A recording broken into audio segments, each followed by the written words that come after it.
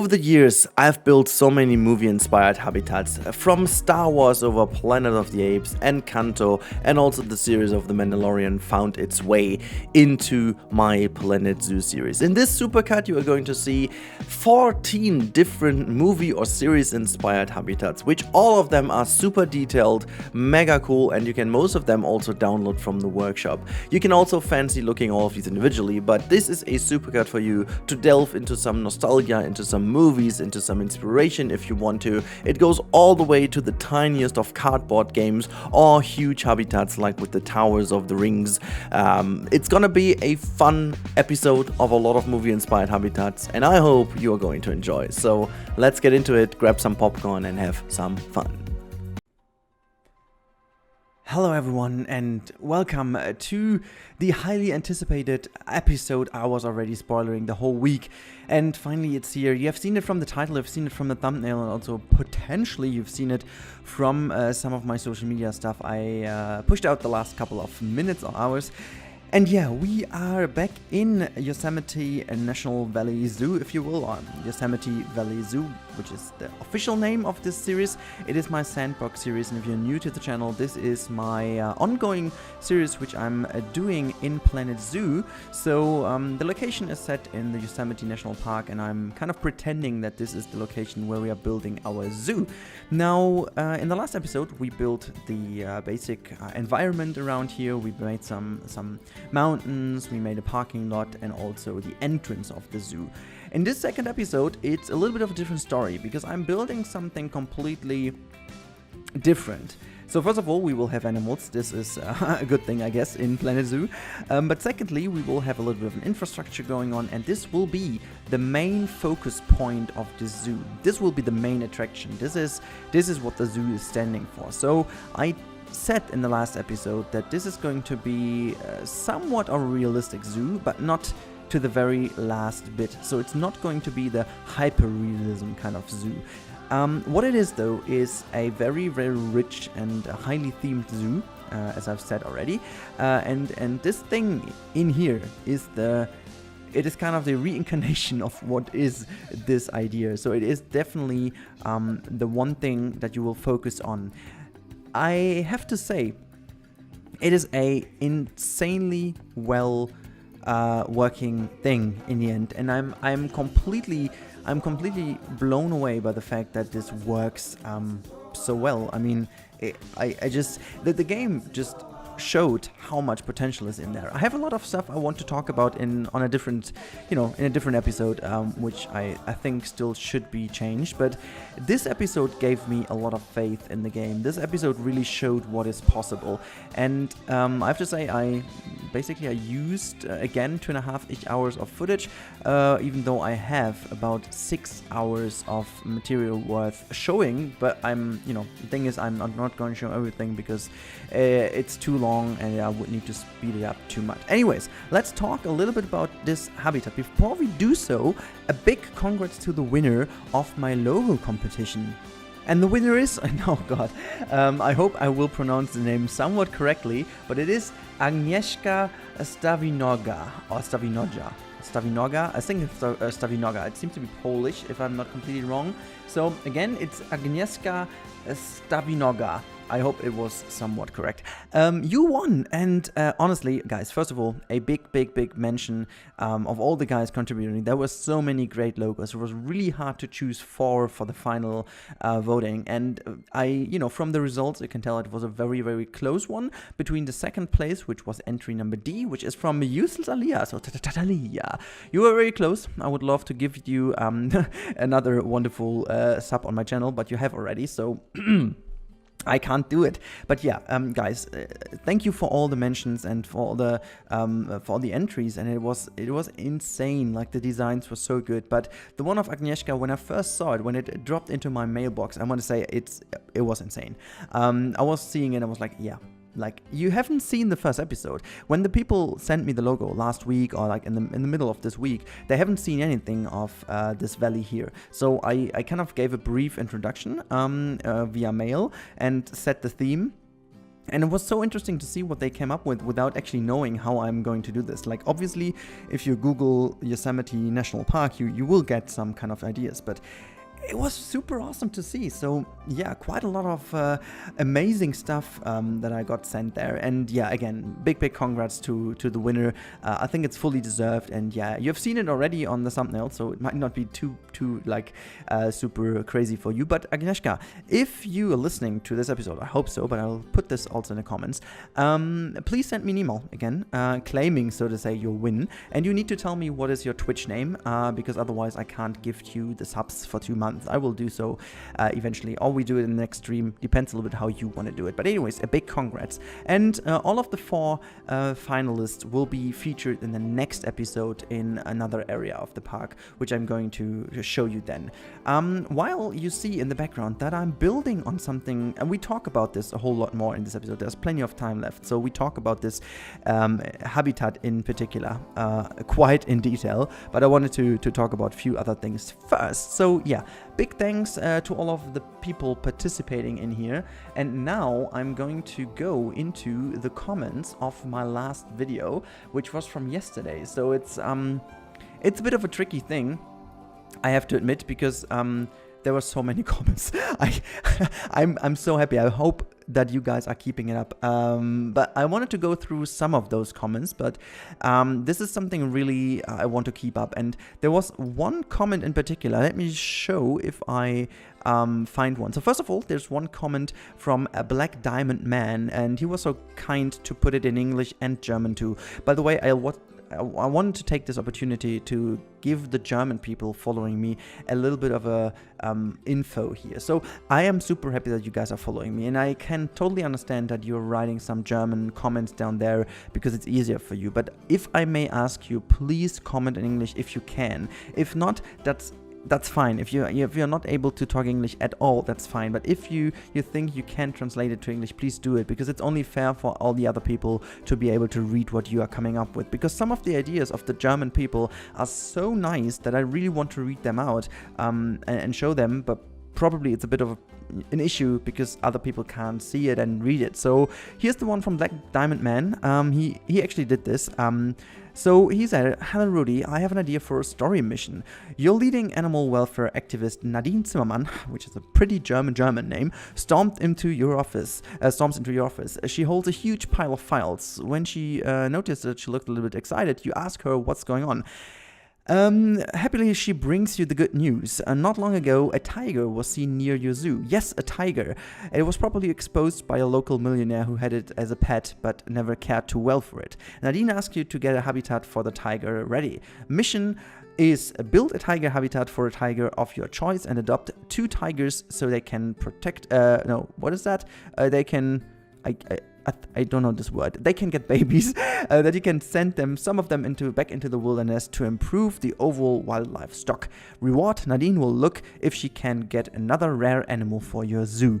This is something really cool because that's what I said. I mean, this is really contributing to the story. So if we do this tiger habitat, we can actually build it according to this story and maybe work a little bit of a more or less like an inside joke into that. Maybe we are going to make a little notch to this millionaire. Maybe we are going to build something like that you guys can recognize that this is the story. I love those things because they will lead to eventually making a stronger connection between us in this series, and only those ones who watched the series from the beginning will know these little inside jokes. So this is the kind of stuff I wanted to do.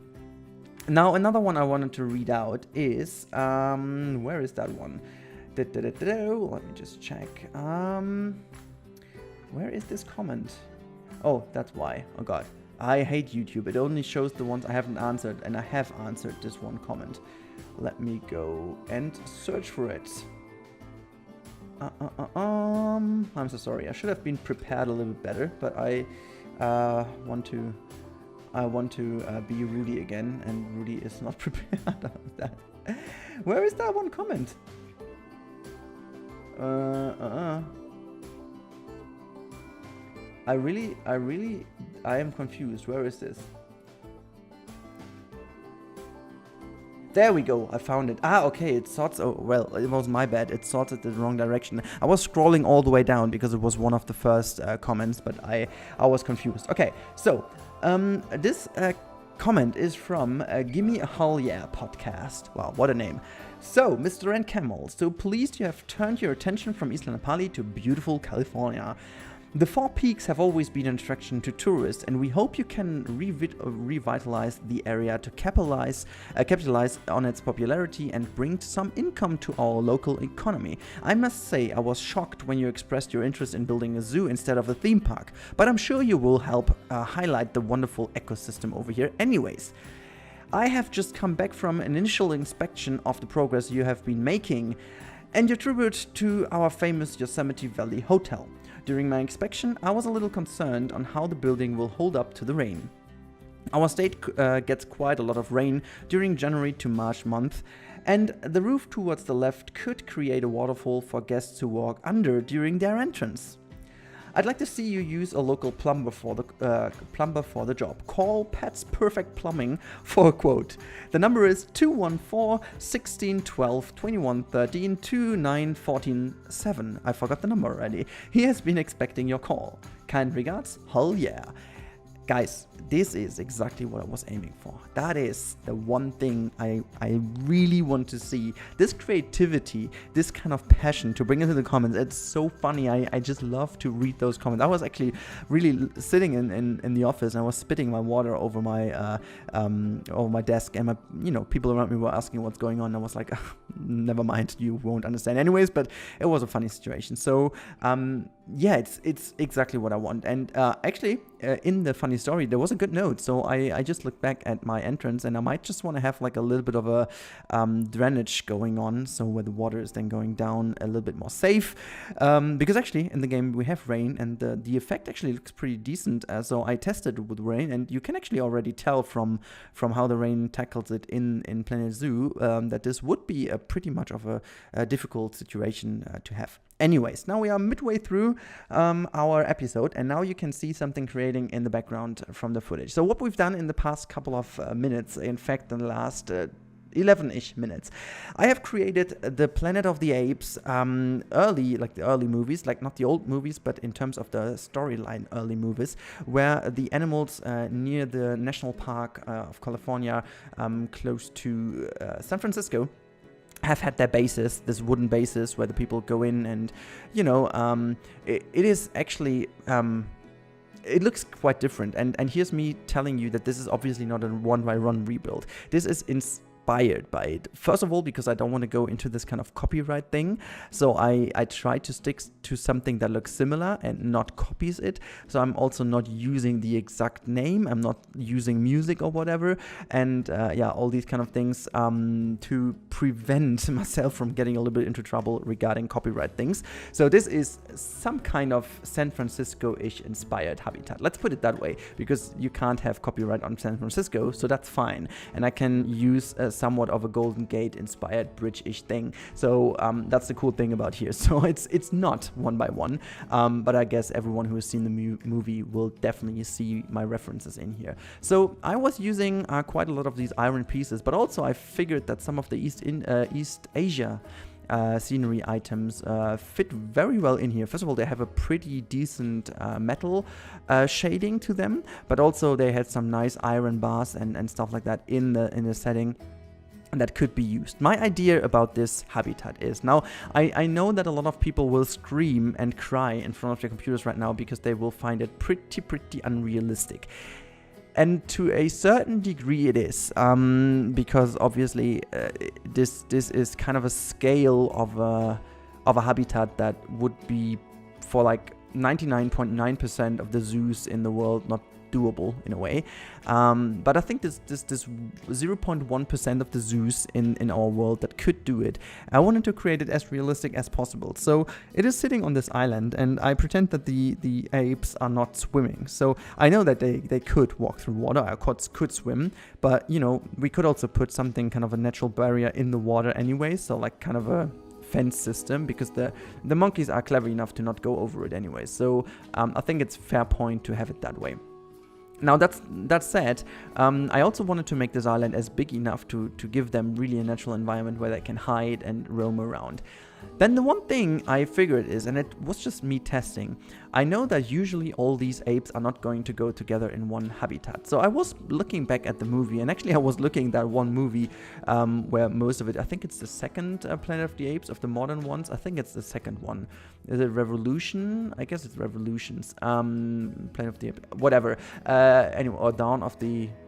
I don't remember which one I even watched, but it was the one that I watched, which featured the Battle of Golden Gate Bridge, and where they're living back in their little outpost in the forests. And the cool thing about this is that all the species in there live together, and obviously, yes, they live together because they have been gene manipulated or whatever, and they love to live together because, well, they were more intelligent than only the apes. But I figured that in the game, the apes seem to have not a real issue to live together. So I was just testing it, and I was deactivating all the sandbox settings because, as you potentially know, you can deactivate some of the fighting and some of the issues you would have from some habitats or mixed habitats in the game. You can't deactivate killing, though. This is something that is still enabled no matter what you do. So it's a bit of a pity, but yeah, so I figured that this is a good idea to have it in here, and to test if they really live together. And it seems they live together. They're pretty happy. And for whatever reason, I also managed, without actually looking back at the terrain, the animals are as happy that they actually get kids. So I feel like I made a very decent habitat for the animals without actually looking at it. You can see there was a huge cut right now. We are already doing the detailing on the Golden Gate Bridge, mainly because I had a lot of struggle in here doing this, and you can see I actually made this bridge look broken down as if it wasn't after the fight. But this is not because I thought it would be looking cool. No, I wanted to create, and this is what you see over here, a viewing gallery for the guests where you can really get close to the monkeys without actually getting too close to them. So you can actually walk onto this bridge and use this bridge as the perfect viewing point towards this area. I was trying to build some kind of canopy thing over here in terms of if the weather is different, but I figured this kind of breaks the immersion too much, so I was just putting some stuff in here. And obviously, yes, I was making these education boards. And I figured if you have the overlay activated, you basically can't see where the hell the monitor goes. I was like moving the monitor all the time, and I couldn't even see where the freaking monitor goes. So yeah, quite a bit of an issue here. Yeah, put some education in, and yeah, obviously also they need to be powered. So I put a transformator down here below that bridge, which we are going to hide away later on by some, I don't know, rocks or whatever. So this will be covered up. I'm pretty sure that this is going to be good. I have huge hopes in what I'm doing in the next couple of episodes. But that said, the next episode will focus again on the entrance area, because again, this is one episode, I think, which covered a lot of content, a lot of animals. You will get a lot of nice and wonderful looking cinematics at the end. And I really hope that you enjoy this, because I certainly did enjoy building this quite a lot. And I was stunned. I was actually I think I was over an hour in the game only recording cinematics, not because I wanted to record cinematics, because I just was blown away by how nice this looks. The only thing I couldn't get to work, but it works, I just forgot to record because I was so stunned. The monkeys and especially the chimpanzees, they are climbing up the bridge, and this looks absolutely freaking stellar. I mean, maybe I get them to do it because at the end I started to put some enrichment items on top of this one. I was deleting all the other ones, so they needed to go to these ones, and it took a while, but then they did it. And maybe, I don't know, maybe I can get some footage of this included at the end. It's all pretty tricky and finicky, but I needed to test a lot. Like this habitat, which you can see right now over here, is what I came up before I then did a lot of off-screen fixing, I have to say. I think there is some fixing left in this episode, so I can talk about this. But still, I needed to do a lot of fixes because they kept breaking out, because I put so much to climb in, and there were so many pieces they used to climb that I couldn't even see where exactly the issues were. Like the overlays didn't show me exactly where it was, but yeah. You can see also I'm using this backside over here because this is another lovely little view. I created this big viewing gallery where you can look into the little village of the monkeys. And I feel like this is a great contrast. On the one hand, you have this wonderful viewing gallery to the bridge where you can look at the island, and you basically can't see the bases from over there. You can't see their little fortress. It's not really that visible. But you can see the whole island, and you can see them climbing in the trees, and you can see them roaming around and chilling down below by the water, which they do quite a lot.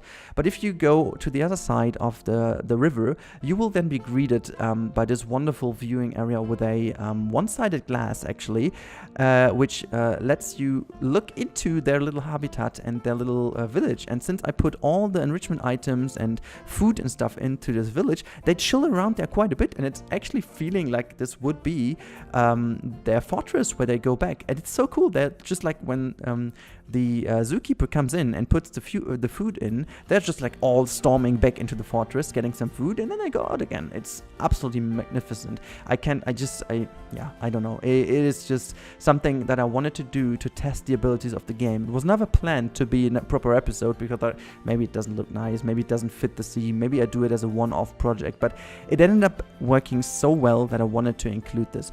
If you guys say you don't like it at all and it doesn't fit the theme and it doesn't fit the Valley Zoo, for what I want it to be, like a realistic zoo, guys, tell me in the comments. There's always the chance to rip it off and put it as a one-off project into another park and offer it to download or whatever, because the wonderful function now of this game to copy terrain and stuff allows me to do this. So yeah, if you think it would be better, just let me know in the comments down below, but I most certainly love it. Now, yeah, I did a little bit of terraforming at the end of this episode, but yeah, that's it already. Now you guys can enjoy the cinematics, and I really do hope you love this episode. Let me know down below in the comments if you like the movie, if you like Planet of the Apes, how you like the episode, and most definitely what kind of stuff you want to see next in the Yosemite Valley Zoo. Now, I really, really hope that you guys are going to have an awesome day. Hope to see you in the next one. Until then, stay tight and have a great weekend. Bye, guys.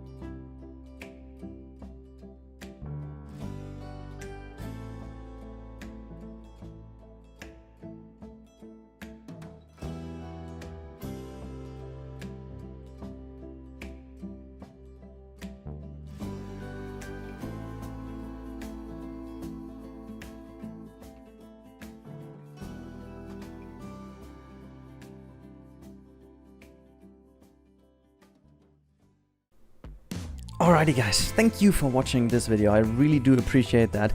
As always, make sure to check out also my social media channels. You can find me everywhere under @Rennkamel. Also big thanks to the crew, you can see it on the left hand side right now. And as always, if you want to see more, you click that card on the top right. And if you want to stick around because you like the stuff you've just saw, whatever, you know what I mean, just click that sub button which is to the bottom right of the screen right now. But everything else I can say is have a great time and see you next time. Bye guys.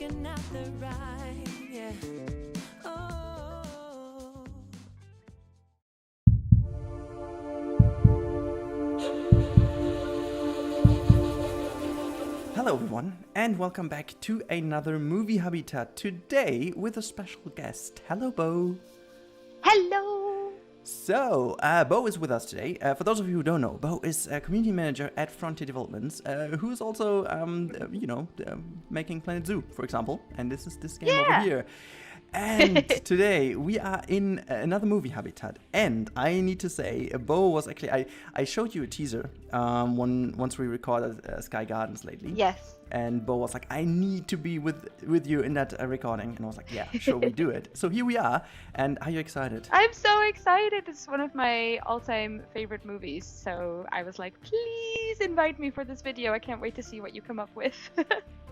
Oh yeah, I'm also so excited. I'm also a big fan of Robin Williams, so every movie with him, the legend. The legend. I can remember. And just lately, when it was so funny when I was checking some material for the movie just to get inspiration, I just figured again that Kirsten Dunst is that girl playing it. I know, like a little girl, and I'm like, so young. Oh my God, am I old? This was incredible. But yeah, it's a very nice movie, and I call it, I call this one the obvious choice. This is for me the obvious movie habitat. I planned from the very beginning, but I never really realized that I needed some stuff that you guys brought with the South American pack, and this was all the tropical stuff. This is the reason why I didn't do it, and now it's all there, and we can do it.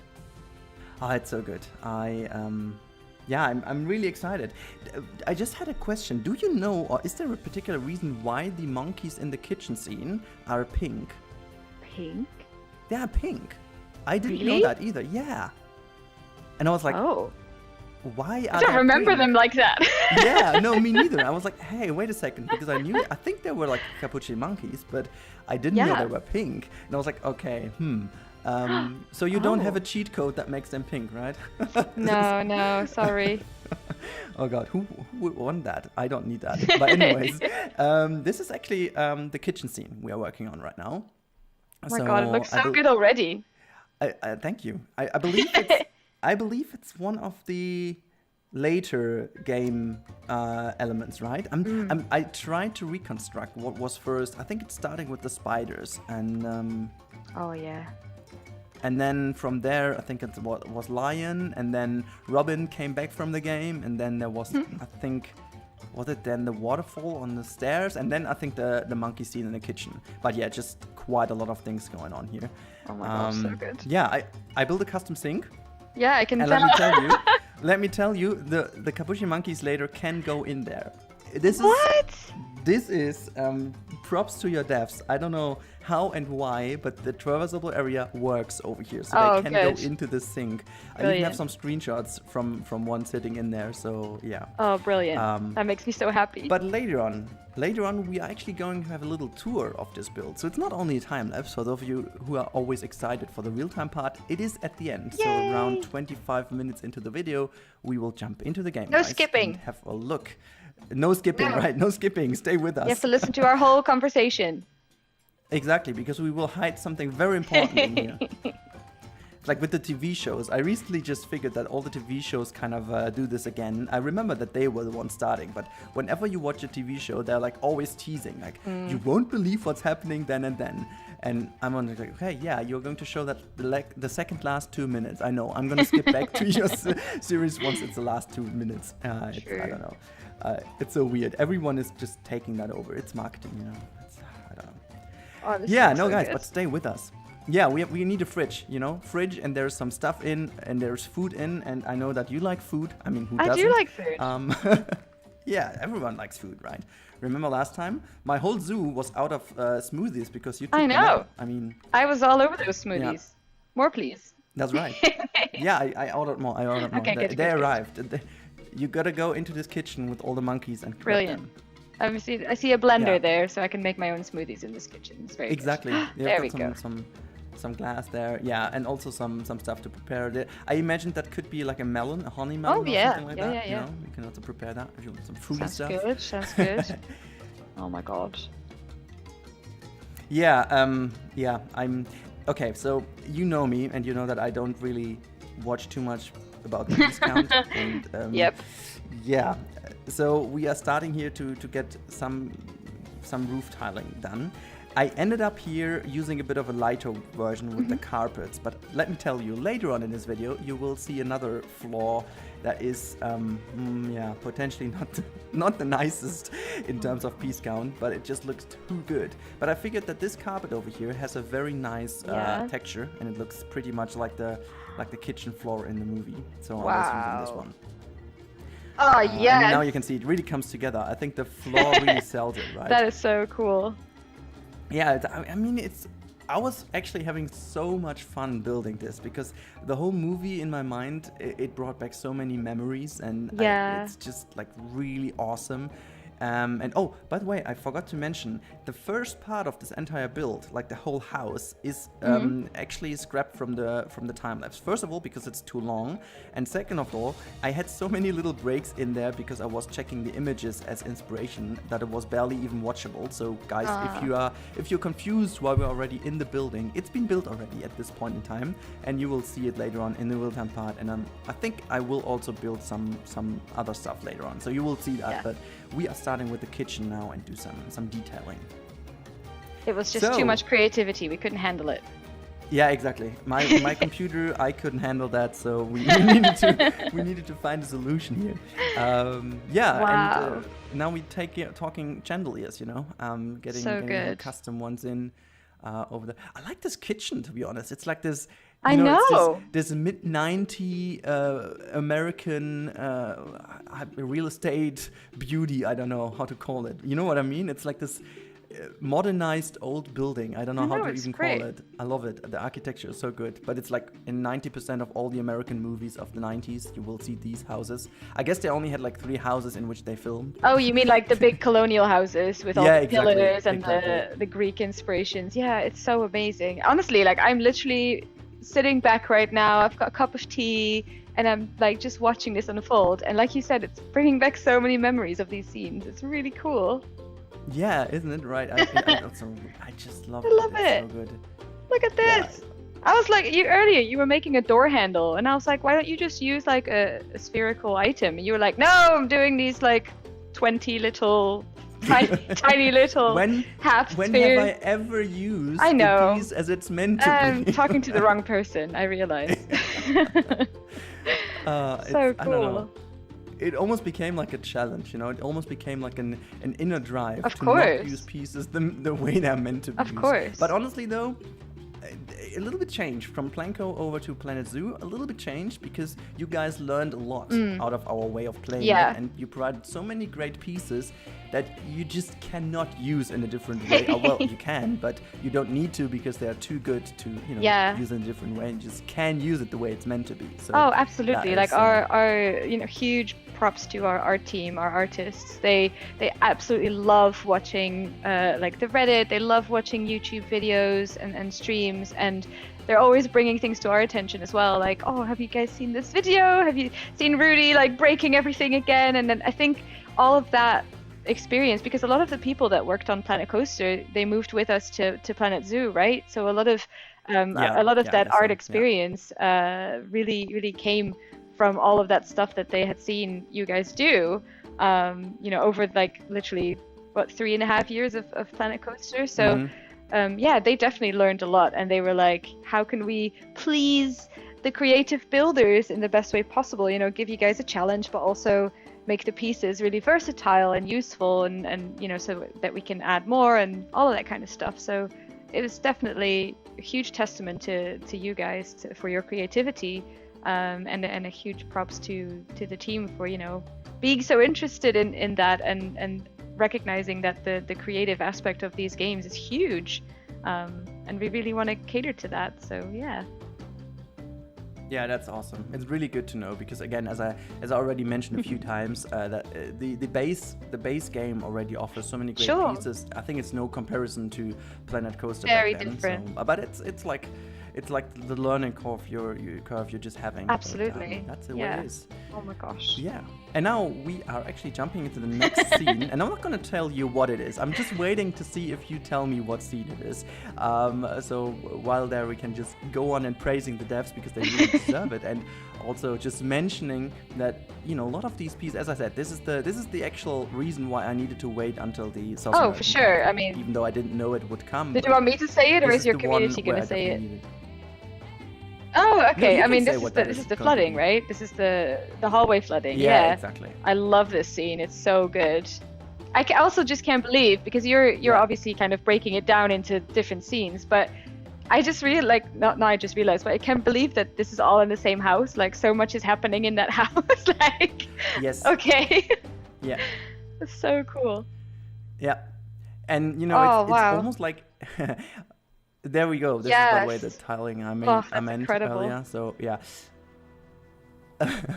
This is I don't know if you remember when I rebuilt the trailer of back then. How can I forget, Rudi? Come on. There was yeah. This one was the first time I realized, okay, so sometimes if you have like animation or movie, they obviously build scenes. That means the sense of proportion is not real. Like it's not like fitting into an actual house, if you would see that. They kind of exaggerate and stuff like that. Now, if you want to do this as an entire house, you need to kind of get in with creative solutions, how to come up with a design so that everything fits in. So what I did, I basically put this hallway scene down into the basement to make it sink below the other part of the building, because otherwise I couldn't have, just hidden it in here. And it gave me a huge struggle because the distance between the different building pieces is not that huge, so I cannot really sink too much into the walls, and I need to use even smaller pieces. Crazy. But yeah, that's the fun about it. This is the fun. Just trying to figure out how to do it and just put yourself. up into a challenge. Say this So now every single video that we record together, but your brain absolutely astounds me. Like, I just don't get how it works. Like, I'm just in awe of how you look at things, and it's amazing. It's so cool. Like, sometimes you look at like something that you do, or sorry, that I would do, and I'm like, oh, that's good job, Bo. I'm like nice and creative there. And then I'm like, oh, let's just go check out a Rudi video, and immediately I'm like, nah, that was like 2% creativity that I had compared to what you come up with. It's just so great. And I just love watching this. I'm glad you enjoy that, but you don't need to speak yourself down. You really have to just, keep on to it, do it, and because that's what it is, just keep on doing. I mean, just imagine how many hours, like Sylph, the lady, and all the other creative guys in the community, also Paul Slay lately, and people like that. I know. How many hours we spend doing that, and it's so not good. all great what you see, guys. Okay, so it's not all what is coming to the display. It's not always what you see is real, or like the first attempt. Sometimes it's like the 10th or 11th attempt even. And you don't even see the struggle, what's going on behind the scenes. So yeah, you can imagine that there is a lot going on. But yeah. Have you ever thought about doing like a blooper reel or something? Oh yeah, of course I have. Yeah. Sometimes we do it, and we actually lately I'd love to. Lately we started to leave that also in the videos. I don't know if you've seen the Koali episode with my gorilla and lion habitat. We just left the entire bloopers in, like we just released it uncut. People were loving That's it. good. We were loving it. That was a huge thing. But I love this. Oh, the staircase. Sorry, I'm watching this beautiful staircase come to life. It's so don't good. worry, it's all good. It's great. It was such a big difference when you're looking at the structure, and then all of a sudden you put in the effects, and then you put in the green, like the foliage and stuff, and it just immediately comes to life.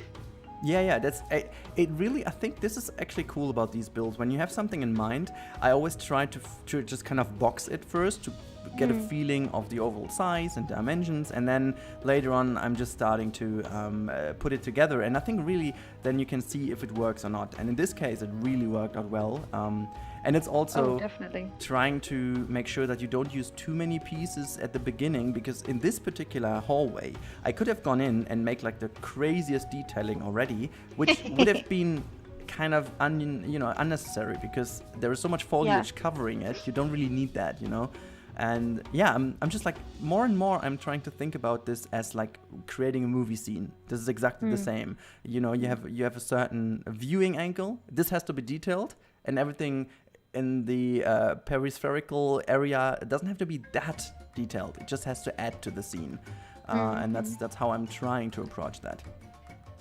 Yeah, moving on now to the very most important area of the movie, I would say.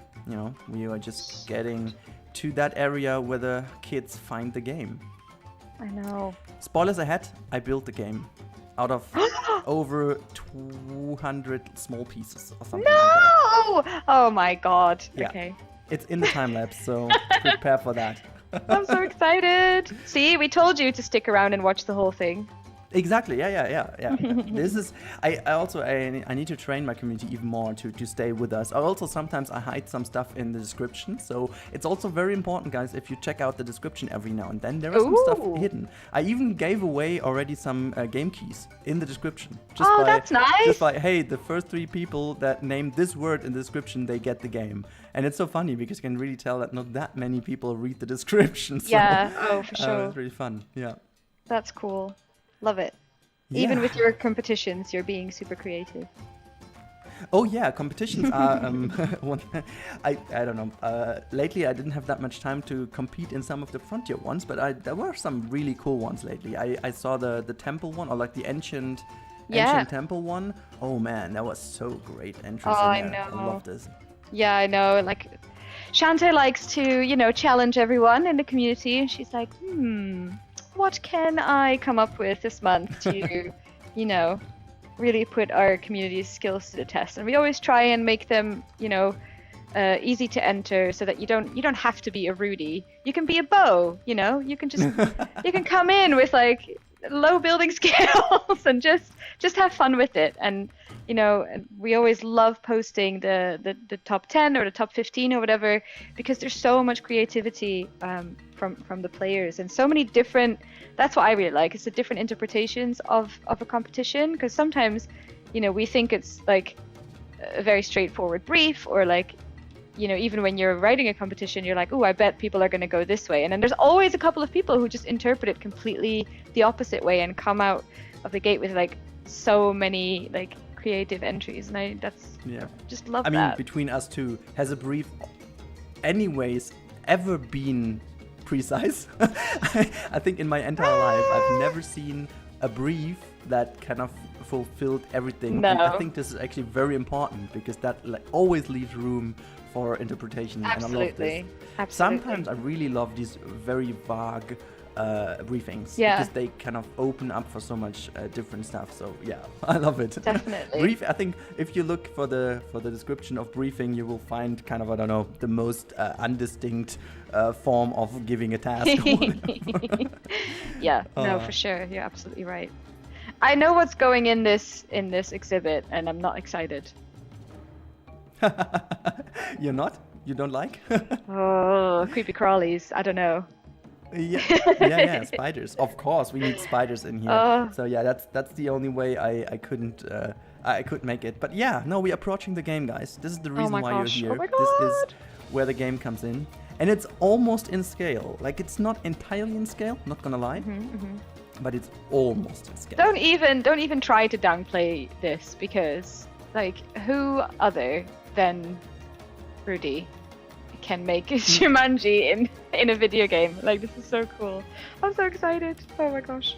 Oh god, this is, I've seen, actually, I need to mention this. There's one German girl, she had a Jumanji inspired park. It was cool. like, it's not a Jumanji per se, Replica, about like yeah. building everything replica and movie based, but it's like really inspired by some regions inspired by the lion, some regions inspired by the spiders and stuff like that. Really cool as That's well. awesome. So definitely gonna mention that, because I think this is the very only thing I found in the entire community that dealt with Jumanji so far. Yeah. So I did my research, you know, it's not like that. You know, sometimes I do my research prior, Of but yeah. course. Speaking of research, you can see that I'm researching Like, the small which pieces one? in the game. I need the perfect one. And actually, I was creating a little custom filter for tiny pieces, so I could just have them all on display, as you can see over here, to make sure that I needed some flexi-color ones and small pieces at the same time. So yeah, this is the challenge I had. But now you can see it's unfolding. This is going to be the game. And yeah, honestly, I started with the idea to make just like a very tiny thing that kind of seems to look like this, but then I ended up doing the entire game. Oh my god, sorry. I'm so excited. Oh my god. Did you have, is it like the exact pattern? Oh my gosh. Not exactly So the same, close. because it's not exactly as small as it needed to be, but yeah, I think it's coming very close. It's kind of the snake-like structure, and yeah, even putting these little deco elements in, and yeah, I even built this the most important thing, this roundish middle piece where you're sucked into the game, and this is kind of where the heartbeat comes out. I know a lot of people say they were like always scared by the heartbeat of this game. You know, it always makes it. It's so tense, yeah. It gives you like a little bit of, I don't know, like anxiety is too strong, but like it's just a little bit like anticipation and like tension of, you know, oh no, it's close. Exactly. But it's just, it holds up so well. Like a lot of movies from the 90s, they still hold up incredibly well, and it pleases me because, you know, the nostalgia factor is very important, and it's just lovely to share that with so many people in like 2020. Like, how old are we? How many years ago is this? Well, let's not talk about this. We are 20 plus 10, okay? What? No. Forever 18. Oh yeah, that's true. No. I don't think. Oh, that's cool with the watermelon. That's smart. Yeah, the watermelon was the best one because it had this little bit shading. Oh, that's amazing. Kind of between. Oh. And so yeah, very cool. Very really cool. Good, yeah. I love that. That was really excellent. And now we are getting already into the more or less, and it's not final touches, because I have to say there are a lot of surprises in the walkthrough, because it's not in the timelapse. At some point I stopped recording, and I was like, okay, I'm just hiding some more secrets in here. Okay, so there are a lot more things to discover in the final build later. But yeah, this was a lot of fun. This was a lot of fun over here. This was just like packing this room with a lot of garbage and stuff like that, you know. Like everything like lying around, and it just gives this feeling of this room so well, I guess, and it was just like a lot of fun to build this. So yeah, there were a lot of pieces in the game that really work totally well for this kind of area in a house where you just put everything.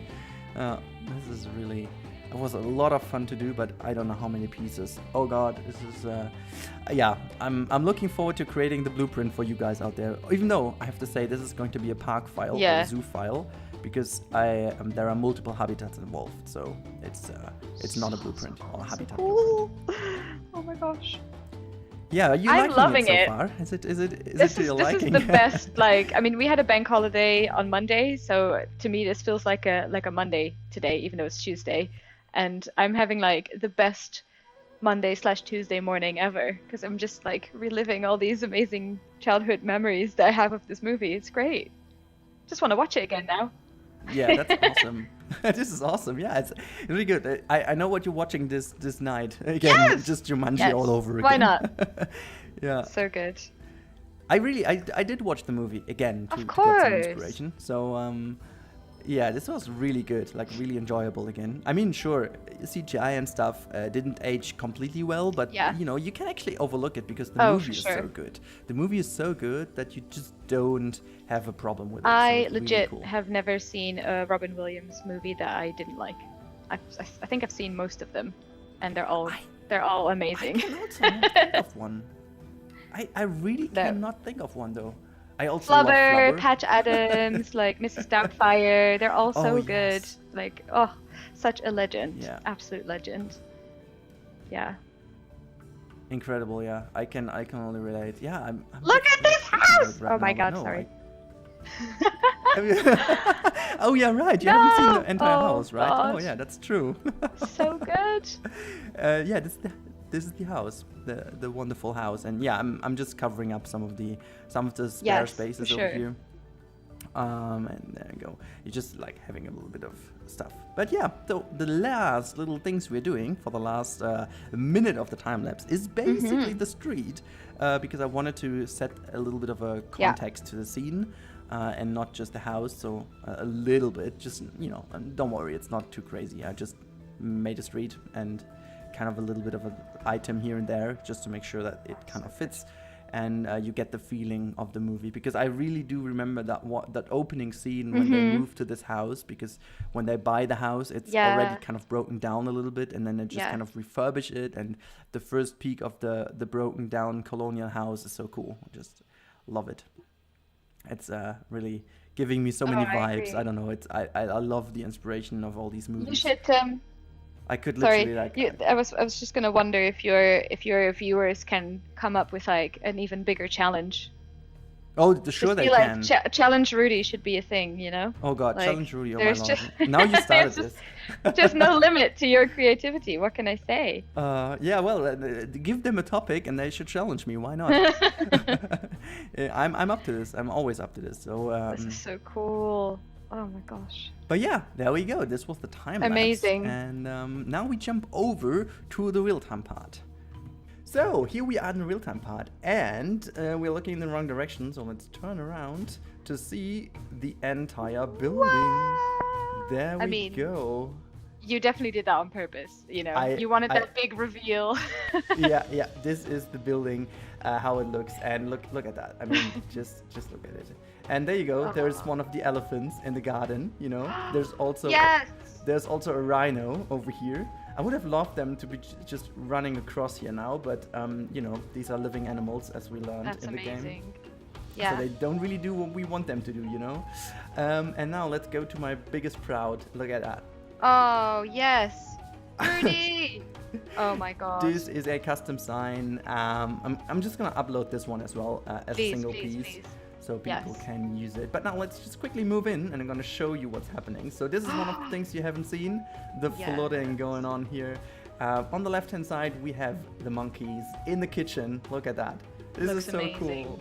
They're just like jumping around. Look at that. They're even climbing across the chairs and stuff. So they can really access everything. Some of them, as I said, also sitting in the sinks. And yeah, it's just really cool. They just do it. And now let's rotate and see if the other surprise does work. No, obviously not. Although it does. Look at that.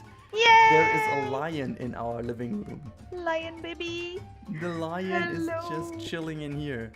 And yeah, this is the one, obviously, that is also appearing on the first scene, and then it's gonna hunt Mr. Robin through the house, and he's gonna save the kids from the lion. This is the lion in this room over here. You can see there's some stuff falling down, some broken stuff already. What he's gonna, and he took some of a chunk of the sofa. Okay, so this is a piece of the sofa.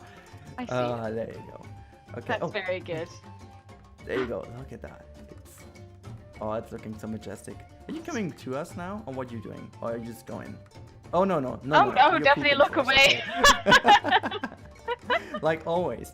Okay, your decision. You're gonna up and down, or down first? Oh, up. Up. Okay. Yeah. Oh god, it's so god. We have to climb up here into the. There we go. We made it through the waterfall, and so boom. Good. There you go. This is the wonderful area, and we can just play the game. There you go. This is the game in front of us. I'm scared. Yeah, I need to. Okay, I will try to add this in, but I will try to add the heartbeat in now to the video, so you hear that boom in the background. And obviously, on the right-hand side, we have the spiders in here. If you can catch them. I don't know where they are. That's okay. That's fine.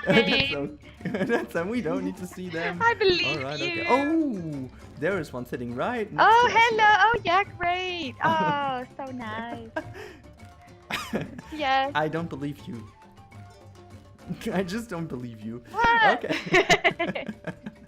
So yeah, we can read what's typed in here, but yeah, this is also with the slightly broken down rooftop over here, because the house is split into parts later on, as you know. But yeah, so this is the upper area. But now let's go carefully down the flooded staircase and just go even further down. Yes. I'm so excited. And then we are down here. And obviously the animals are not doing what they should do, because actually there are crocodiles in here, as they're supposed to be.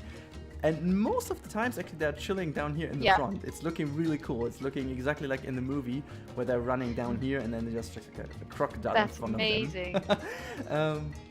But this is not happening right now. But yeah, this is it. So yeah, you can see quite a lot of work for quite a compact. It's very cool. So if we move up again and go outside, you can see it's in its full glory again. The line is now changed position and looking outside. Oh, lovely. It's so good. Yeah, we go outside. This is the street, obviously. Oh, look at that. There's the rhino coming. That's so cool. You have the full Jumanji vibes for the end. Look at that frame now. For you. Thank you. For you, bro. Look at that. Rhino, Jumanji sign, and the building. Yeah, that's it. Now, guys, I really hope you enjoyed this. I certainly did enjoy this a lot. I'm so happy that despite all the technology stuff Bo and I had going on in between, we still managed to do it. I will show on Twitter you guys a picture of our recording setup. That's some next level stuff, I tell you. So, guys, I really hope you enjoyed. Bo, I really hope you enjoyed this. Oh my gosh, like, thank you so much for inviting me on for this one. I am so happy. And like I said earlier, this is like a great start to my week. So thank you very much for sharing with me. Thanks for having me again. Yeah, I'm very happy, and I'm happy to be helpful, so that you have a good head start in the week. I'm always happy to help people to come good in the week. Oh, look at that! Now for the final, the rhino is just going to cross this little pathway over here. Look at that! This is exactly like I wanted to do it. And it's just going towards the Jumanji sign. Look at that! Now I turn on rain and the reflections. Oh god! Okay. It is awesome. Okay, I don't want to stop, but we need to stop at some point, guys. I really hope you enjoyed it. Many thanks again, Bo. I really loved to have you in here. It's always great to have someone else going nerdy about the movies. So that's the cool stuff about it. And just guys, let me know in the comments down below what kind of movie you would love to see next that I can tackle. I have some on my list. Not sure which one I'm going to do next, but let me tell you, I am always up for a good idea. So if you guys have a good idea, let me know in the comments down below, and let me also know what is your favorite scene of Jumanji, and did you love the movie too? Have you seen it? Because, you know, there are also younger people on the channel that potentially haven't seen the movie. Go watch it. Do it.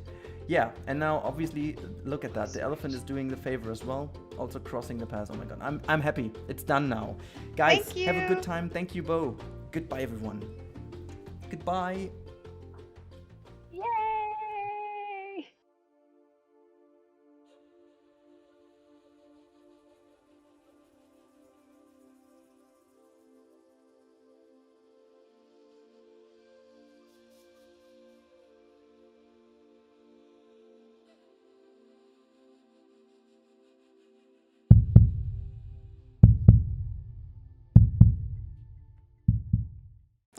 Hey everyone, and welcome to a special Planet Zoo build. Yes, it's been inevitable. We built the wonderful Guardians of the Galaxy habitat for our friend the raccoon. And you will see that this one over here is a specific struggle, because oh boy, I had a lot of trouble building this vehicle first of all. But you know, the chances were good that we were seeing this type of movie habitat. And I haven't done a movie habitat in a long time, and I wouldn't even call that one in particular a perfect one. But more about that later in this video, especially in the real-time part. But here's me to talk a lot about the new DLC and obviously this build in particular. Now, it's maybe not the first go to take gothic medieval set to build a, well, you know, spaceship. And in fact, I couldn't even use too many of the pieces. Some of the new iron pieces just worked out fine. But all over, I have to say, Sci-fi might be one of these themes that doesn't particularly work well in Planet Zoo, especially when it's not the Star Wars type of style. Like the Star Wars style works pretty well because there's a lot of concrete involved, and many of the spaceships are relatively blocky, if you will. They don't have like organic form factors. They mostly have like a very blocky kind of triangular or like geometrical, form. But this over here, oh my god, this starship from Star-Lord, like, it is absolutely ridiculous to build. And honestly though, at some point I just gave up. It was just like too much. I spent over 2.5 hours only on that spaceship, and I was like, nah, that's maybe a little bit too much.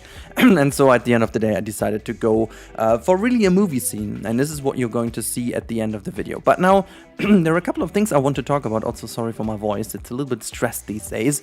Lots to do, less sleep, or very, very few hours of sleep, so I should say.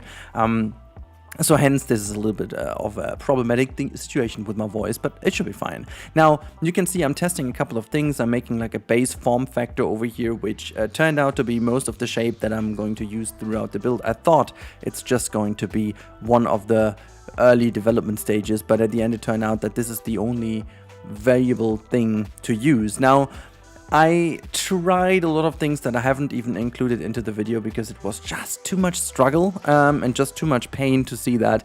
And at the end of the day, I have to just admit that sci-fi is maybe not the right theme to go with when you play Planet Zoo at this point. Like, modernist buildings are fine as long as it's kind of, very easily shaped, but as this Guardians of the Galaxy style is very much organic, very rounded forms and just very much inspired by nature, it is quite hard to achieve that. I tried my best to capture the essence of this vehicle. It's, proportion wise and stuff, it's super much away from the original, and I had a hard time finding the right inspiration for that. And I ended up looking at the trailer a little bit more and at the movie itself just to find the inspiration, because from like concept art of this vehicle there are like 1 trillion versions of it, and I think it's basically from the comics and everything like that, like movie series, TV series, blah blah blah. So there's like a lot to find when you go and Google for this vehicle. Now, at the end of the day, I decided to do a little bit of freestyle because you wouldn't technically see it in the foreground anyways too much, and so I decided, you know what, it's just fine the way it is. But oh my god, it has been such an insane trouble to build this vehicle. I can't even put that in words. But this is not what we want to talk about all the time. I want to talk about the DLC, and in particular, this build. Now, you might have seen by this build by now that I'm doing something completely different than the DLC is meant to be doing. It's not medieval, it's not gothic, it's not spooky, it's nothing like that. I'm just going with the movie theme for day one, and that is because I felt in order to do something special, I had to branch out from the DLC. And that is in particular not a good sign for the DLC, I guess, because it just is too much for me personally. Like, it's a good and very, usable and a very, very, it's like a gap-filling DLC, if you will. There are a lot of brilliant pieces in there. But for me, it's just a little bit too normal. Like, none of the animals and none of the pieces just screamed that I want to do something special with them. And so at the end of the day, I decided to do something completely off the chart and go with the theme over here. And you can see I'm trying at least to use the pieces given. These are some of the new iron pieces formed to these kind of wing pieces. Again, it's just me trying out the boundaries of the game and the boundaries of the DLC. I think it's fine to do something completely different. I wish it was just a little bit more, valuable to use the DLC for something special. And obviously I could have gone like building Hogwarts or something like that. That would have been easy now, because if you want to do Hogwarts, now you have all the pieces you need. It's pretty much at the table. You can have it now. Just in general, I think the DLC is pretty great in terms of building pieces and stuff. And the animals, as I said in my overview, if you haven't seen that one, by the way, it's on the channel too. The animals are amongst, if not the best animals that we got with the DLCs in terms of how well they are just realized in terms of animations, in terms of fur, in terms of skin, in terms of overall model. There's nothing, like legit, there's nothing, not a single bit I could criticize on these animals. I mean, maybe other people will, but me personally, I can't. They are just all perfectly done. The quality of the animals is just freaking amazing. And this is why I thought, from the animal side of things are good, but the choice and the roster of animals might be the one that is a bit upsetting for me. But okay, this is not something that should change the likes of this build, because I mean, Rocket, who doesn't love Rocket? I also wanted to build our friend Groot, but I will potentially do this in a one-off, maybe in a stream tonight, who knows. So if you want to check out my stream, I tried to stream tonight. I'm not sure if I can, but keep your eyes peeled on Twitch. I will highly recommend to you to follow me on Twitch. And of course, if you haven't subscribed to this channel over here, please do so, because unfortunately I will fail out on my yearly annual goal quite dramatically. I wanted to go to 80,000, but that is just way too far off. So if you want to help me at least to get some closer to it, please subscribe if you haven't already. That will help me out and make the little camel a bit more happy. But yeah, you can tell from the build now that we are setting up a scene, and I'm quite happy with how it turned out in the end. It may not look like this, but we made some ground in the last 20 minutes of this build. It's insane. Like, as always, the setup is the hardest, and once you got it, things just come together naturally. And I wanted to make like a little crash scene over here in which we see a Rocket just running around, searching maybe for some help or something like that. That is the idea about the scene. So the spaceship has crashed down into the ground, and then we will see some smoke, we will see some lights, and this is also why I have been building quite a long time in night mode, which is a bit unusual maybe for time lapses, because you haven't seen that one too often. But at the end of the day, I wanted to make it a night scene, and so it was just like obvious that I needed to build in nighttime. I just figured, because of the colors and stuff, they just seem so different at night, and that is just why I did this. In particular, you can still see how much these new pieces can help. It's really funny sometimes, you do something completely different, and then you end up with something that shows you how good the update is. As you can see over here, I used the new glowing decals to create this like crash line where the ground is burning, from kind of whatever. I don't know why there would be magma, but I'm just thinking that there's just a lot of heat and fire and stuff that made the ground look like this.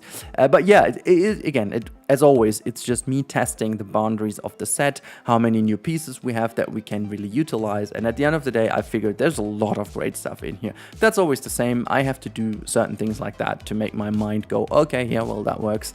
But yeah, as always, I'm trying my best to capture the essence of what I wanted to do. So this scene in particular is the essence of the Guardians of the Galaxy style in Planet Zoo. That's all I wanted to achieve, and then obviously the whole thing is crowned by the fact that we actually have a raccoon in game, so the actual Rocket is in here. And I had some kind of cool screenshots, the one you've seen at the beginning and the one you've seen in the thumbnail. So yeah, you will also see kind of a nice scene in the real-time part at the end, which will be a pretty short one, but you will see it nonetheless, so it's kind of cool. And you can see I tested a lot of things, how I wanted the style of this planet where they crashed, and I ended up with a very rocky kind of theme for many reasons. Like, first of all, to keep it rather simple, I tried to go with a couple of plants and stuff, but I ended up not liking it.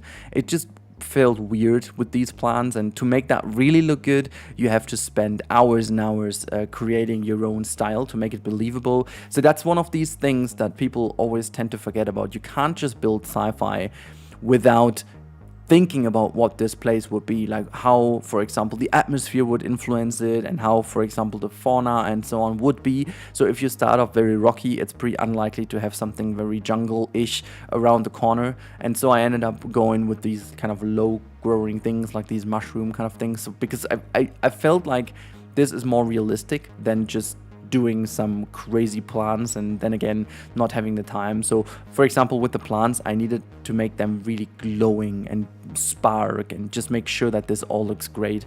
But you can tell with adding a lot of details here and there and a lot of lights, the essence is captured and it's looking more and more like what I wanted it to do.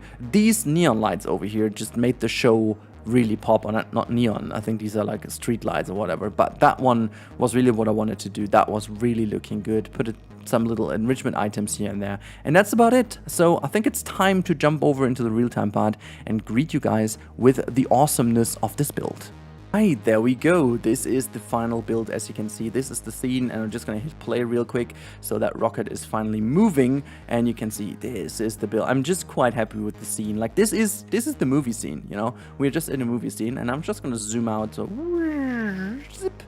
And there you have it. It's just really like a movie theme. It's been quite hard to get this thing in, but in terms of the angle, it just works fine. As soon as I go here, it just works fine. This little notch over here is just not, it's just there to have like a kind of backlight and just making it really feel the same. But this is the habitat, guys. This is the movie habitat. This is the Guardians of the Galaxy habitat with a lot of glowing fungus around. Also, this scene over here was also just helping me to set up a nice little screenshot. See, this is something you might also need to consider when you do stuff. The game, unfortunately, sometimes is a little bit dark, and especially in the night mode, you need something to make the animal glow from in the front. So if you, that's just, by the way, a perfect shot. I gotta have to make that a shot because it's just so good. I don't know why it just popped up all of a sudden, but you know, I take that. It's fine. You know, Rocket is just having its best time of, hello, I'm just, there you go. This is kind of neat. Can I zoom out a little? There you go. Rocket is just chilling in front of its spaceship. Well, isn't it? Not its spaceship. I can't talk anymore.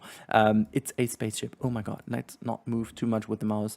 This Ansel shot is just very finicky at the moment anyhow. So there you go. Rocket is having the best time of its life. There you go, just chilling in front of us, and look at that. I love what happens before they go to sleep. Just how the little, this is what I meant with the animations. They are just brilliant. But there's not really that much more to say, guys. This is the movie scene, Guardians of the Galaxy. I really hope you guys enjoyed the build, even though the model is maybe not the quality I usually have with these sci-fi builds, but I think I did explain enough why that is, and it still took me over 5.5 hours to build this whole thing, so don't think it's been less work than usually. It's taking its time, you know, to make the concept and whatnot. Anyhow, it's just a little friendly reminder, if you guys want to help me out, the best thing to do so would be subscribing to the channel if you haven't already. I'm always happy about new friends, and most of the times people are very happy to stay here, so thank you so much for joining the community if you do. And also, if you want to catch me on live, I try to be live on Twitch tonight. Link is in the description as always, and I would be more than happy to welcome you over there as well. Now, if you want to see more stuff or check out the updates or whatnot, click to the top right now. Have a good Monday, have a good week. I talk to you in the next one, and goodbye.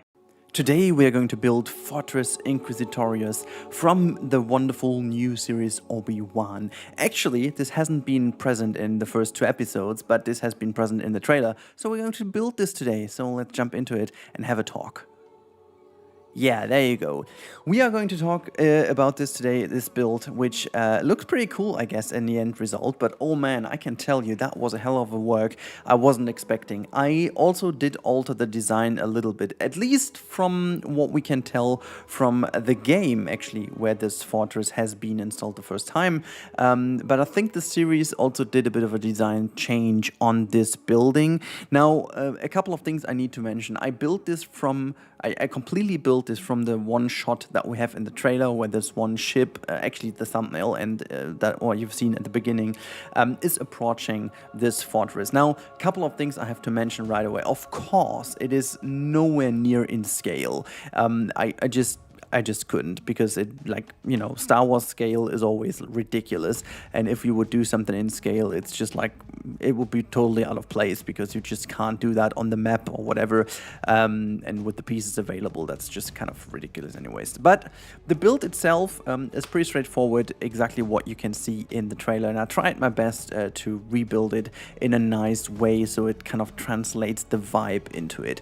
The same goes with the ship, this Inquisitor ship at the end we built at the last thing in today's build. I'll put this in the workshop as well, but it's not like, it looks good, it's not perfect. We're going to talk about this, why it's not perfect, when we approach the speed build part. But oh man, it has been a lot more complicated than I was initially thinking, simply because the form of these things, even though they look pretty simple and pretty clean, they are very hard to achieve in this game in particular if the gizmo is broken, which essentially it is. So the 3D gizmo was really not my friend in this build. I tried my best to stick to the world axes and stuff, but still, even with this, I had a huge issue in multiple ways, that you couldn't rotate things the way it is. And of course, we don't have even the mirror tool or anything that would help in that sense.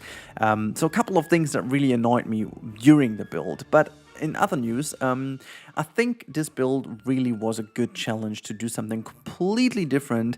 I mean, we did last Homestead in the last build, which was a lot more straightforward because it just kind of even provided the chance to make a habitat. This one over here is completely loose from Planet Zoo. This could have been in any other game as well, but I just wanted to use my most favorite building toolbox at this point. I even was thinking to doing this in Prehistoric Kingdom, but I ended up doing this in Planet Zoo simply because still the building feels a bit more comfortable in Planet Zoo. I know we have the scaling option and essentially a kind of secret mirror option in Prehistoric Kingdom, but I don't think I would have been as quick in Prehistoric Kingdom or as, I don't know, clean. I can't even tell because it's just different. Even though it's very similar to this game, it's still different.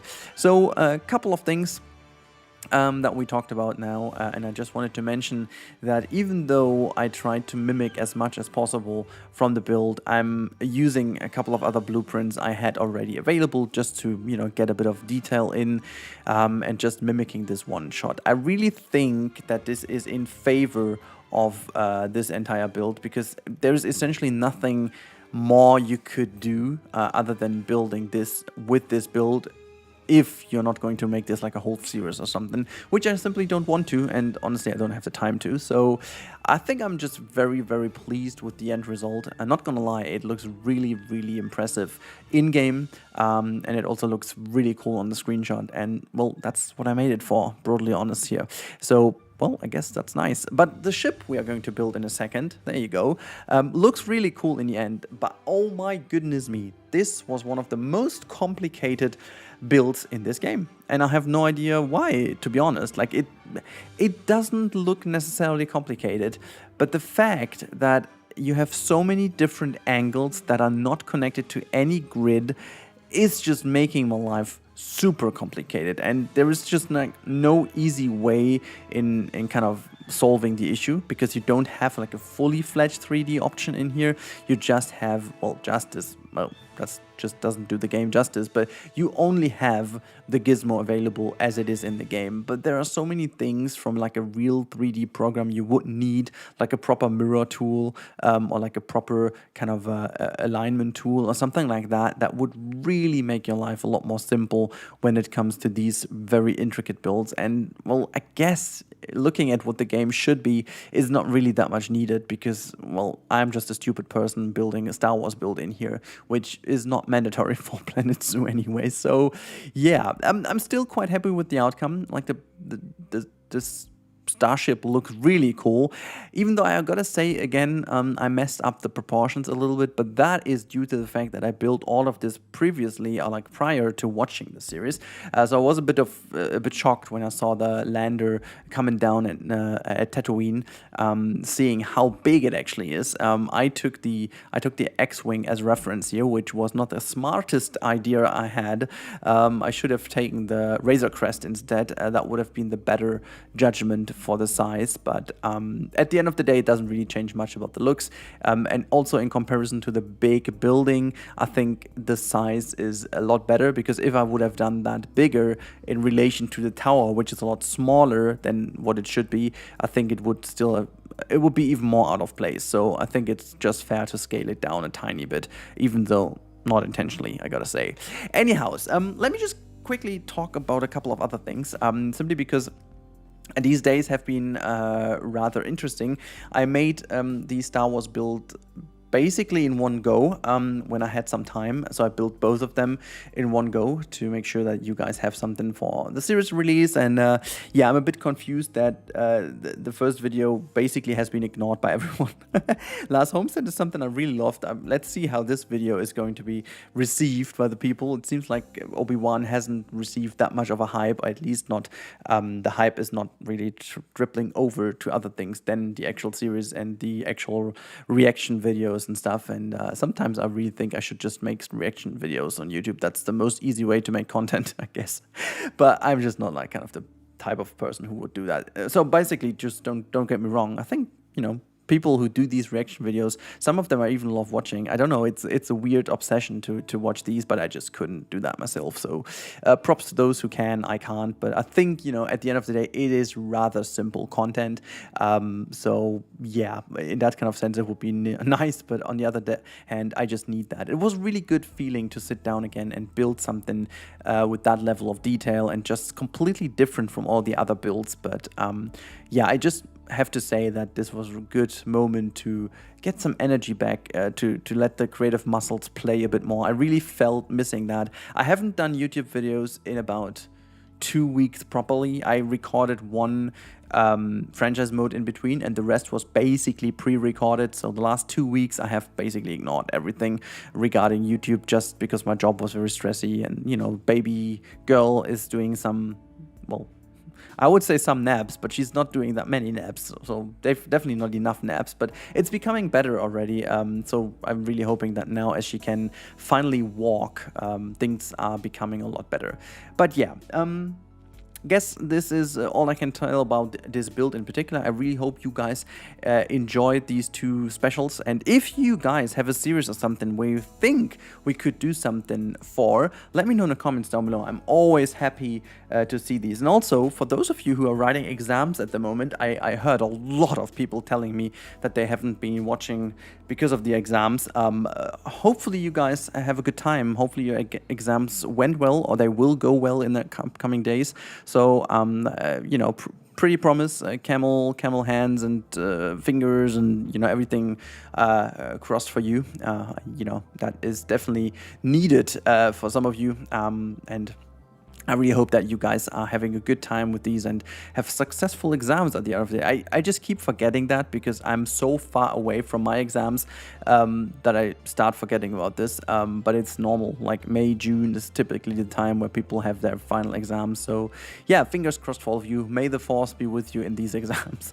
But yeah, so at the end, I'm going to implement some wonderful screenshots again. I won't have a real-time part for you today because there's essentially nothing else than the tower, but I will have the blueprint for you ready as soon as possible so you can grab it from the workshop. It's always worth to check my workshop. Sometimes I'm only able to put things later on in, but yeah, I guess that's it. Hope you guys enjoyed it, and I hope to talk to you in the next one. Stay safe, have a good time, and thank you so much for your ongoing support. Again, as always, if you haven't subscribed yet and you fancy doing so, that would be amazing. So thank you all for your amazing support. Have a good time and enjoy watching this series. Goodbye!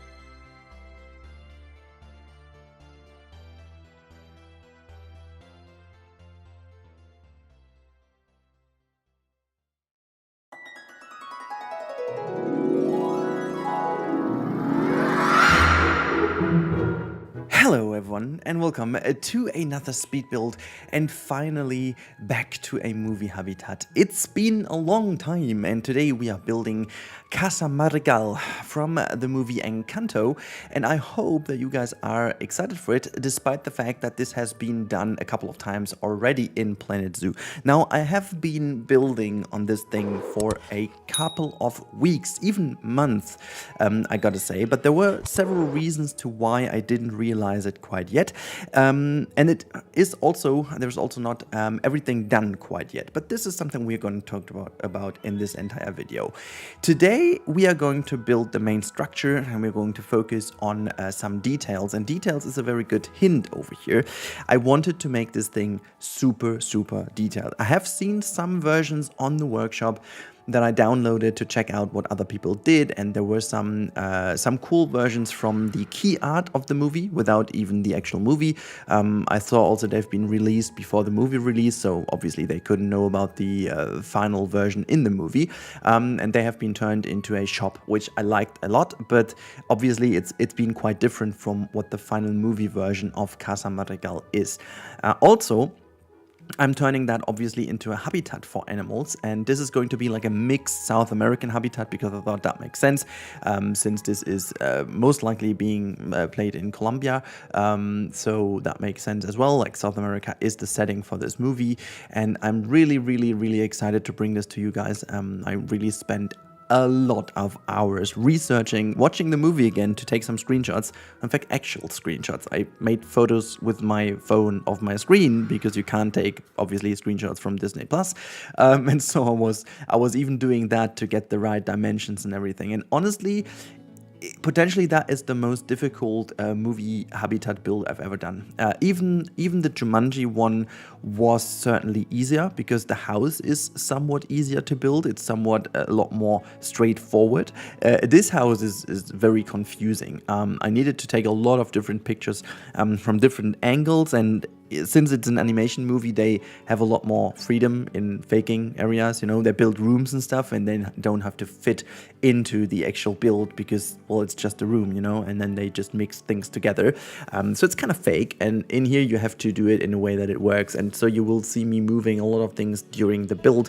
Couple of breaks are in between as well, in which I was checking out the screenshots. And again, as I said, this was one of my most complicated one. In fact, just to give you a little bit of a hint how long it took, I listened to the entire audiobook of Harry Potter and the Goblet of Fire. I was looking for the English word for it, and the beginning of the Order of the Phoenix as well.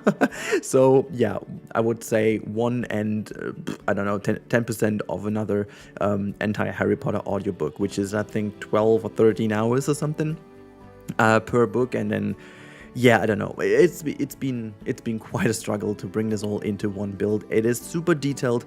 I think I didn't use any prefab whatsoever. I built everything myself. The windows, the doors, the structures, everything is individual pieces to make sure that we can open it up and, you know, just use it in a way it works. And honestly, even the flowering and stuff took me ages to figure out which flowers work the best to make it really pop, you know, as you have seen in the beginning in the little intro shots. And I also wanted to kind of, you know, get this vibe in from the broken down building, getting it back to the real one, which I've done at the very beginning as the intro. There's more to come. I have some ideas as well what I want to do, but it's quite struggle to bring this in. I was quite struggling to find the right way of doing it. And you can see here, I'm also doing this. Also, just I'm very sorry to say that, it's just super off topic, but if I'm sounding nosy in the next couple of days, I'm very sorry. Pollen allergy is absolutely ridiculous at this point. I'm even taking medics at the moment because I just can't go without.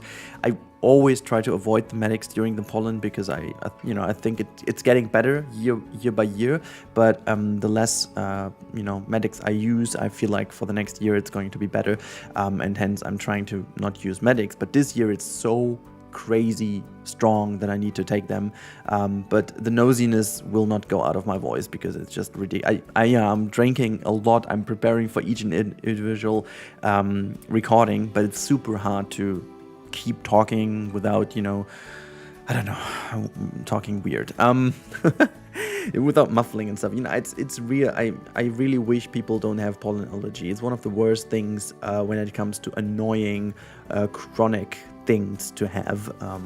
At least it's nothing bad, you know, but it's just super annoying. Now, I don't want to bother you too much with it. It's just like I'm still super mad that we didn't have a single snowflake in this winter. We didn't have a single day below zero.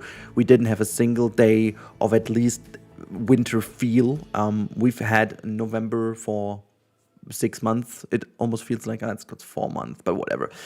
So at the end of the day, I'm ready now to go into tropical vibes because winter just didn't do well on me. So let's go into tropical vibes. Honestly though, I think it's time now after 5.5 minutes or so to talk about Encanto, the movie.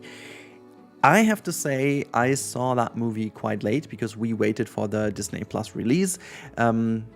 We've had a couple of movies last year that we paid for on Disney Plus, and even though I'm quite split, it's a lot of money to have the VIP kind of ticket thingy going on.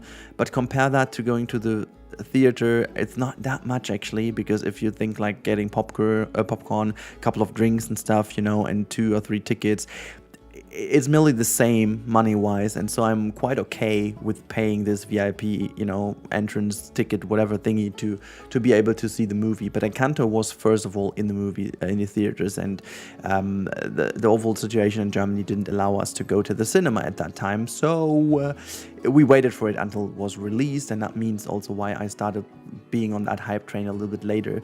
As you know, with the Raya Habitat I did, it was like a couple of days after release, and we've watched that one, but this was a different story, and so I watched the movie quite late into its existence, I would say, in the first year at least, and I was blown away. I did not expect that movie to be that good. I know that Disney did a couple of good ones, but I think this has become my second favorite after Vaiana, or like it's actually Moana for you guys. For me, it's Vaiana.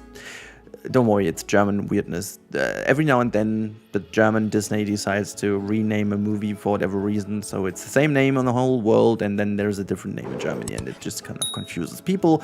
But it's Moana, obviously. Which still is my favorite modern Disney movie. It's not my favorite overall, but my favorite modern Disney movie, and I think Encanto really got up there. In fact, they had quite some very good ones lately, but this one really is up there because of everything, like the pacing, the setting, the characters, the overall story. I mean, it's like a typical Disney story, so it's nothing I would say like, oh my god, that's like a crazy story, but at least the story was quite a bit better than Raya was, and also I just liked the overall vibe of it, the overall vibe of the movie was just really cool. Reminded me a lot of what I was feeling when I was watching Moana for the first time, even though I'd say that Moana is a little bit more on the comics, comedy side of things, while this one was a little bit more on the serious side of things, but I think that's totally fine. Now, speaking of which, I'm also quite fine with the build at the end of the day. I gotta say though, I've seen that a couple of people have built this even in the last couple of weeks, and their builds are all fantastic. And I really thought if I wanted to stop this, but I've been doing movie habitats from the very beginning. In fact, my second ever Planet Zoo video was a movie habitat, without knowing that this is going to be a movie habitat, but it was. And so I thought, you know what, that's just like part of my series, so why not release that anyways? And even if you guys are not like super hyped now to see yet another one, I am very happy with the build, because I think this is well into the top 3 movie habitats I've built so far. Maybe I'm still, I don't know. Maybe I see the Jumanji one at least in terms of overall detail on top of that, but it's not really comparable, as I said, because the builds are so different. But overall, the vibe and the colors and the building itself, I like this one more. But you guys are here to judge. You will see a couple of cinematics at the end, and then you'll have the chance to, just help me judge if you like this the most, or if not, what is your favorite movie habitat. By the way, I will link to the top right now to the card, the other movie habitats. Please don't leave that video, but you can watch them afterwards, okay? So there's a couple of movie habitats I did in the past. Just if you guys are new to the channel or you haven't seen that back then, just to name some, I did a Mandalorian themed, I did a Star Wars themed, a Lord of the Ring themed, a Planet of the Apes one we have, a Jumanji original movie themed one as well. We've got still one of my favorite ones is Emperor's New Groove habitat we did as well. This unfortunately was not seen by that many people because it was totally out of any kind of context, and I just pushed that out, and just a couple of very, I think, core fans of the channel saw that one, but I still like it a lot with the temple and stuff. Really, it's still one of my favorite movies, all-time movies. Emperor's New Groove is just amazing. But yeah, is there anything else I forgot to say about the movie habitats? I don't think there is, but I have to say a lot about this build. You can see how much I was struggling to get the right dimensions in. I was looking constantly on different screenshots, and here's another thing to movie animation builds. Okay, well, let me just rephrase that. In a cinematic universe, so to say, it's not a universe, but in a cinematic space, you obviously use certain tricks to have different perspectives and also different kind of spaces in which you can film certain things. You make things bigger and smaller depending on what kind of emotion you want to translate into it. You have different camera angles to transport if the character is feeling confident or is fearing or whatever. There are so many things that you can do with angles and spaces and dimensions that obviously there's a lot of fake going on, and there's basically never a building that stays exactly the same proportions. Even in like real life movies, they change certain things with angles, or sometimes even moving bigger kind of furnitures in and stuff. Just like subtle things that you won't notice. Your mind will not tell you that this is wrong, but subconsciously you will understand there's certain emotion that has to be translated. And that is the thing that you can't translate into this, because you could only build themes if you want.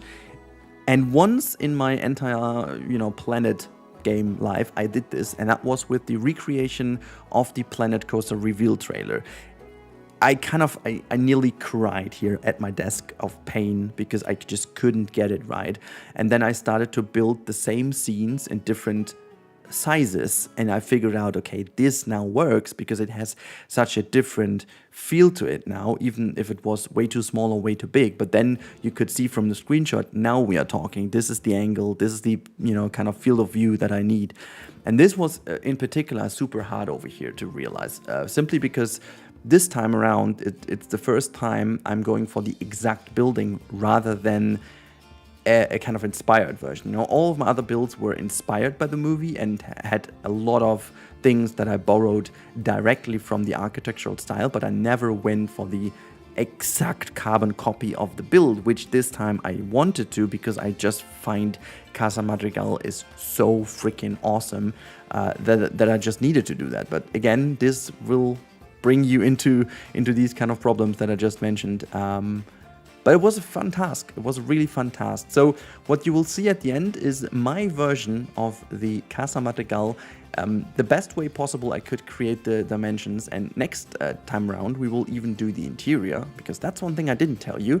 Today's episode will end without the interior. I have done it like 80%, but at this point, the video would have been so insanely long, and I did already cut out a lot, and I did already leave out all the interior bits I already did, and I'm still at around 10.5 hours of content that I boiled down into this very video you're seeing in front of you.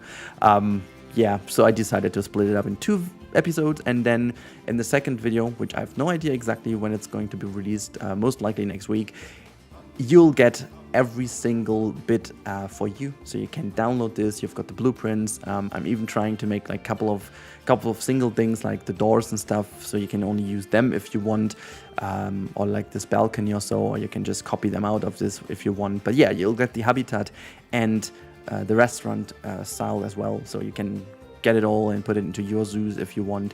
And it's obviously all going to be put into our actual movie zoo, which still is there and exists, I guess. There's not really anything we did so far with it, but yeah, I'm still happy I have it. Now, yeah, God, guys, this was such a fun build, and also there was so much fuzz going on in the world that I decided to stop building this for a couple of days, simply because I wasn't feeling it, But now I think it's very important to also have some happy content every now and then.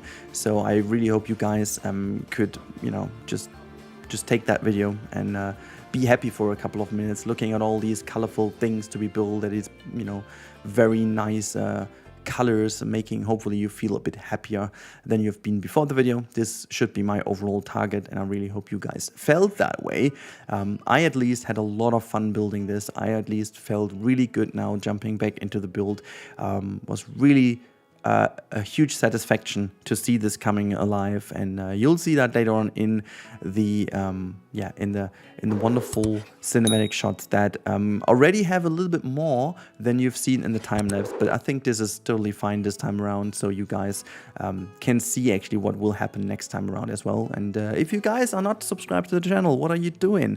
If you like the content or this video just simply made you happy a little bit and you are smiling a bit more than you were before, please consider subscribing, because that really helps me out the most. It really helps the algorithm to understand that you guys like the video. I mean, you can dislike it, no one cares anymore because YouTube just got rid of the dislike button. This is so stupid. Anyhow, I hope you guys enjoyed this video. Have a very good time. Stay safe, everyone, and thank you so much for your ongoing support. I'll talk to you in the next one. Have a good time, and goodbye.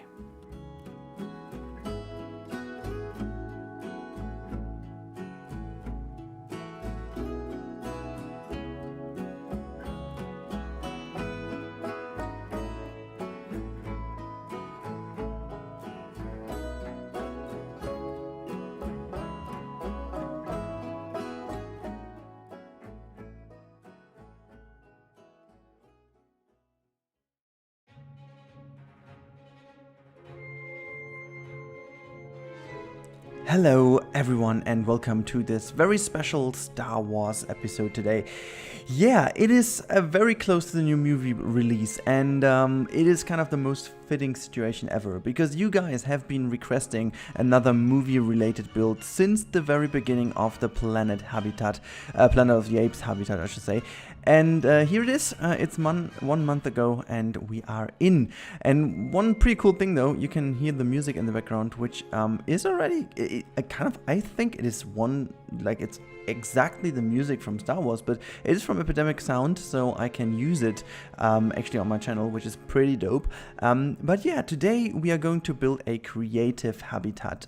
This is a Dagobah inspired habitat, where we are going to rebuild this area where Yoda is living, and Luke is going to kind of crash into this little swampy area in Empire Strikes Back, and we are going to try to make this as nice looking as possible, but yet workable as a habitat. So I should say at the very beginning, before we deep dive into this episode, obviously this habitat will not be realistic whatsoever, like not at all, like completely and without any doubt, it's not gonna be a realistic zoo related habitat. And I think for everyone watching this episode, please do have this expectation in mind, because if you are here to expect a realistic habitat, you're wrong, because that's not what we're going to do.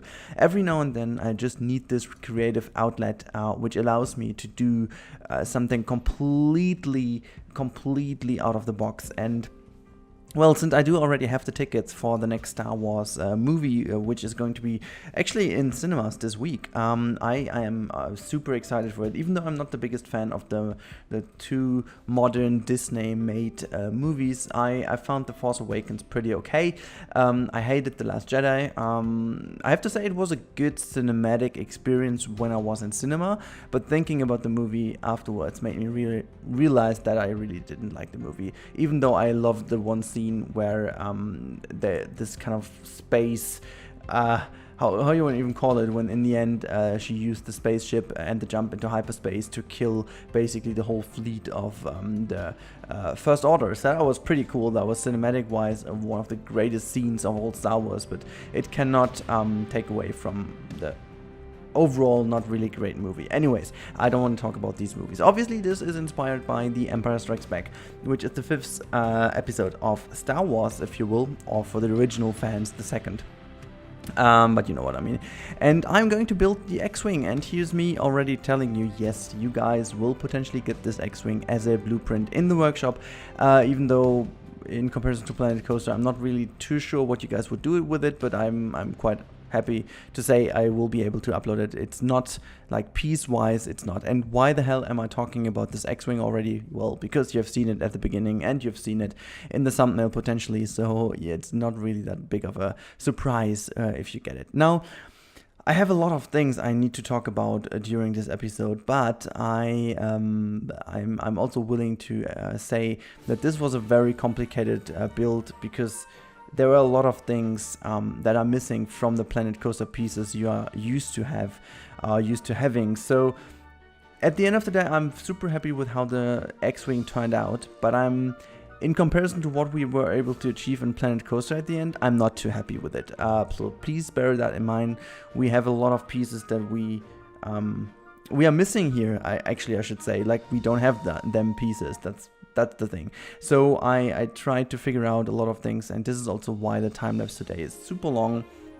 I am still thinking of having a little bit of a real-time part at the end because it's very hard to show, and I also got some FPS issues, I must add, but I think it is because the forest I made at the end is just like the most dense forest you've ever seen in Planet Zoo made. It just, like, on a very, very small area, I just crammed in a million trees, it almost felt like, because I wanted to make this really Dagobah feel.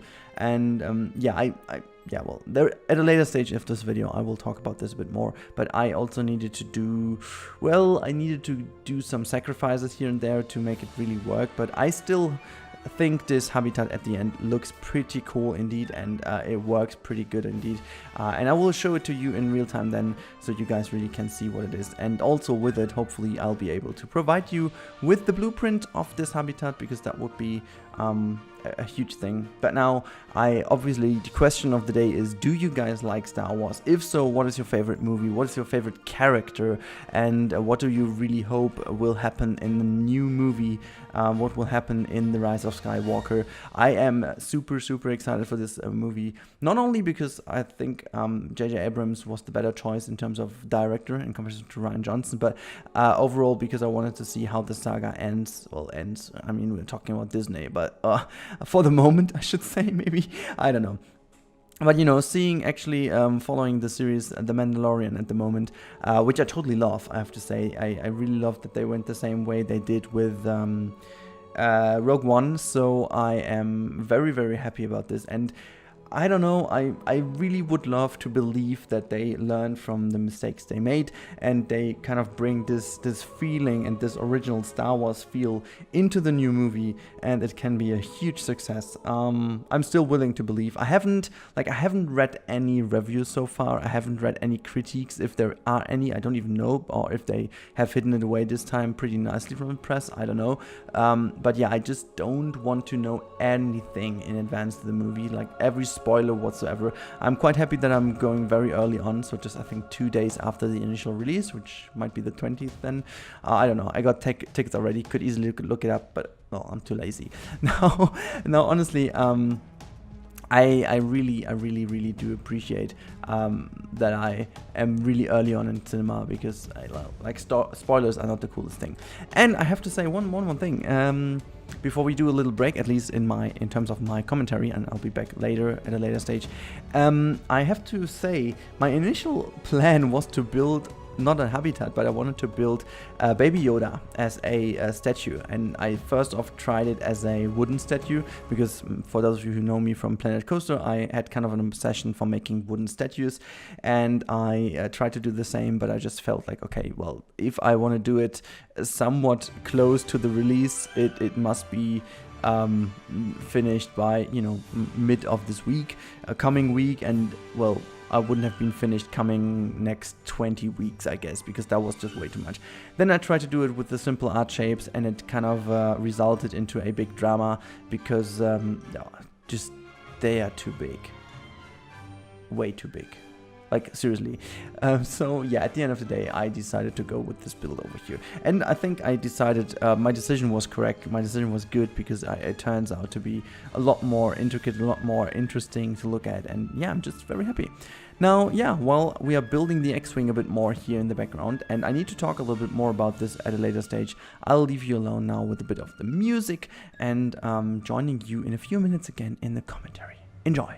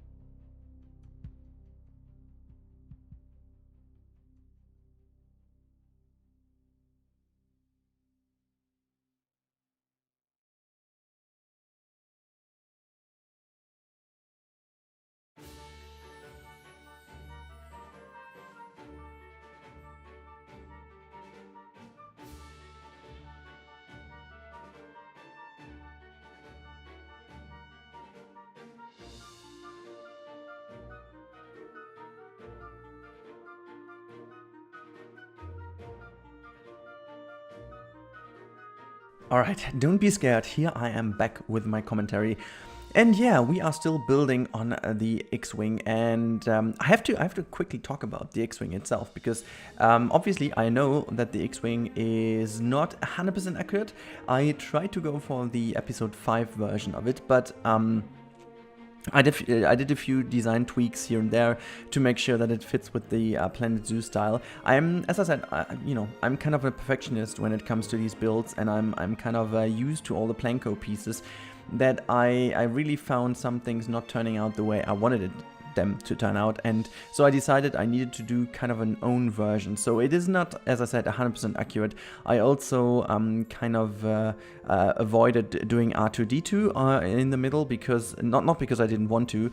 I will do this for the blueprint, but this crashed version, whatever is going on with my pronunciation here, the crashed version of this ship does not have R2-D2 in it, because R2-D2 obviously was then falling into the little mud area or in the swamps, and funny enough, we had this little monster situation there where R2-D2 got quickly eaten by it, but then also spit out again onto the gravel area, or whatever, it's a soil, whatever it was. But this is the moment where I thought, okay, the animal that goes into this habitat is definitely like going to be a saltwater crocodile, because I felt like from the movement and from what it feels like, it came close to this little monster on Dagobah that you have in the actual movie. So I felt like this is a proper one. Yeah, talking about the habitat itself again, the animals, as I said already, they are not going to love it. They are really not going to love it because of all the different plants in there. Like, seriously, there will be a million plants later on to make it really look like Dagobah, or Dagobah, you know what I mean.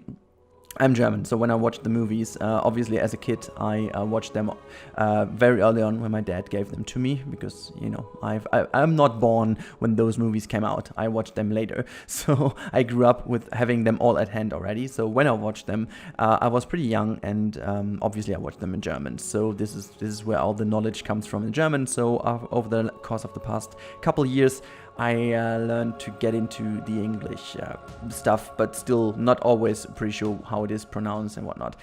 But yeah, you can see it slowly is taking shape here, and I have to say the overall look and feel is really good. Like, I'm very happy with it. I cannot say that I'm disappointed about the build. I am just not 100% happy about it. It's just that I felt the detail at some point is lacking, because the pieces, the texture of the pieces were not like the texture I wanted to have it like. It's hard to define, it's hard to describe, because it almost looks good. When you're looking at it right now, it looks good, but the problem is it just lacks a little bit of detail. You will see that later on. It just, okay, it is popping out a little bit too much from everything else, because everything else looks so good, because the textures are so damn fine and so good. But yeah, the X-Wing itself is unfortunately a little bit popping out. Now, okay. Now, as you can see that I'm putting down all the stones over here, which is for a good reason, I need to talk about the habitat itself. So if you guys want to download this one, again, I won't be able to give it to you today. It's a little bit of a tricky one. I have to see that it all works fine, and I have to put some habitat elements in, and it needs a little bit of tweaking, but I will provide you guys with this habitat during my advent calendar, I promise. So keep an eye on that one. I will release it during this time, and you guys will be able to enjoy this habitat. But yeah, I just need to make sure that it is really workable and doable. Also, I have to wait for the DLC, which drops on Tuesday, and I don't want, you know, the DLC to destroy it, because maybe changes to the game or whatnot. So give me those few days so I can finally do the final tweaking, so that this is actually usable. Now, what I had in mind is that the overall habitat for the saltwater crocodile is going to be that good that the negative effect of the plants is not making it too pissed, so that they are still having enough welfare to mate and live happy ever after in this habitat. Again, I'm just not a big fan of these plants and plant problems we have in the game. I am a big fan of the fact that you have to put in the right plants and that the game has it as a management option. I'm just not 100% happy with the way how the game treats the overall system, because the animals don't really care that much about the plants. If you go, for example, for like lions or other animals that live in basically on plains, they basically hate it when there are more than 2 trees, which is just not reality. I know what the game does it. I know that it is kind of important to have a system like that to make sure that there is somewhat of a suitable habitat for them, but maybe it could work a little bit better with more punishment for the wrong plants, and maybe also some other kind of regulations, at least that you have to fulfill the plant need a little bit more on a different scale. Because obviously if you do a rainforest house or whatever, it has to be dense, it has to be really looking like a rainforest, and the animals don't mind, they actually even like it because they have more space to hide and more privacy. But if you just overdo it in the game, the animals really hate it. And this is kind of, a saltwater crocodile, okay, I do get it. It's not always living in a forest, but it does live in some kind of swamps and whatever. And there are a lot of trees, guys. There are a lot of trees around, and they don't mind, I guess. I mean, they would be happier in general, but especially crocs, they just like to hide in the shallow water in some plants before they go after their prey. So at the end of the day, it's kind of doable. Anyways, one thing I wanted to talk about is also, at the very beginning, I did 2 habitats around each other, which is still the setup you can see right now in the time lapse. Problem being is I wanted to put some mandrills around, because I wanted to make Yoda's hut over here as kind of the little shed for either the crocs and also the mandrills above each other, so that the mandrills can potentially climb in there. At the end, I decided to go for a mixed habitat, which this is something I totally forgot about that it could work, but honestly, it does work. So there is this notification going on. If you put mandrills into this habitat, it totally works, because they can hide or they can just go away from the crocodiles. First of all, the mandrills are not going to go into the water, which is a good thing, because the crocs spend most of the time in the water. But also the mandrills spend most of the time in the trees, which is pretty good. So what I did is I put the feeding station as well as the bedding and stuff in the air, so that the mandrills will rest and eat away from the crocs, and the crocs have all their stuff down in that area. So yeah, the next bit over here is that I needed to somehow get this building done in a way that the crocs can go in. I want to rebuild, not one by one, but at least get a little bit of a feeling of Yoda's little hut on Dagobah or Dagobah. So that you can really realistically see that this is not only the X-Wing crashed into a swampy area, but you really get this little feel. I do also know that, size-wise it's not accurate, because Yoda's hut is not next to the crash side or landing side of the X-Wing. They actually went a little bit, and there are a few things that had to be changed according to making this habitat kind of workable. But yeah, at the end of the day, I'm quite happy with how it turned out. The overall look and feel of this hut over here is not perfect, but I totally blame the lack of pieces here. I must, because there is really, I spent a whole bunch of time, which I completely cut out. This is already I think I left in one more iteration of it with stones, but I think this building over here is already the 7th iteration of this hut building. Everything else I made, which looked far better, was not really traversable for the animals. And to be fair, this hut over here only works for the female crocodiles. The male crocodile cannot go in because the male crocodile has a hitbox like an elephant. It is insane. It's just freaking insane. You cannot believe how much space you need to leave before the croc can go in.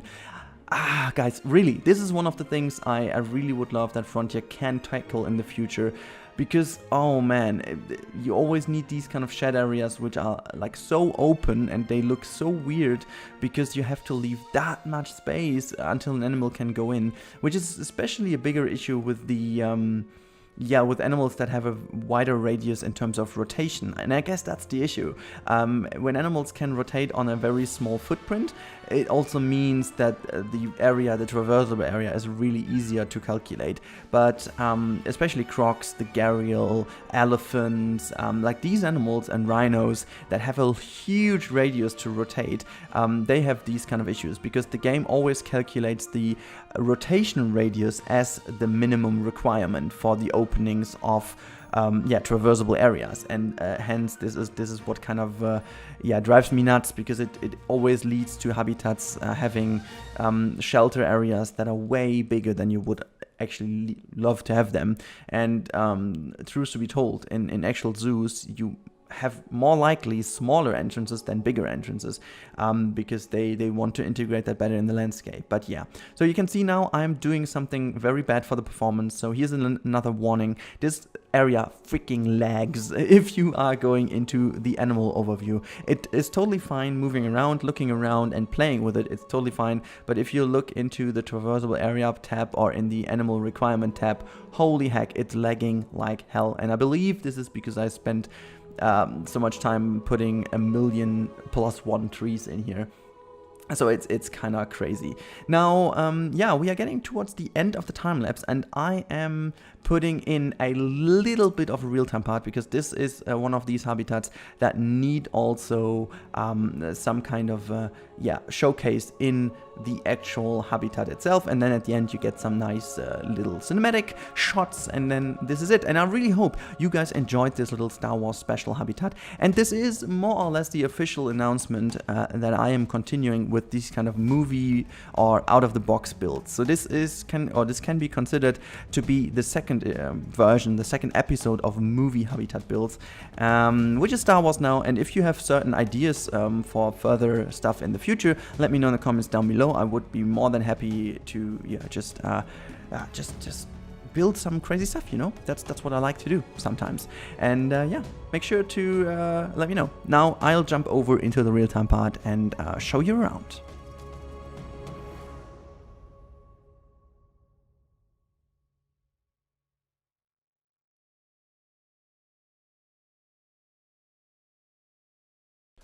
Alright guys, I really hope you guys put your night visions on, because we have to look at this habitat in freaking nighttime. I'm so sorry, I cannot use this as a cinematic or as a thumbnail, because it's not gonna look great. But look at that, look at the croc now swimming past this X-Wing. Oh, it's gonna climb over it, it always does it. It looks a bit weird though, but whatever. It's just, I would love it to be swimming around here. Maybe we have to move this stuff a bit to the side so the croc is swimming around. But look at all the mist, and look at the crash site. One thing I did not do, I should have opened this area a bit, because that's where the X-Wing actually comes flying in, right? But never mind. So it can also be, maybe it came flying in here and it just turned around because of the movement of the water, which is actually not that unrealistic, to be honest. But yeah, that is how the Dagobah habitat looks from, and you can see, and you can tell also from the performance, it always, it works fine. Like what I did over here to show you off from the outside. Oh my god, okay, this might be a bit too dark. Let me just at least change to a bit. Wow, this is super bright. Okay, thank you, game.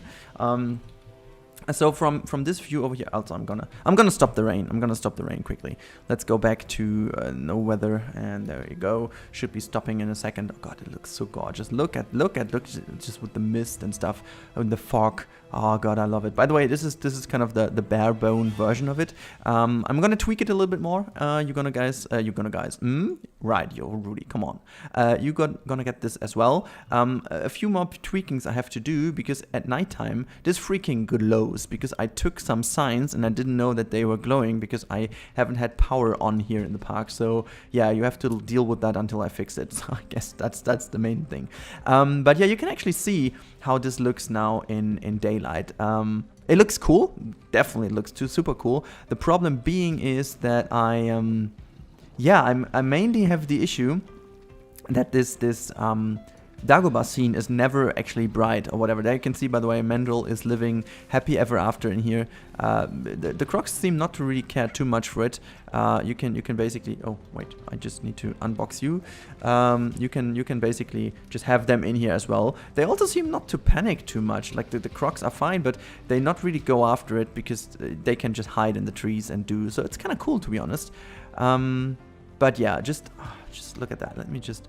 Ah, look at that, like with the croc here, it now goes into the water and gonna get far. The cool thing is they always swim over here. I do have to put some enrichment items in here before I release it to you, so I really have a reason to go here. The small or the female croc can actually go in here and rest in here. That's kind of cool.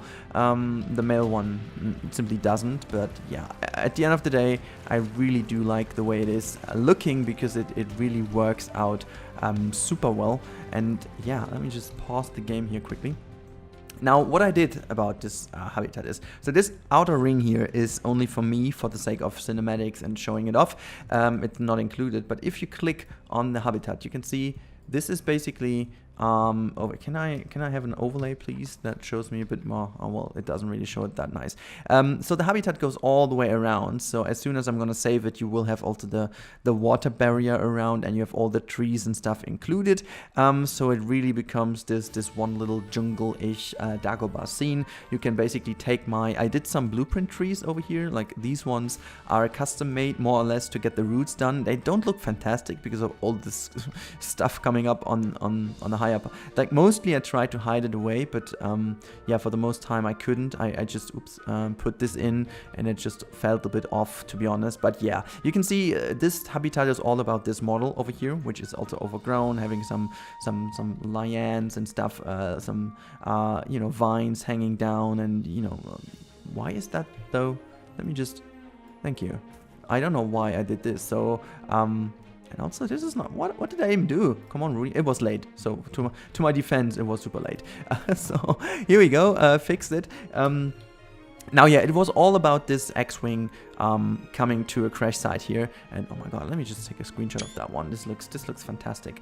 I even thought maybe getting this a bit deeper in because the water is still too clean. I'm still waiting for the water to get dirty, but it just doesn't. I did not put down any of the systems here, and I did not turn down or put into the settings that should clean everything. So I was hoping that it's getting dirty for the sake of the video, but it just doesn't. So well, that's kind of an issue, but well, not that big of an issue. You can definitely tell that this build is all about the foliage, all about the scene, all about the feeling of Dagobah. And yeah, I really hope you guys enjoyed it, and I really hope that you guys want to see more of it in the future. And yeah, now I leave you alone with some more cinematics. And yeah, just again as a reminder, daily question or question of the day is, what's your most favorite Star Wars film or movie? Which one haven't you seen potentially, or are you not even that much into Star Wars? I don't know, but what's your favorite one, and also what's your favorite character? All right, so that should be it from my side. I really hope you guys enjoyed, and I'm gonna see you in the next one. Bye guys.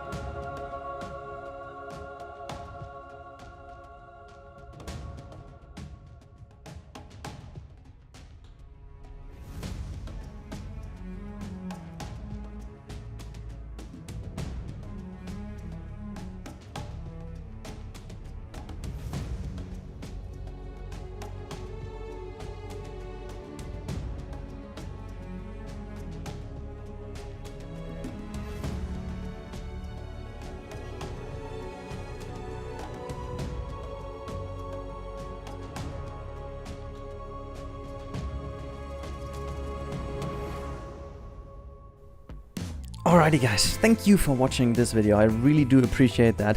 As always, make sure to check out also my social media channels. You can find me everywhere under @Rudi_Rennkamel. Also big thanks to the crew, you can see it on the left hand side right now. And as always, if you want to see more, you click that card on the top right. And if you want to stick around because you like the stuff you've just saw, whatever, you know what I mean, just click that sub button which is to the bottom right of the screen right now. But everything else I can say is have a great time and see you next time. Bye guys.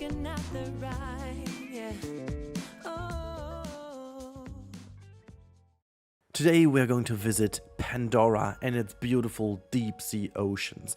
In today's video I'm going to talk about the movie, spoiler free, and we're talking about building a diorama inspired by Avatar 2, The Ways of Water. We are going to have the above water area, we're going to have a bit of an underwater area, and we're going to talk a lot about the movie and my inspiration behind this. So if you're interested in this, stick with me, let's do it. Now, first things first, the movie has been great for many reasons, and there are a couple of things not to find great about the movie, but a little bit more about that in a couple minutes. Let's first of all talk about the diorama itself. Now, as we do have the diorama mode in the game now, I could finally go in and, you know, build a bit of a bigger diorama. The last one was obviously part of what Frontier asked me to do for the brand new diorama creator tag that you'll find in the workshop. But this one is totally like free and loose from that. This is inspired by the movie itself, and it's been, yeah, quite a good source of inspiration. Now, the diorama will feature various locations from the movie. I have chosen locations that you have seen also from the trailers, so there's nothing to spoil you here by looking at this video, because I am not building anything that you haven't seen from trailers anyways. If you know, have not looked at trailers for various reasons and wanted to avoid them, you potentially don't click the video anyway, so I think we're all fine in doing so. But yeah, we are going to build this habitat in a rather small space, and we're going to have this habitat filled in with a couple of, you know, seals and stuff, nothing fancy, just to have something swimming around, but that's about it. The focus really is on the creation of this land, and I wanted to get into the nature of Pandora, which obviously is vastly inspired by Earth nature, just on a different scale with the different attributes and stuff, as you know, but obviously, I couldn't make it in 3D, that would have been phenomenal, but this is just in a more or less 3D program, so that's that. Now we are starting with a couple of things I needed to prepare. First of all, there are some gigantic mangrove type of trees. Obviously these are not mangroves, because obviously these are different types of plants on that planet, but they do certainly look like gigantic mangroves. And we obviously do have mangroves in the game, but they're way too small, so I decided to go for my own kind of root system, which is made by the 4 rocks, which I think looks great at the end. It was a bit of a hard task to do that, to be honest, to mix and match them in a way that they look good, but eventually I was able to achieve this, and I really hope you guys find this you know, good looking as well. I'm also very interested, for those of you who have already seen the movie, put your thoughts about this in the comments, but please make sure to keep spoilers away from other people, because obviously they might want to enjoy the movie themselves, so we want to avoid to spoil them. But if you have certain, you know, things you want to talk about, you can obviously always try to speak around or just avoid speaking about certain things that happen in the movie. Now, the first Avatar movie, which was released back in 2009, if I'm not completely wrong, so quite a while ago, has always been visually one of the most appealing things I've ever seen. And if the movie would have been a bit more actual, I think I might have done a movie habitat for that a bit more consequently, but yeah, it never was really on the, you know, on the horizon while I was doing YouTube. So it's quite old, but it still was pretty impressive, and I really didn't have the expectation that I have the same kind of overwhelming feeling after leaving the cinema, you know, because of obviously 3D is not a new technology anymore, and for over a decade there has been the rumor that Avatar 2 is going to be the first movie release in cinema that uses a 3D technology without having the need to wear glasses, but obviously that was not the case. Whether it's been too expensive or the technology is not ready, I can't even answer that. But, you know, the fact is that this is there. But this leads me also a little bit towards the, you know, little talk about the movie that I want to start in. And then, you know, after I talked about the movie, we are going to talk a bit more about this build, my thought process behind this, and, you know, but I first of all have to talk about the movie. Otherwise, some of the things I'm doing won't make too much sense. Alright, so Avatar 2: The Ways of Water is a great movie if you are in for a movie that is visually beyond great. It is absolutely fantastic, phenomenal, eye-pleasing is not even a word. It is just mind-boggling how insanely well done the visual effects are.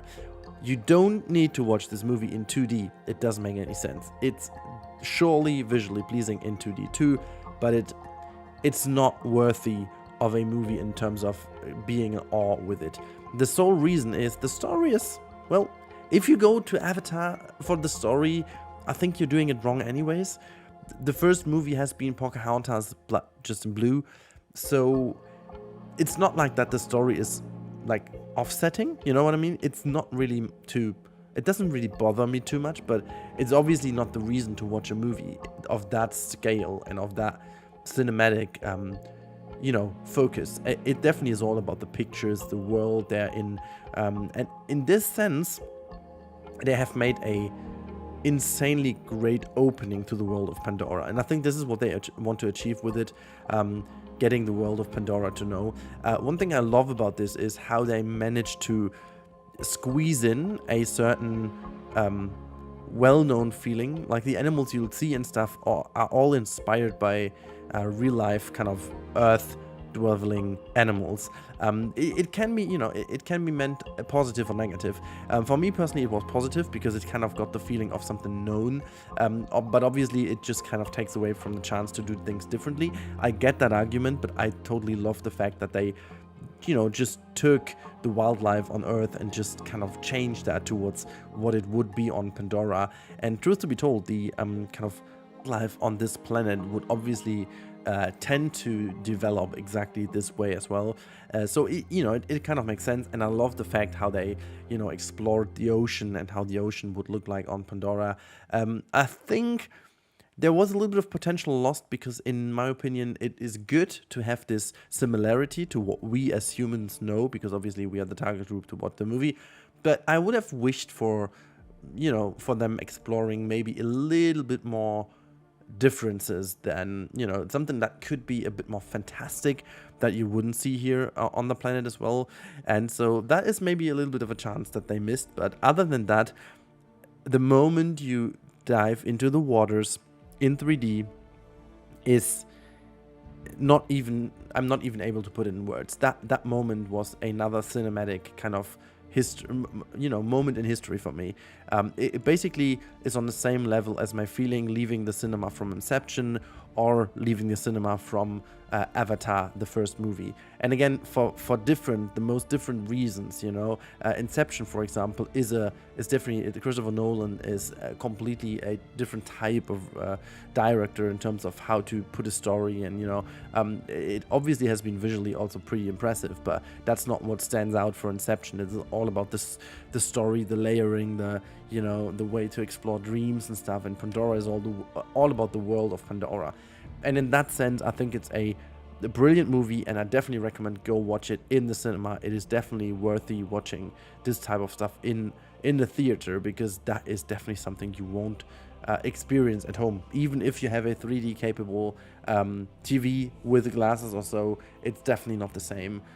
So all the audio and stuff, you know, giving you that feeling being underwater, in the water, is absolutely fantastic and phenomenal. So really a big fan of that. But yeah, as I said, I don't even need to spoil too much about the movie, because the story isn't as crazy as it would, you know, be something bad to spoil here. I mean, for me personally, it hasn't been emotionally too connected anyway, so there is nothing you know, I wouldn't mind being spoiled about. But just, you know, for you guys, I don't do this. Now, obviously, as you can tell from my voice, by the way, which I wanted to mention at the beginning but I forgot, I'm sounding more nosy than ever maybe today.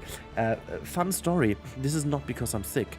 I feel very good again. Like finally my you know, disease and stuff is gone. But, you know, guess what?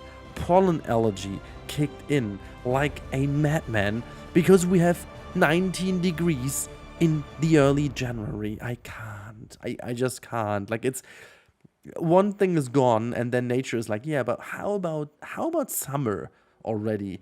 And, you know, the flowers and stuff outside are like, yeah, I like that. Let's spread all the pollen. And my body is like, hell no, just don't do that. But yeah, apparently that's what I have to suffer from. Maybe that's my voice now we have to deal with forever, because our planet and everything is just crazy. Whatever. I'm doing fine. It's just like I sound like having no nose. I sound like Voldemort, I guess, you know, because he's got no nose. You know, whatever. That was so bad. And I need to excuse for that, but I don't. No, it's fine. It's fine. You got to deal with that. You subscribe to the channel for that, you know. That's what you subscribe for. That's why here. If you haven't subscribed yet, you should do so, because that's the level of humor you'll get. That's it. We won't get any further. We don't need to. Yeah, but you can see I'm building a couple of these huts from the waterland where they're flying. I don't even know the name, and neither do I know the name of the creatures. And that's what I said. Like, I'm not really too much into that. They have a wonderful name. They're all kind of Navi, but then again, a different kind of tribe of Navi, which definitely has a different name, but I forgot the name. And I'm not even trying, because it's the German name, and then the German name is not the English name, and as always, the Germans need a different name, which most likely makes no sense, and then it's just like, because we Germans need to pronounce it somehow, and then, whatever, it's tiring. I just don't want to talk about this too much. But yeah, we need some floating rocks over here, because it seems like no matter where you are on Pandora, there need to be floating rocks or floating mountains, because that's what basically is iconic for Pandora. And then we have this whatever eclipse kind of thing this is over here, as in something that you do also see from the trailer. It looks in 3D. In the moment you see that, it is I can't even describe the moment you see that. It's just like, wow. Really, I can't put it in words. Hopefully this diorama is translating a little bit of the fantasy and of the sheer impressiveness of what this world is like. And I try to do also a bit of a underwater scene. Also, I wanted to get in with a lot more detail. However, the game became super laggy, and I have no idea why. Maybe it is because I used too many pieces for these kind of basalt cliffs on the right hand side. I merged a couple of things together, and I'm not sure if it's that, but I mean, in the time lapse you obviously don't see that, but in the real-time building it has been super annoying, because you just place down a piece and it just took like 10 seconds until the game did unfreeze again. So yeah, it became super annoying to build at the end, and I decided to call it a day, because otherwise it just doesn't work. However, I didn't call it a day before doing one last thing I really love doing.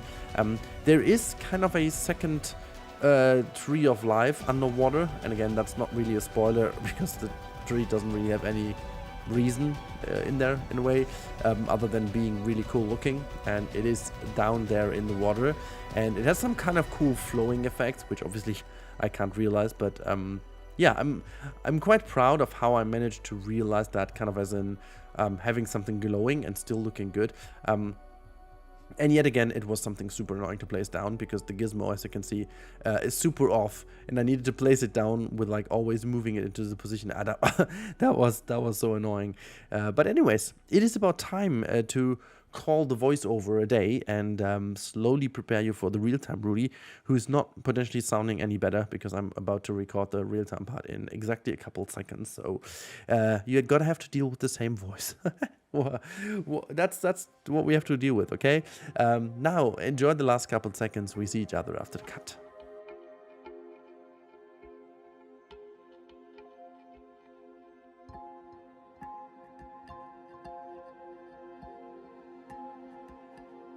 Welcome everyone to the real-time part, and we're looking already beyond the water, actually in the water. We're looking to the Tree of Life, and now let's zoom out and have a look on how this whole thing comes together. At nighttime, this is the wonderful build. I'm gonna turn it back into daytime so we have a wonderful view of it in the actual lighting. And there you can see I did a couple of little things with the free build mod, as you can see, to get rid of all the barriers, and it looks kind of cool, almost like this GLA type of barrier. You got some here on the side though, but for the main part it's actually looking really cool. And so yeah, this is the final build. I am really pleased with it, and also it's kind of cool that you can just, like, you know, fly in here.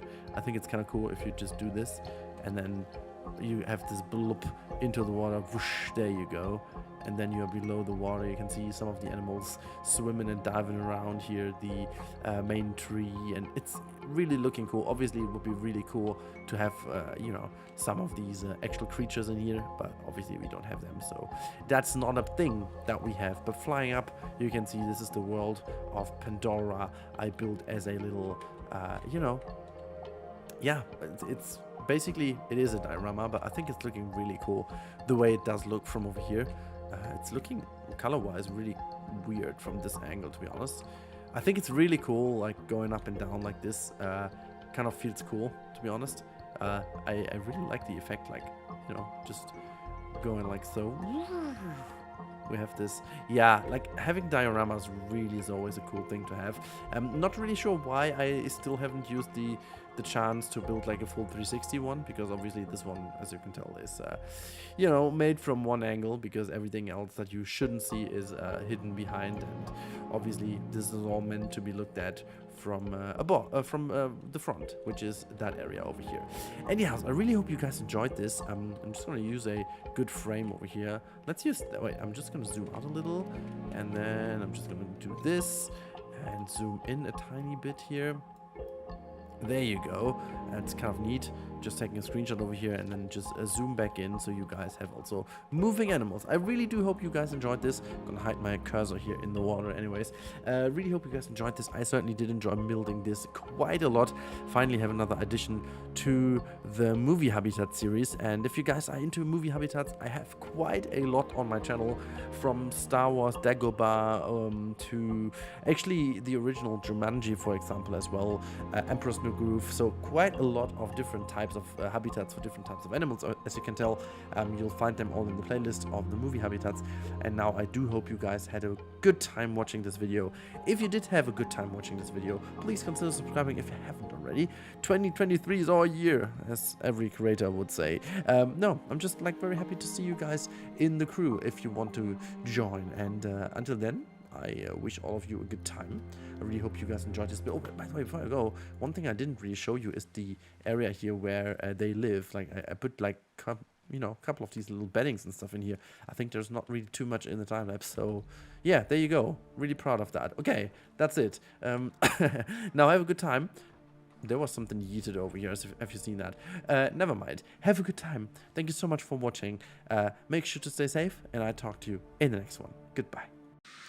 It's time for another movie habitat. Today, we're back in movie habitats, and we built a Barbie-inspired habitat, as you could have guessed from the intro. Now, we're going to build a habitat that is inspired by the aesthetics and the visuals of the new movie, the Barbie movie. But I must admit, I haven't seen the movie yet.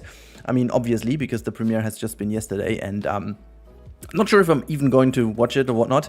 I just purely found the trailer and the aesthetics so pleasing to do something completely off the chart again that, well, here we are. We are building a habitat for the greater flamingo and also for the jaguar today. But hold on, they will be recolored by our wonderful cheat code DavyT with the, you know, respective hash code to make them, well, you guessed it, kind of pink. But this is going to be very exciting because this build is finally something oh my god, Rudilistic is a kind of a good term for being a bit more realistic, but then not again. This one is pure Rudi, okay? This is full-on Rudi Rennkamel style, and you guys have been asking for it. I'm gonna go straight into it. You guys have been showing me by the fact how many people have been watching certain videos and what you've been talking about in live streams. that you were kind of missing the original Rudi stuff. And that is doing stuff that is not necessarily meant to be done with the game. Something that is a little bit more off the chart, something that is a little bit more, creative and weird and random. And here we are doing exactly this. And I really do hope that you guys are as excited for this build as I am. I just thought this is just fitting, We always do something with more serious movies or series or whatever, and something very architectural, maybe inspired by, I don't know, movies that have more like a visuals that are really in a way used for actual habitats as well, for example, might be, so you can actually build something into it.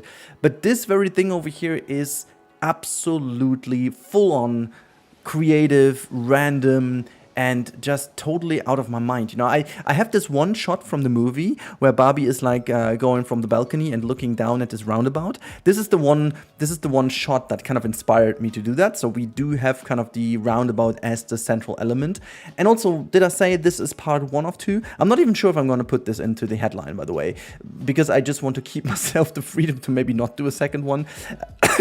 This is also down to the fact that I'm going to go on holiday rather soon, so I'm not entirely sure if I'll be able to do a second part before I go on holiday, so maybe I'm not going to put that in. But if we are going to a live stream tomorrow evening, well, there's a good chance we will, then this is going to happen. We will make a second part of it in the live stream, so that's going to be good. But other than that, there's also some really cool stuff planned for when I'm on holiday, and that's a very big if I'll be able to prepare that fully. I have some small things already prepared, but there is a very cool idea I explored, what I can do during my holiday to keep you guys entertained while not actually doing stuff. So this is really good because I really need to get off for like 3 weeks and do nothing. That is, I really do require that. My mind requires that. Me as a person and everything in my life right now needs a little rest, needs a little pause, a good break is required.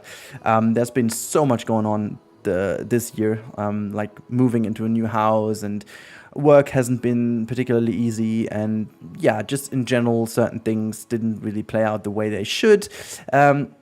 So at the end of the day, I really have to sort myself again, which, is required for doing creative stuff anyway. So in order to keep on doing the stuff I do for you, it is actually required to do that. And I'm really looking forward to that. In any case, we've already talked about that in my live stream. So if you've been in the live stream, little heads up, that was a amazing stream we had last week where we were building most of this habitat. I gotta say, I really loved it. It has been a bit more of a deep talk, which is funny that especially for a habitat that is featuring Barbie, it has been a pretty good deep talk. Really loved it, and especially regarding woke topics and stuff like that. People should have been in the live stream so they know exactly my stance, and I don't want to repeat this because this video is not about any of that. This video is just purely here to entertain you, and as I said, there's no deeper meaning behind that. It's just purely random and going for the aesthetics of Barbie because I thought this could be fun. I've never been doing something so colorful and so weird at the same time, and I gotta say, some of the things just really played out especially well in this game. I have not expected it to be so cool, and as you can see, we do like a little rubber ring over here. We put like a palm tree in it, as if this is not really a particular.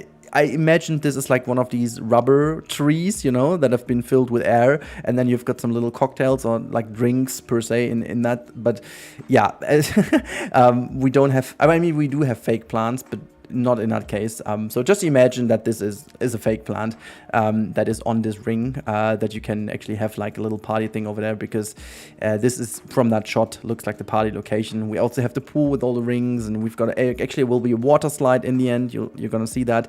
The time lapse of that is not included in the time lapse. Just been way too much. It's been again over 6 hours of material, and I'm wondering why I don't do that many videos. If I do need 6 or 7 hours per video, of course I can't really do that many videos because I don't have that much time, but it's fun. In particular, this over here is very exciting. I've never done like curtains or anything in this game, but I was a bit surprised that with these Indian wall pieces, or I'm not sure if this is Indian, could also be the South American ones or the jungle pieces, not sure, but that worked pretty well. The only thing that is a bit problematic is the fact that in order to get them in this orientation, you really need to put them in a weird orientation from their own axis. They are not meant to be hanging down like this, really weird, because it looks fine, I guess. It's just really exactly the way it should be, but then again, it's not. So it's been a bit weird, I'm not gonna lie, but you know, it looks really cool as a curtain. And then with the effect that this is pushed behind glass, it just really looks cool. It looks like as if there's a bit of depth in here, even though there isn't. So that's kind of cool, yeah, getting some beach chairs in there, obviously, and using topiary. I think the amount of topiary I've used in this simple file over here exceeds the amount of topiary I've built in my entire Planet Zoo career, including the beta. I've never used topiary at all whatsoever. Maybe just fill in some gaps in, you know, the Goodwin house, whatever, the Goodwin Zoo. That might have been the only case where I have ever used the topiary pieces in a way. I'm not sure. I might have used them in the Summer Lake Park as well, but other than that, for the Japanese area, could have been used, yeah, to create some of these Japanese trees. I've used them, but not that many, because we will also have like another hedge over here. Really cool stuff. Yeah. Also, I've recently been listening to another audiobook. I wanted to talk about that. I've forgotten to talk about this in another video, so here we go. Because as you can see in the background, it's now just filling in the gaps, doing a bit more for. This is basically for the flamingos over here. They will get a very shallow pool, as if this is like a little toddler pool where they can just really not drown, because it's just legit a tiny bit of water. But it's looking really cool if you've got some flamingos in here. I did experiment a little with the colors. At the end, I ended up with some very blue tint-ish color, as if it's like a very clean pool. This is, I think, what Barbie would have. Like, you know, it's very fun to build something from a movie that originally is like a toy. And with a toy for kids, it obviously is super powerful when it's super colorful, in any sense. So yeah, I just kind of tried to keep a little bit that in mind with everything I made. So I kept it simple, as if the toys would obviously be simple to not be too dangerous for little toddlers. But yeah, I was about to talk about an audiobook. So here we go. Now, I just recently entered the world of the Bobbyverse, and especially the Bobby world of Dennis E. Taylor. I've never heard of it before, but I was just exploring Audible, and then I just came across it, and I just read across some of the reviews, and I thought I'm gonna start with the weakest one of them, according to the reviews, which, to be fair, weakest still means pretty damn good. It's still way above 4 or 5 stars, like 4.3 stars or 5 or something, while the Bobbyverse all is into the 4.5 or something. Really, really crazy though. But yeah, I've been listening Roadkill, which is a absolutely fantastic book. I've really not had any idea what this is about. And just to give you a spoiler-free little explanation, there's some chill dude who is basically killing someone in a roadkill, but he doesn't know who that is, because he literally can't see anything after he's hit something with his truck. But this something turns out to be a dead alien, and the alien has been invisible due to an invisible kind of belt that was around his width, and then he took it off, and then he figured out that this is a legit alien. And so he asks himself, well, if there is maybe an airship or like a spaceship that is also invisible. And together with his 2 friends, he's able to find actually this spaceship, and actually also get into it with the help of some of the tools that the alien had with it. And then in this spaceship, it turns out that this spaceship is run by an AI, and this AI turns out to be conscious. It just created its own consciousness. And with that said, this is where the story starts, and they do go on an adventure together with the AI. And during the book, the AI learns about the Earth and human culture and really stuff like that. Hilarious. It's absolutely hilarious. The way the book looks at our society, at our culture, and how we do deal with media, especially news media and fake news, is absolutely fantastic. It's super, super nice to listen. It has a good pacing in my mind. It has a good story in my mind. Good in terms of it fits to what the author wants to create. Absolutely 100%. Go ahead and listen to it if you haven't already. And if you're somewhat into some sci-fi stuff and at the same time fun, this is for you. Really 100% recommendation. I loved it. I loved it. And I was really a little bit upset that this wasn't the longest of audiobooks I've ever heard. But there's the whole Bobbyverse for me now open to explore. So I'm really looking forward to listen to some of the audiobooks that is with the Bobbyverse. Yeah. Now, Bobbyverse is a absolutely fantastic segue because it's also written with a B.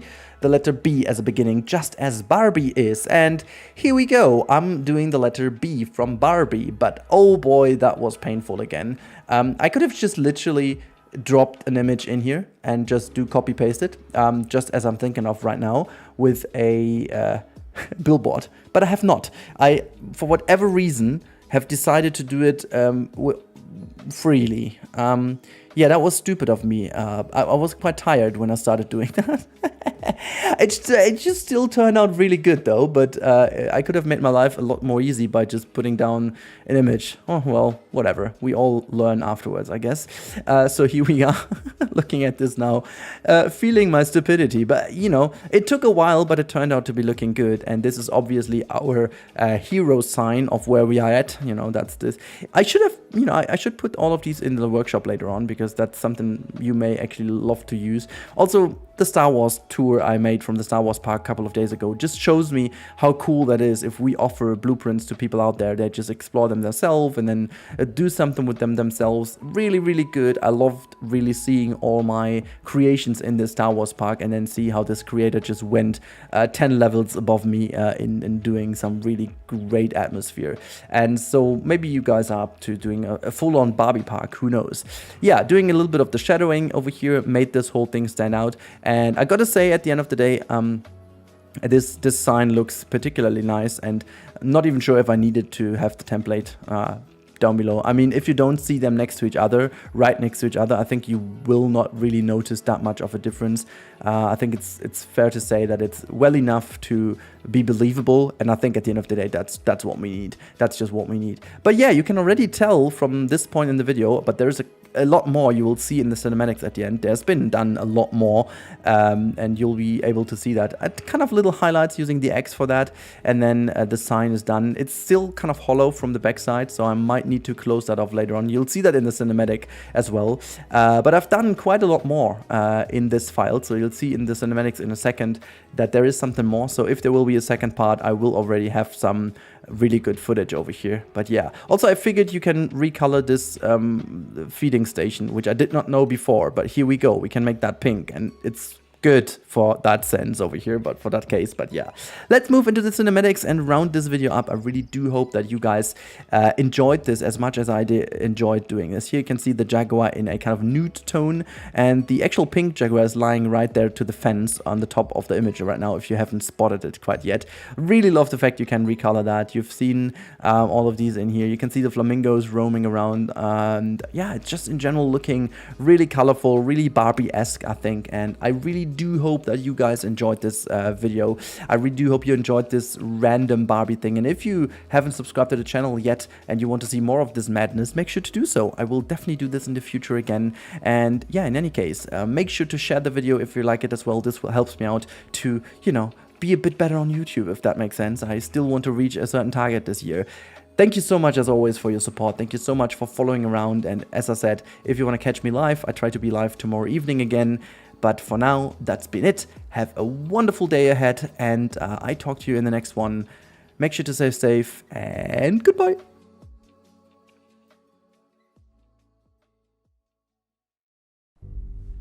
All right, ladies and gentlemen, welcome back to the wonderful Lord of the Rings Habitat part 2. Yeah, it's been over 2 weeks now since the first part dropped, and as I said, I was waiting for a first little idea if there will be a DLC and what the DLC got in common for us or in the pockets for us. So I decided to yeah, finish off this habitat now, because I don't see there being anything in there. I know we still don't really know exactly what this DLC will be like, but we definitely do know that there is something rainforest going on in that kind of way, and we're not really sure if, you know, if there is something usable for that build over here. So I definitely thought, okay, you know, we have everything in game now what I need, and there is not really that kind of super fitting theme coming that will completely change the way I have built this here. So yeah, we are going to build Isengard today. I really hope that this is the English pronunciation. In German it's Isengard, but I have no idea if it's Isengard or Isengard. I have no idea, because sometimes, especially in Tolkien, the names are not literally translated in the kind of pronunciation way you would do it in the native language. It's more like the idea that would go from Middle Earth and how they would kind of have the medieval pronunciation, I guess. So this is why I'm quite confused about what it could be and whatnot. However, today's episode will be about the build of this wonderful tower over here, and I guess you all know how this one is called. So it is Barad-dûr, and I hope I can't, you know, again, pronounce that correctly. I'm quite certain I didn't, but anyways. So yeah, it's going to be this one tower, the one with the Eye of Saruman in the top part of it. Now it's going to be very interesting how this is going to look, and how this is going to be turning out, because again, we don't really have that many pieces in the game that can be used. I have to say I'm quite happy with yeah, what it is going to be, because you have seen that hopefully from the thumbnail already, that this is going to look somewhat believable, and I think that's the only thing I can go for, making it look believable at this point in time, because, you know, there are a lot of pieces missing as of now, you know, from times of Planko, where I really was certain how this could go and how this could look. I needed to be a bit more creative in terms of how I used the pieces, and I was, you know, testing a lot of stuff here, trying to use many different pieces, whether they be recallable or whether they be just in the right color, you know. I was searching my ass off to say it, to find pieces that can be used in a way that this kind of looks good. And as you can see, I was testing this thing, even with like things like the gutters, you know, because you could make them less glowy and less shiny, so that kind of worked out as well. And I did a lot of lighting at the end, so I needed to have some pieces that are not as reflective, even though the gutters should be. But if you tone these colors down, it doesn't do it. So that's kind of good. But yeah, you can see I was trying to get as many little elements in as I could. What you do know from Barad-dûr. However, obviously size-wise and proportion-wise, this tower is like a million times too small. But again, this is a movie habitat, and movie habitat does not mean that I'm going to rebuild things one by one. This is not the idea. The idea is to build something that gives you the feeling of the movie, and this which could be in a super crazy zoo with unlimited money and unlimited possibilities, could build it realistically. That's kind of the idea. So yes, I totally understand that this is for everyone who's seeking for AZA compatible habitats, that this is nothing you want to watch, and this is nothing you should be here for, because that's simply not what I was trying to do here. Okay, so for all of you guys who want to see this, make sure to check out some other elements and other videos I did, because they are a lot more compatible, which are a bit more realistic, I should say. But this one over here is purely for the fun and purely for the emotion and purely for me being a nerd and wanting to do something creative off, you know, completely off the grid, and something completely different, you know. And that's why I had the idea to build it the way it is right now. You can see it really took me ages to build this tower, and I was testing so many things, but I can already tell you it was so worth it. It was so damn worth it. I kind of created a building in this game which looks like nothing else, and like nothing that has been done before, and that's exactly what I wanted to create. And yeah, it was a struggle, but it kind of is exactly what I love about this game, or in general these games, these creative games so much, and there's kind of the reward you get at the end. It's the relief, it's the feeling of you having achieved something that you didn't think was even possible at the beginning. And I can only recommend, if you guys are having ideas, just try to make them. Just go in, tweak it, do it a few more times until you are happy, and then just go further and try to expand the idea, try to improve yourself by building and by testing various things, and yeah, also by kind of increasing the challenges, you know. One thing is definitely for certain: the entire right hand side of this habitat, so the entire building, the Shire, is like 10 times easier than this tower alone. Like, it's the way it is, you know. The Shire is something beautiful, and I think it's not easy to hit the right feeling, but it's definitely not as hard as building this tower, which at the same time needs to be believable in the game, which needs to have a certain pathfinding element in here, and kind of size-wise it has to fit the different mechanics of the game. But at the same time, I wanted to make this tower look good, not as repetitive, because as you can see, I was building a second element here that is moved into the building, as you can see, to make it less repetitive. Because if I copied it around the whole time with the rotation trick, it got a lot more, how do I call it? It's getting repetitive, yes, but even too repetitive. It kind of looked a bit too blocky, and so I was building a little bit of, let's say, negative impact. I think I want to call it that way. I was building something that is against the parallelism of this building. It's against the very, very straightforward build, and against the copy mechanism, because I simply decided that this is looking a lot better, and not focus too much on making it inch perfectly seamless, nice rotated building, which it isn't. You know, it has different layers. It has to be different, because it needs to give you a certain interest, and when you look at it, it should be interesting, and your eye starts to, or your brain starts to work as soon as there is something that is kind of destroying the parallelism of it. You know, the eye always seeks for the perfect parallelism and the perfect kind of seamless thing, but as soon as there's a little bit of difference in there, your brain starts to work and you find this interesting, and that's what I wanted to do. Yeah, now we get into the most important part of this building, which is the top part, and God, this gave me a struggle. This gave me such a struggle to make that look good, but I'm happy to say that I managed to build a really nice looking thing, and we're even building the Eye of Saruman at the end, which I didn't want to do, because I had the fear it looks a bit too comic-y, but I have to say I managed to do it in a way that I'm happy with it. By the way, at the end we will not have cinematics, we will have a little bit of a real-time part, simply because I want to show you this build in its full glory, and cinematics are not as revealing. They are not showing the full glory of it. Also, animals are in, so maybe I'm doing some cinematics for the very end of this episode, but for the major part of the showcase will be definitely the real-time part, because it just shows the whole thing better off than just having the cinematics. But surely you can make a lot of nice cinematics.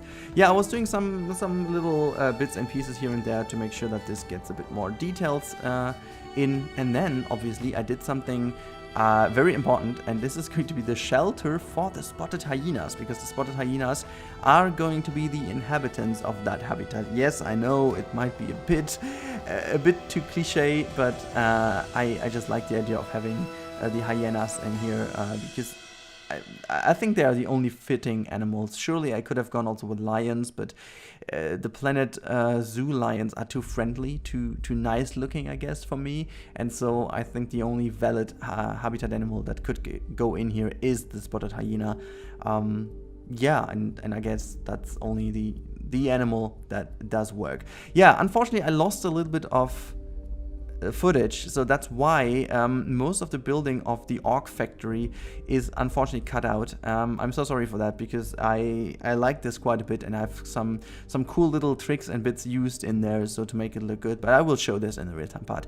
Anyways, the thing is, my hard drive was full and I deleted some old recordings, and for whatever reason, unfortunately, I exactly hit that one recording, because I don't record this in one go, you know. I do it whenever there's time, and I jump from Yosemite to this, and then there is Koala Zoo, and then there is City Skylines, and there's Planet Coaster. So I'm not playing this in one go. Sometimes there's even like a week or two in between where I'm not playing this one save game, and so that's why I unfortunately hit the wrong key, so to say, and delete the wrong file. But well, that's the way it is. There's nothing I can do about it. But yeah, the rest of it will be now just making this area look finished, and also preparing it for being a habitat, making Isengard look like Isengard in a way, so to have the star form as much as I could, start at the star form so that you can get a glimpse of it, but I didn't want to build obviously the whole star form, because I didn't feel that would pay this whole thing justice. Now, you can see there is a whole bit going on, different things I brought in to make these little orc factory style done, but yeah. Now the rest of the time lapse I will leave you alone with a little bit of music and my fast moving images, in the background, and then we'll meet again in approximately 4 minutes to the real time part. Until then, enjoy the time lapse, and I'm gonna see you on the other side of the cut.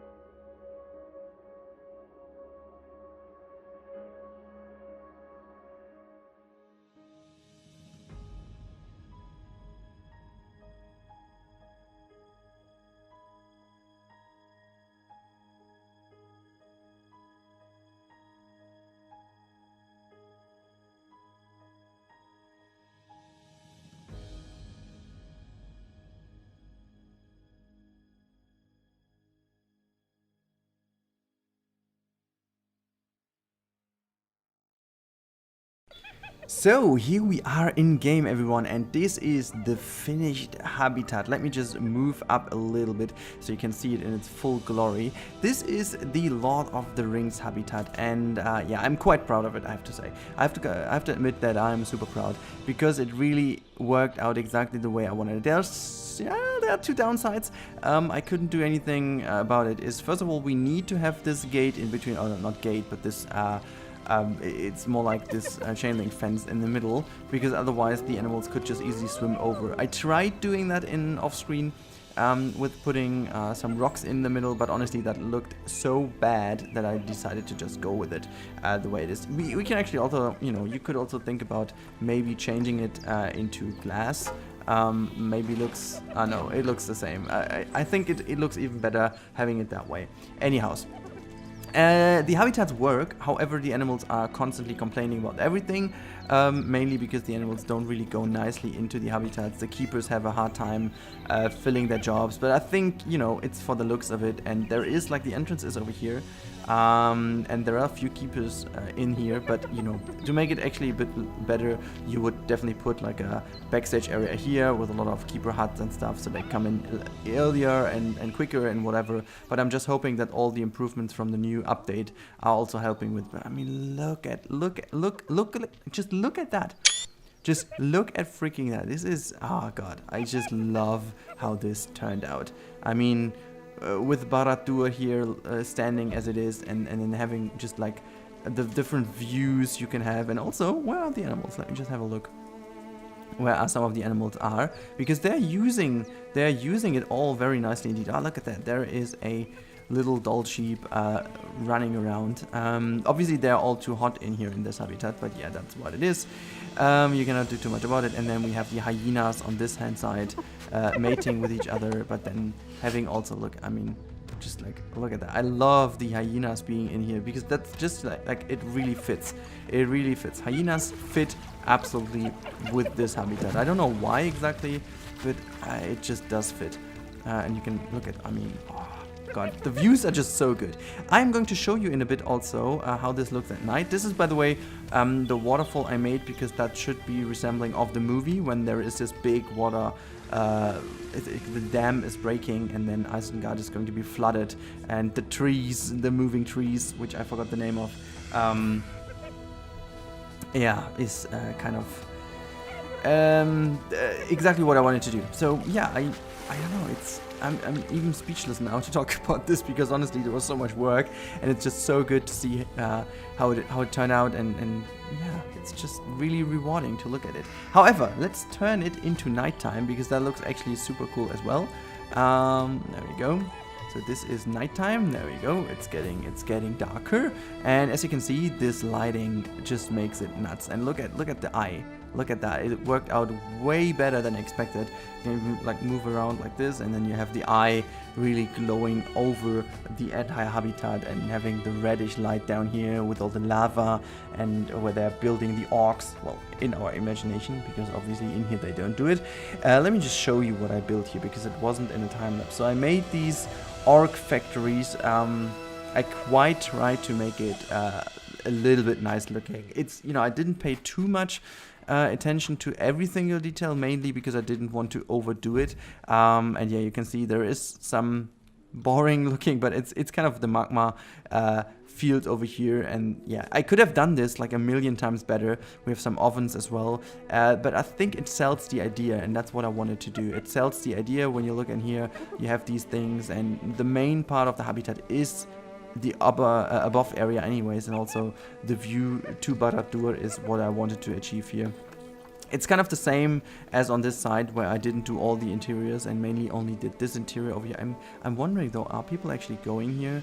Not really going here because I think they haven't really seen that this is where they can see the animals even better. This is also why I would love to have some vista points. Oh, we got a baby. But yeah, so the guests don't really decide to go in.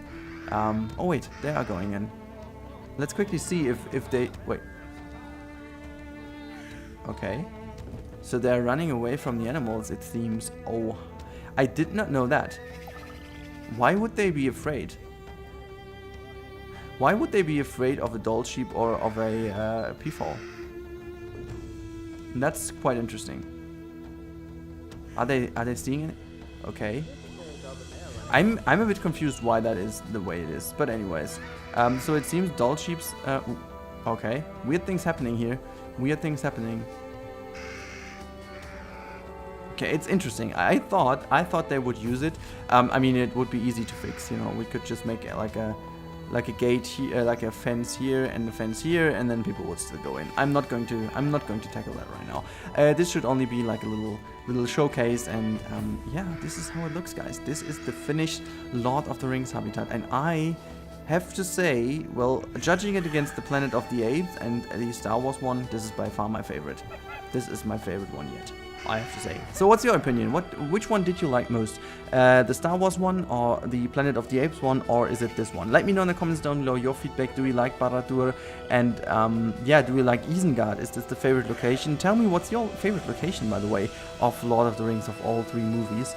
And yeah, I hope to see you in the next one, which is hopefully going to be something surprising for you. I have already something in mind. I browsed through all of your ideas lately, and I gotta say there are some cool ideas in there, and I'm really happy to realize something that you guys hopefully will be happy with in the future. But as of now, that's been it. I hope you enjoyed, and I'm gonna see you in the next one.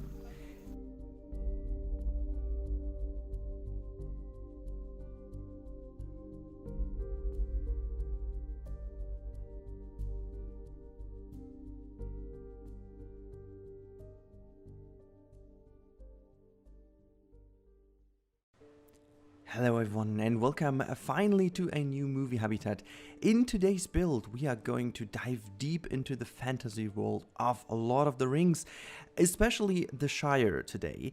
I'm going to explain a little bit more about this project in the next couple of minutes, but first of all, let me introduce you to this series again. So if you don't know, I do some kind of movie habitats every now and then. So I've done already 2 of the kind. The first one being Planet of the Apes. You can check this link in the description, or also a Star Wars related Dagobah habitat. Also both, if you want to watch them, are in the description below. In today's video, it's the first part, so it's the first movie habitat that is split into 2 actually. Main reason is that it's just taking way too long. And also, I had a little bit of a struggle if I want to release it already. I wanted to wait if there is potentially going to be a DLC, or if there's something going on, but with all the uncertainties of the current worldwide situation, I thought it doesn't really matter to wait any longer, because you never know what's gonna happen the next couple of days. So I just wanted to make sure that you guys have something to discover, something really crazy, something really cool, and just you know, have some good time at home and watching this build. So actually this build is quite a few weeks old already. I'm already a lot further than what you will see today in the end, but I'm going to explain that a little bit in detail now. So many people have been voting over the course of the past couple months which kind of habitats they wanted to have, and Lord of the Rings was definitely one of the things that stood out and many people voted for. And so I decided, okay, what could you do? And here's my little twist on that. So I am not going to build a movie habitat that is purely a recreation of something. I feel it's bad, because it's just, what would you do with it? You know, it's kind of you have then the rebuild of, let's say, the Hogwarts castle, you know, but it doesn't really make sense, because what would you do with it? Yes, it would kind of look awesome and stuff, but it's not really necessarily that what you want to have. You know, you want to have something that transports the magic or the feeling, the atmosphere of the movie, but on the other hand side, it should work like a habitat that could be built, you know, realistically with $1 million or $1 billion. You know, the idea about this is always that you have something usable that you can use in the game, and that you feel like could work as a habitat. And so in that kind of sense, I also want to make sure that the animals that go in there, in these habitats, make sense in the way the habitat is laid out, and, you know, can still enjoy the habitat in the way it is. And therefore I always try to translate my ideas from the given movie into the distinct habitat. And in today's episode, you will see the habitat for what will be the adult sheep, the pronghorn, and I'm not really sure if I will put in some more animals, but I think these kind of animals would go very well indeed into the Shire area of Lord of the Rings. For those of you who don't know what that is, it's basically the area where the hobbits are living. But yeah, what are you doing here if you don't know what the Shire is, you know? It's that would be some kind of a weird situation being in that video then. Now, I laid this habitat out in a way that you have some tunnels, which the first of which we are going to build at the moment, and this is kind of the prototype. That will be the only one that is actually usable. Main reason is that I didn't want to put in too many crazy pieces because it's getting a little laggy the moment I build this kind of stuff too close to each other. Still, Planet Zoo struggles a little bit when you have pieces too dense in an area, then kind of the lag is going to happen. In general, the game handles the FPS way better than before, and also you can use a whole bunch more pieces in one build. The only thing is you don't have to. You shouldn't have them in one condensed area. You should definitely try to spread them a little bit further across, and that's what I did. But yeah, you can see I'm taking a lot of inspiration, obviously, from the movie scene in New Zealand, where they built these little shacks and stuff. And I'm using basically the same trick that the movie also used. I'm using a little bit of first perspective later on. So we are building some kind of these shelters that are a bit bigger, where the guests can actually watch through. And then I'm also going to build some that are smaller, so that in kind of forced perspective you can tell that there is a little bit more difference in there, and the animals will definitely seem bigger than they are because the shacks are a lot smaller than they actually are. So the only thing I need to do later on is make sure that the animals can still go in and have their little bedding in there. But yeah, so today's episode is only about the Shire. I'm not really sure which kind of thumbnail I'm going to use. I have some cool thumbnails prepared for it. Maybe there is already something to see, and I don't wanna keep this secret, because you will see this in the second episode, which I don't really know when exactly it's going to happen. Maybe next week, maybe the week after. It depends a little bit on how much time I will have this week. Potentially a lot of time though. But yeah, so the first episode is about the Shire, and here's me again talking about the special attempt I have on these habitats. I don't want to make realistic sizes or whatever, so this will be a split habitat. In the middle there will be a split, and the second area will be, let's say, something for the hyenas. It's very stereotyped though, but it's gonna be something with a tower. It's gonna be something very dark. It's gonna be something with a more or less factory appeal, if that makes sense. Not really factory, but well, in a way it is factory. So for the fans of Lord of the Rings, you will potentially know already what this is going to be. But yeah, I can tell you, the tower is going to be amazing. So please make sure, if you want to see that and you haven't subbed yet, consider subbing, because then you will be notified when it is, or you just keep on searching for Lord of the Rings habitat for whatever reason you want to do this. But yeah, you can see here already, this is the split I'm going to go for. But yeah, it's for the moment it's only there for me as a hint. It's gonna be a lot more in detail later on, and I also have to make sure how exactly the staff members will be able to go in. So at this point in time, it's not really a habitat in that kind of sense. I'm just preparing it, but the barriers are not really laid out. I'm not even sure I did this. I'm not even sure if that's in the episode or not, but yeah.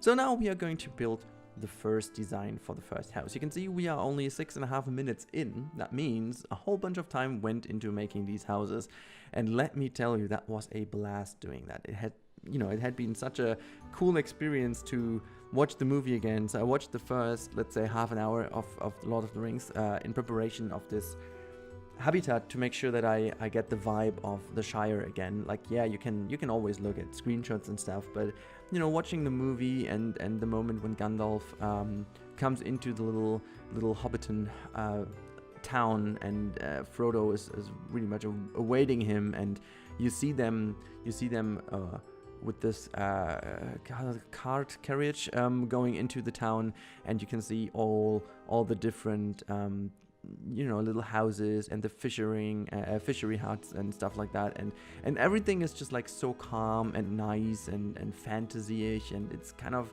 it's bringing such a cool vibe back. So for once, obviously, because of the time when I watched this, I've been, oh god, I don't know, 12, I don't know, how old was I? 11, 12, 13. When was the first movie released? I don't even know. But yeah, I was smaller, a lot more time to be happy and have less concerns about the world and stuff like that. So it's been really easy to dive deep into the fantasy world, and this is kind of what I want to translate into this as well. Something that gives you really the feeling of being back in this magical world, even though it's gonna be very dark later on in Lord of the Rings. But this first minutes are super playful, super happy, and yeah, it's a magical world that you want to dive into. It's so cool, and I love this first minutes of the movie because they give you such a wonderful feeling of what the Shire is. And I think for those of you who read the book, I think it was one of the best things they did in the movie, how they translated this wonderful atmosphere into the books, into the movie. Alright, and here I'm back again. Sorry, I need to cut my voice a little bit because I am having still my pollen allergy. Don't worry, it's pollen allergy, I promise. And so my voice is not easy to hold on to for longer than 5 to 6 minutes before it's going to break again. It's such a nasty thing. I should just drink my water while I'm doing the commentary. It's actually nasty to always pause it, take a drink, wait a second before it goes again, and then, well, like, it's just like whatever. But yeah, so we are now building the first little hut here, and you've seen that I made this door way smaller than it actually is, in order to make sure that this looks a lot nicer. And also, I have to say, this chimney is oh god, this chimney was only a test, and for whatever reason, it's always with these kind of little tests, they just keep being there, and I totally forgot to remove it. I wanted to exchange that with the actual ones, like it's not really fitting in terms of look and feel here, so I definitely have to do this later on and remove it and exchange it with a custom-made Shire-esque chimney, I should say. But yeah, for the moment that should be fine. But you can see what it's going to be like, and I have to say, it looks so cool. I can't wait to see the animals roaming around in here, and yeah, just in general, like a picturesque scene, it looks super cool, and I had a lot of fun building it, like really getting the vibe translated, and all of a sudden I really want to have people roaming around in here. I would love to just have staff members being dressed as hobbits, and then just have them moving in here, so that would be cool. But yeah, well, we don't have them. We have to live for what we have to live, you know. But yeah, so there is quite a bit I still want to talk about in regard to these movie habitats. So I don't know why, but I kind of stumbled into it without actually planning it. Like I had some ideas, but when I was making the Planet of the Apes that kind of went through the roof, I had the idea that this is part of my Yosemite Valley Zoo, but all of a sudden I went nuts, and I think we can all agree that this wouldn't have been a nice addition to Yosemite Valley, because Yosemite Valley still has a lot more realism to it and is not as fantasy-esque and whatever. But in contrast to what I did in Planet Coaster, where I had like Camel Kingdom was totally fantasy-ish, and people got some issues with the fact that it was too fantasy-ish, and you know, I didn't really had a clear line in being realistic or like letting myself go to the fantasy vibe and just being creative. And I wanted to change this for Planet Zoo from the very beginning, and I feel like that this very coincidence with Planet of the Apes and then deciding to go for movie habitats in general was pretty much the right decision, because it definitely is something that you need to focus on in 1 or 2 episodes and then let go, you know. It's nothing you can I won't do like a full Lord of the Rings habitat in like park or movie or whatever, because, and this is what I wanted to go for, there is already someone building a Hobbiton zoo, so I will put the link down in the description. You can check this out if you want, because I definitely would recommend to watch Wix. He's a really cool creator, and he built definitely some cool stuff in Planet Coaster already, and so he is doing as well in Planet Zoo. Now, that said, I did obviously not want to copy him. Honestly, I have to admit that I didn't even know about his series at all before someone was mentioning it in my Discord when I was showing some early pictures of this build here. That said, though, by the way, if you're new here, or if you're still a viewer for some kind of a month or whatever, there is a Discord, and lately it got a lot more important to be in there. Well, not important though, but more interesting, because I think I did a good job in reshaping a little bit of what it is for. And yeah, if you want to have all the information about my videos and you want to have some early screenshots and stuff, I highly recommend to join in there. It's a pretty calm place, so it's, you know, you don't have to be super active to get track of what's going on. But every now and then there are some pretty cool discussions going on, and everyone is super helpful. If you need some tips and tricks and some feedback, people will give it to you. And also, if you want to see some kind of my projects in the making before I release them to YouTube, you can see them in there as well, because I'm constantly sharing screenshots and teasers in order to get your feedback, like the feedback of my core people. And yeah, so this is a little disclaimer. If you want to be part of it, make sure to join, because then you get stuff like that. But anyways, what I wanted to say, only because I shared that picture, someone was mentioning that Wix was doing this as well. And a few days earlier I saw that actually, but yeah, it was really nice that he kind of reminded me of that project, because I always want to give people the exposure that they deserve. And yeah, Wix definitely deserves this, because yeah, it's a cool project. And as I said, it's totally different from what I do. Mine is totally focused on delivering one specific habitat to the movie, and not translating the movie into a park or a zoo or a full experience. That said, it's time to talk about what is going to happen in the second episode. And now, the first one was super playful and super happy, and we are going to make the Shire. And the second one will be the total opposite. We are going to go into something dark, into something very nasty, ugly, desaturated. I'm even thinking of making the video desaturated, because it would fit so much of the vibe. And this will be exactly on the other hand side. So we are in the end having some kind of yin and yang habitat. I saw someone doing that, and I love the idea so much that I wanted to translate that into this idea in a way. And my idea was to have this yin and yang idea somehow reflecting the yin and yang of the positiveness and negativeness, or positive and bad vibes of Lord of the Rings, because even though some of the areas that Frodo, Sam, and Gollum are going to discover, even though they're very, very bad and very dark, they do play a role in actually the opposite of the Shire. So while the Shire reflects the positiveness and the playfulness of the world, the other parts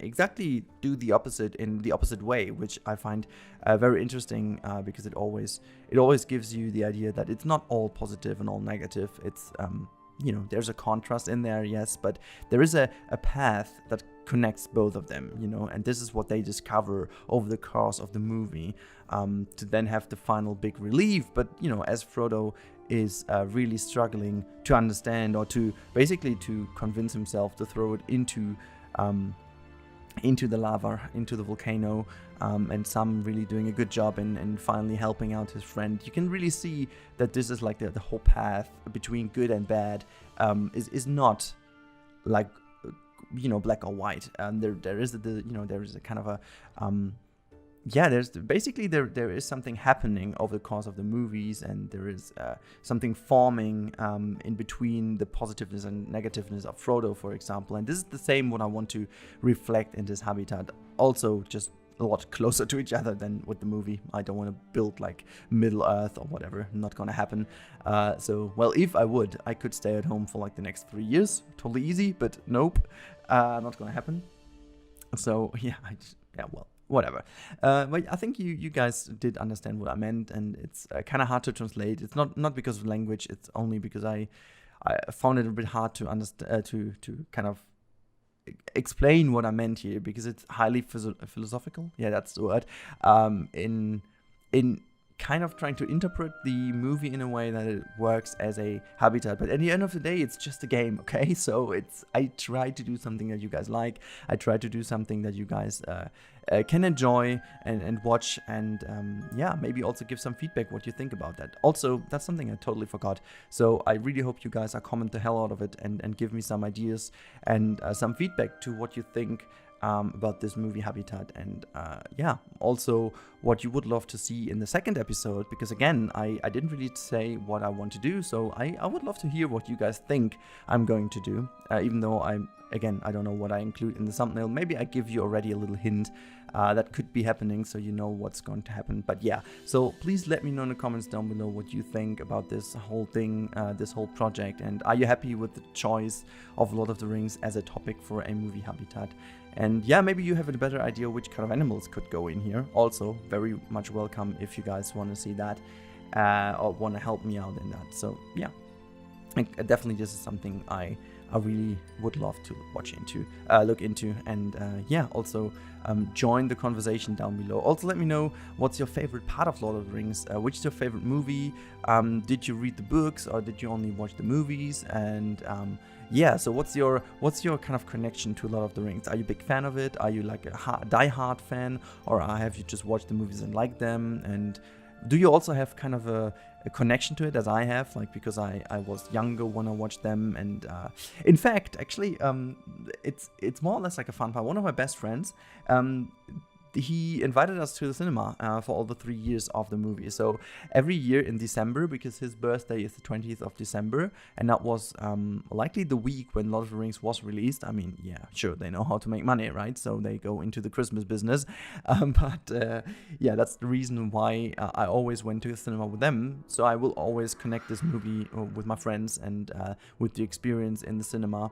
And also, sad story, it was the last movie I watched in my local cinema before it closed forever, because yeah, well, it's too small, too less income, and yeah, just in general problematic atmosphere, because there are just not enough people living in the hometown anymore to make a sustainable cinema working. And so that's why all the little kids and children now need to move to, or not move, but need to go to another town, which is quite a journey for them, to be honest. And that's in Germany. Well, that's kind of a little side story here. Sorry for that.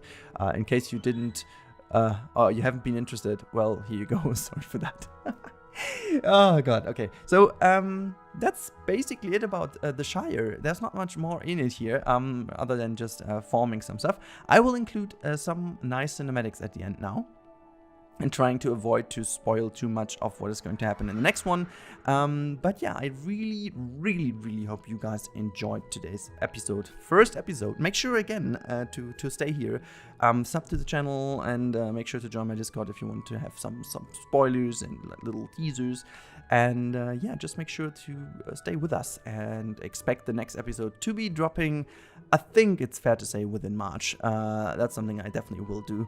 And yeah, maybe if there is DLC news already in between, I'm going to try to implement that as best as possible. So okay, little disclaimer here. So if there is going to be DLC news dropping, and that would potentially change this project dramatically, the second episode will be postponed then, and I will do some changes on that and kind of implement that into the second episode. But if not, or if the changes are nice but not usable for that one, you can expect this to be happening prior to the DLC release. If there is a DLC even coming, because we have to still, I wanted to avoid that as much as possible in this episode, and I will try to avoid this as much as possible in all the other videos. I have said enough on my community wall. I think that's it. But yeah. Who knows if the DLC will be dropping as it was planned, because you know we have to wait and see how the actual situation at the moment works. And so we were all expecting that there could be some news, because the normal Frontier schedule is always or has been always for Planet Coaster and other DLCs and stuff every 3 to 4 months, so it is about time. But yeah, you never know. That said, I just want to give you the idea that I was doing that. Now expect some nice little cinematics, and then we are good to go for the first episode. And make sure to stay with us for the second one. Until then, have a good time, stay safe everyone, and yeah, enjoy your time at home, I guess. See you. Bye guys.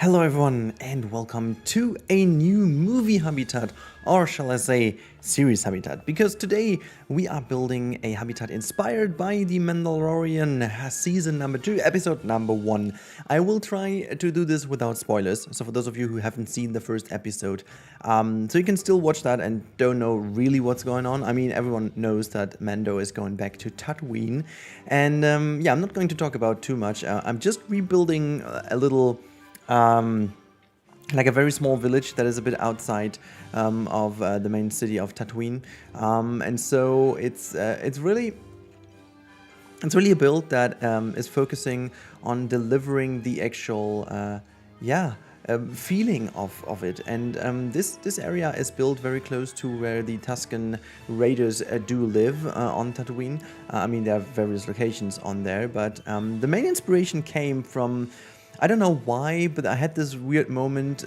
during watching it that I saw the benthas, these animals that used to be held as usable, like very, very usable animals on Tatooine, almost like our cows. People just also tend to call them space cows. But in fact, they look a lot more like bisons, to be honest, rather than cows. And yeah, we're going to build this today, and it's gonna be very interesting to see how you guys like it, because that's like very specific and very different from what I usually do. So I really do hope that you like it, and please let me know in the comments down below how you actually like it and what is your favorite part of it. There will be a real-time part at the end, and at the end of this episode, so don't you worry. And it's all gonna be available in the workshop for you. So there are 3 different things available at the end of this episode, 2 different vehicles, if you will. And there will be this whole map as a zoo available for you, so you can actually open it and play it yourself if you want.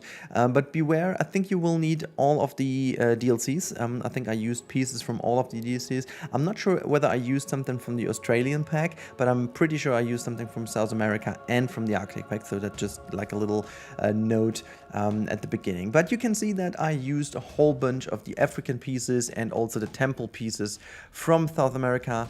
They are just perfect because they do look exactly like the stone, sandstone pieces that you will find there on Tatooine quite a lot. So the building style is very much a lot like that, and I'm really sure that Tatooine is also mostly filmed, and not, you know, now it's filmed in a studio mostly and digitally designed, but back in the days, like in the 70s, 80s, Tatooine was filmed in Tunisia, I guess, mostly in Tunisia. I think also some stuff was filmed in Algeria as well, but I'm pretty sure it was definitely Africa, so that makes sense that the buildings kind of are inspired by that. It's a desert planet, so that comes very much in handy as well. And you can see that I'm building like a little bit of a cantina version over here. It's not, you know, it's not one from Mos Eisley. It's definitely another one out there. It's going to be very small, and it's just a little food shop that you could potentially also blueprint and use that as a Star Wars inspired blueprint in your zoo if you want. My idea was also to bring that over to my movie zoo, actually, because you can clearly tell this is not in the park file. This is in a desert biome, just because I found it more fitting, and just in general it looks really cool. I'm super pleased with how it turned out in the end, and I also cut down this time lapse quite immensely, because this has been created, and this is now like a very shameless plug-in here. 90% of all of that has been created during the last week on my Twitch stream. Yes, I've been streaming nearly every single evening, and you haven't been there, guys. Where have you been? What's happening? Basically, no one has been there. It was a very small exclusive round of people, which was super cool. A very interesting, very helpful chat. So in case you guys want to catch me live doing these builds live, make sure to go down below in the description. There is a link to my live stream channel. You can click on it, follow there, get a notification when I'm live, and you can follow the process of building in not actually 10 times sped up, but in actually real time, or shall I say 0.5 times, because I'm quite chatty with you guys, so in that kind of sense, I'm building a lot slower. I'm definitely not building smaller, but slower than I would build when I'm just chilling and listening to my music. So in fact, I also did this. I did change the speed of the time lapse. Now all the footage from the stream is kind of sped up by 10 times, and everything else that I'm doing like off screen, off screen is kind of weird wording. I'm still doing that on my screen, obviously, but without actually streaming that live, is only sped up by 8 times, because it's a lot faster from my building, because I'm just this tad bit more focused, obviously. But yeah, now we come to the hero. the hero of this show, and this is the Mandalorian spaceship, because I really thought that this would be a great addition for you to have, for me to have a little challenge, because, well, not a single angle was able to be copied over here, because it's all mirrored, and it's just like, yeah, Rudi, do whatever you think, but, well, and I think actually like good 30% of the entire building time went into this ship, so I'm really sure that this is something I'm very proud of, but I'm also very much questioning myself why I always do this to me. So I have really no idea why I always come up with these ideas, but yeah. So at the end of the day, this is a pretty much the Mandalorian Razor Crest ship, as it is called, and it's a gunship that is used by our main character, the Mandalorian, in the series. And yeah, I mean, you can actually tell that this is looking quite similar at the end from the one that is in the series. I've looked up a lot of images as a reference, and there are quite a few versions of this Razor Crest in there. This specific gunship is using 2 engines, and it's equipped with one hyperdrive system, and it has 2 laser cannons as a weaponry in, and is also able to carry 1 pilot. Not that much more, but this is just very much in there. And yeah, this one belongs to Din Djarin, which is obviously our Mandalorian character of the series. And yeah, I'm just trying to build this as much in detail as I can, even though there are loads of things that I'm really not like 100% happy with, but that's also down to the fact that I'm just missing out on a few pieces, because hell, there is like not really a sci-fi set in this game, because why would there? Sci-fi is not necessarily the kind of type of things you would need in a zoo game, but at this point in time, you know, I just kind of use this game as a sandbox for anything, basically, rather than only a zoo game. So yeah, I mean, I think this shows again how versatile this game as a sandbox can be. On the other hand side, it potentially shows also that we need some more animals, but that's a different story. Now let's actually continue talking about my inspiration here. So, as you know, I've done a lot of movie-inspired habitats. So I've done the Planet of the Apes one, which is still one of my best videos ever, in case you haven't seen that one. I'm gonna link a lot of these movie habitats in today's video, so if you click on this lovely, wonderful info button that's sometimes popping up to the top right of your screen, you'll see the list down of 5 different movie habitat builds. So we have another Star Wars one, which is Dagobah, Yoda's area, basically, Yoda's hut. Then you will have one from Jumanji, which is still one of my favorite movies. That was basically also to honor the lovely actor Robin Williams, because I'm a big fan of him. And we've also other ones. I've got the one from The Emperor's No Groove, which I'm still also loving a lot. Unfortunately, this has been released with a huge mistake on my side. I think something wasn't tagged correctly, or something wasn't put correctly in. So basically no one has seen that video. It's just a few thousand clicks away from being not even noticed, which is, I think it just kind of had the problem that I think I forgot to put in which game it was or whatever. I don't know, but you can find it there. I'm still very happy about how that came out. And all of these are obviously in the workshop, so you can, yeah, just grab them and enjoy them if you want. So this is one of my favorite parts of today's video, and this is the engine. And yeah, the engine turned out to be looking a lot cooler than I was expecting it. It's just really dang cool to see how you can manipulate some pieces to create something so different than what you would actually think from the beginning. So it really looks like a cool thrust engine here for the hyperdrive that we need. I am also using some of the glowy pieces here to create a tiny bit of engine lighting in there. As you can see, it's like a very much turquoise bluish light, but the emission of it is just tuned down a lot, so it's just like very, very slightly. And then using these ice pieces here to get a bit of a bright element in there, as if there is like a hyperdrive and whatever, you know, it just, I don't know how it looks from the inside. It's just like me experimenting with some of the pieces, just putting them together to get the right shaping, to get the right details in. Like in general, this build was a lot about testing and trying out the pieces, how they work together, how the textures work together. Because mostly, and this is also maybe one of the biggest issues of this build, is that you really don't have the pieces that that are meant to be used as a sci-fi set. So you really have to find things that go together. And since the the metal pieces in this game are really limited, and also size-wise, there's not that much of small-scaled iron pieces or metal pieces. So you really had to always use the same pieces in a more creative way to make sure they're not looking too repetitive.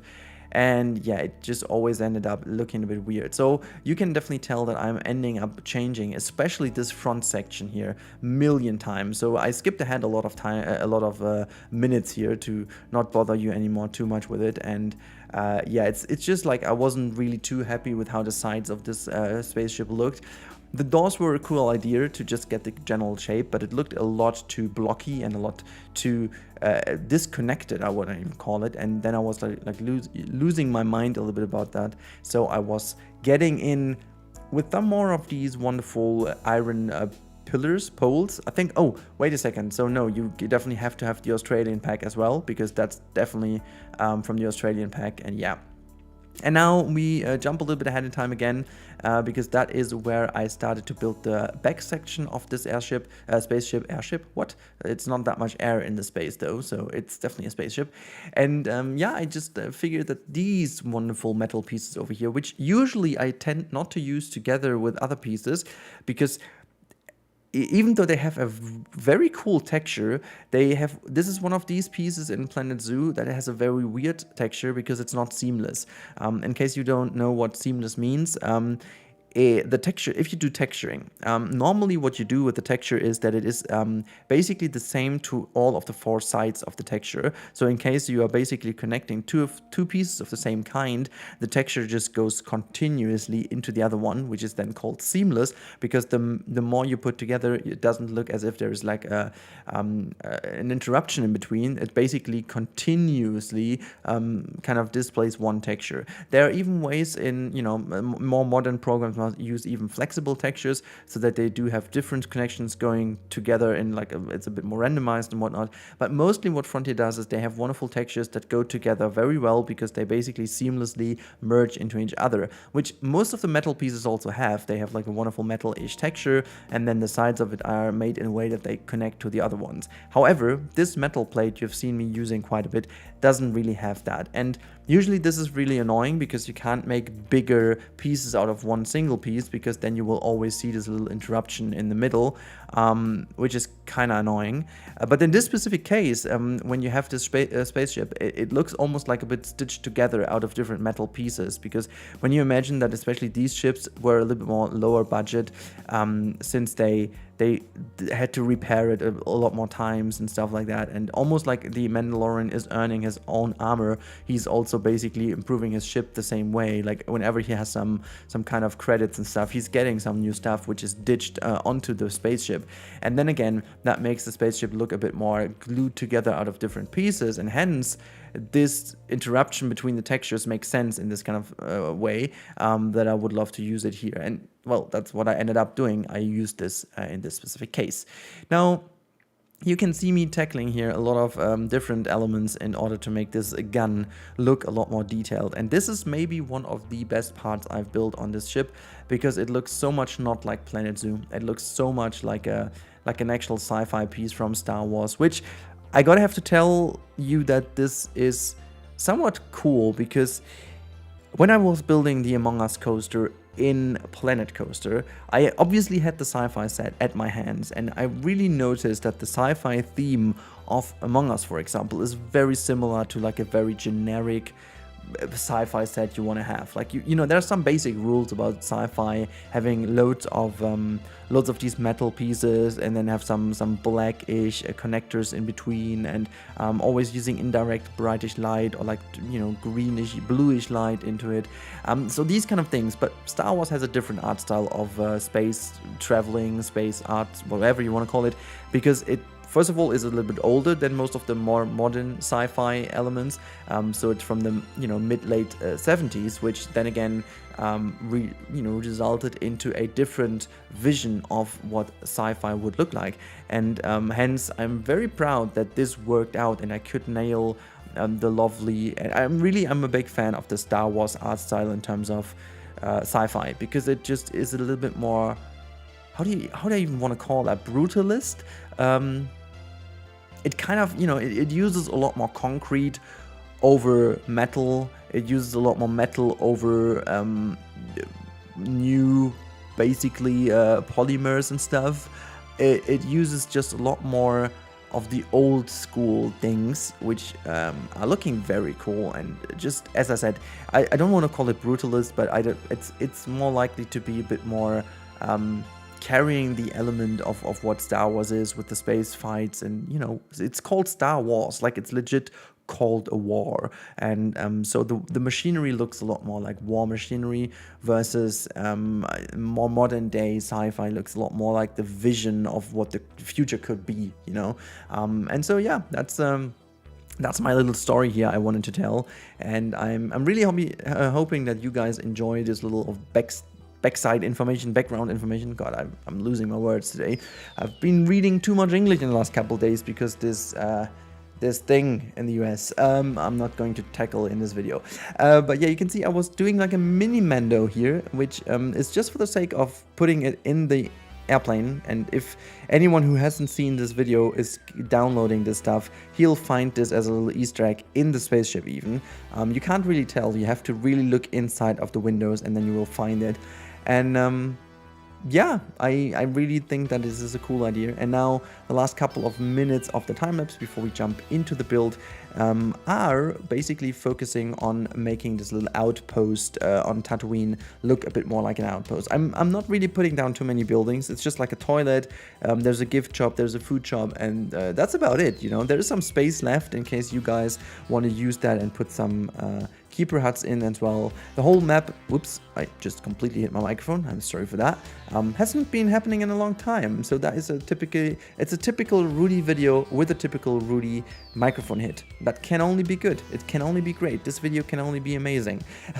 So I mean, it is, I really enjoyed the building of it. And for those of you who have been following me the last couple days, you know that I wanted to do something else again, and really this fulfilled the need of something very creative and just freeing my mind from all the constraints of the game and from everything else. I just did what I wanted to do, and this is like a Mandalorian inspired habitat build, which is mostly done in terms of the time-lapse. So I hope you guys enjoyed the time-lapse. Let me know in the comments down below if you did enjoy the time-lapse and what was your favorite part of it, before we now jump into the actual real-time part. And yeah, make sure that you also have a close look now to the real-time part, because it's going to be cool. See you after the cut.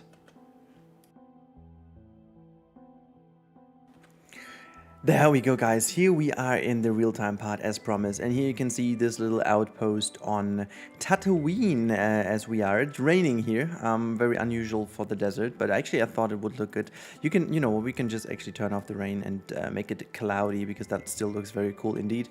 Have a bit more sunshine coming down, but I just want, you know, I just love the weather effect as it is. You can actually also have some more backlit. You can, you know, we are just doing it that way. I think it looks cool. And now what you can see, this is the little outpost as it is in the game, so you can really tell it looks kind of cool. And yeah, you can see that I used the bisons and the buffaloes as like the banthas, and we also have the aardwarks in here, which I thought would be a cool addition, but people told me as well to put him in because of the ears, like reminiscent of Baby Yoda, obviously. I would love them to be going in here as like having a little shelter, but this seems to be a little bit too thin, so I just left it as it is, which is a bit unfortunate. We can actually just quickly try if we can force someone in here, but I'm quite sure it's not working. No, it's not. And I'm not willing to sacrifice the build by just making that wider. It's like the overall walkable area is not working too much here, so it's a little bit of a pity, because they seem still like, if I look at the size of them, they should easily be able to get in, but they are not, so that's a pity. I can't even move it like in here. Sometimes it works, sometimes they just kind of recalculate. We can also try to just push it down a little bit, but yeah, eventually this doesn't work because it seems that it's not wide enough, which, yeah, is a little pity, but I mean, that's not the focus of the build. It would have been like a little nice effect, but yeah. So you can see, this is the little outpost, and I have a little treat for you guys, and this is this wonderful speeder over here. Look at them speeder. This is so cool, isn't it? I was so proud of these weapons, then I thought, okay, hey, sticking them together in a different way might result in a cool speeder. And so we have this wonderful speeder, which I'm going to upload for you as well. So you do have this speeder that you can use for, I don't really know why you would use it. I mean, I don't really know why you would have like a Mandalorian build anyways, but in case you like it, you have it. Also, the little thing I wanted to give you a hint on, these are ice pieces, but this kind of created such a cool looking pattern, as in, yeah, almost like a glass, fully glass dome, which is then closed off. And, you know, as in Star Wars, then sometimes you have this weird, I don't know, technological thing where then the glass becomes translucent. I mean, it works in real life as well with the milk glass kind of thing, but still. Reason why the people are running away is just that let me just quickly show you. If you download the park, you will see that there is a lot of elephant grass below ground, just to make sure that the people do walk over here. But at a certain point, I ended to make sure that the animals roam around the spaceship, because I just wanted to have it. And as soon as these people enter this area, they are basically afraid of the animal and then just keep running away. That's something you have to deal with, but I think it's fine.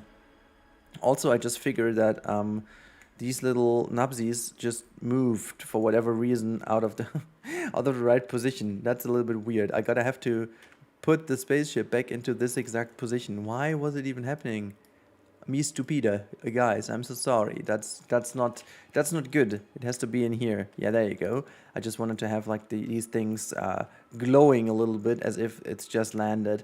But yeah, so this is already what I wanted to show you in the real-time part. Maybe we just go inside of the building real quick, because you haven't seen that in total as well.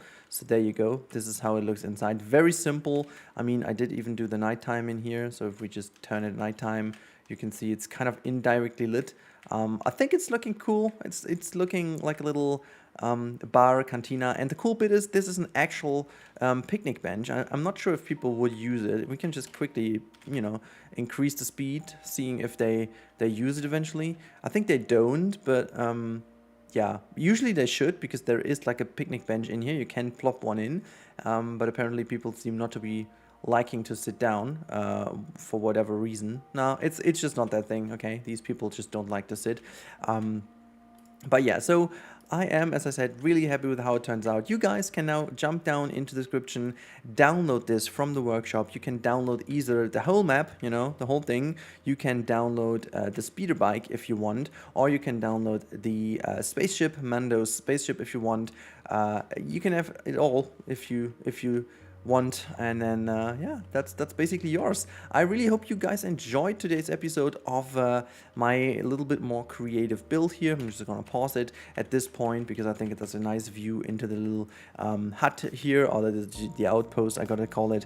And yeah, if you guys did enjoy, as always, leave a like or subscribe to the channel, or do both. That helps the most. And yeah, I really hope every single one of you stays very safe at this point in time, and I do see you in the next one. Have a good time, and goodbye, everyone.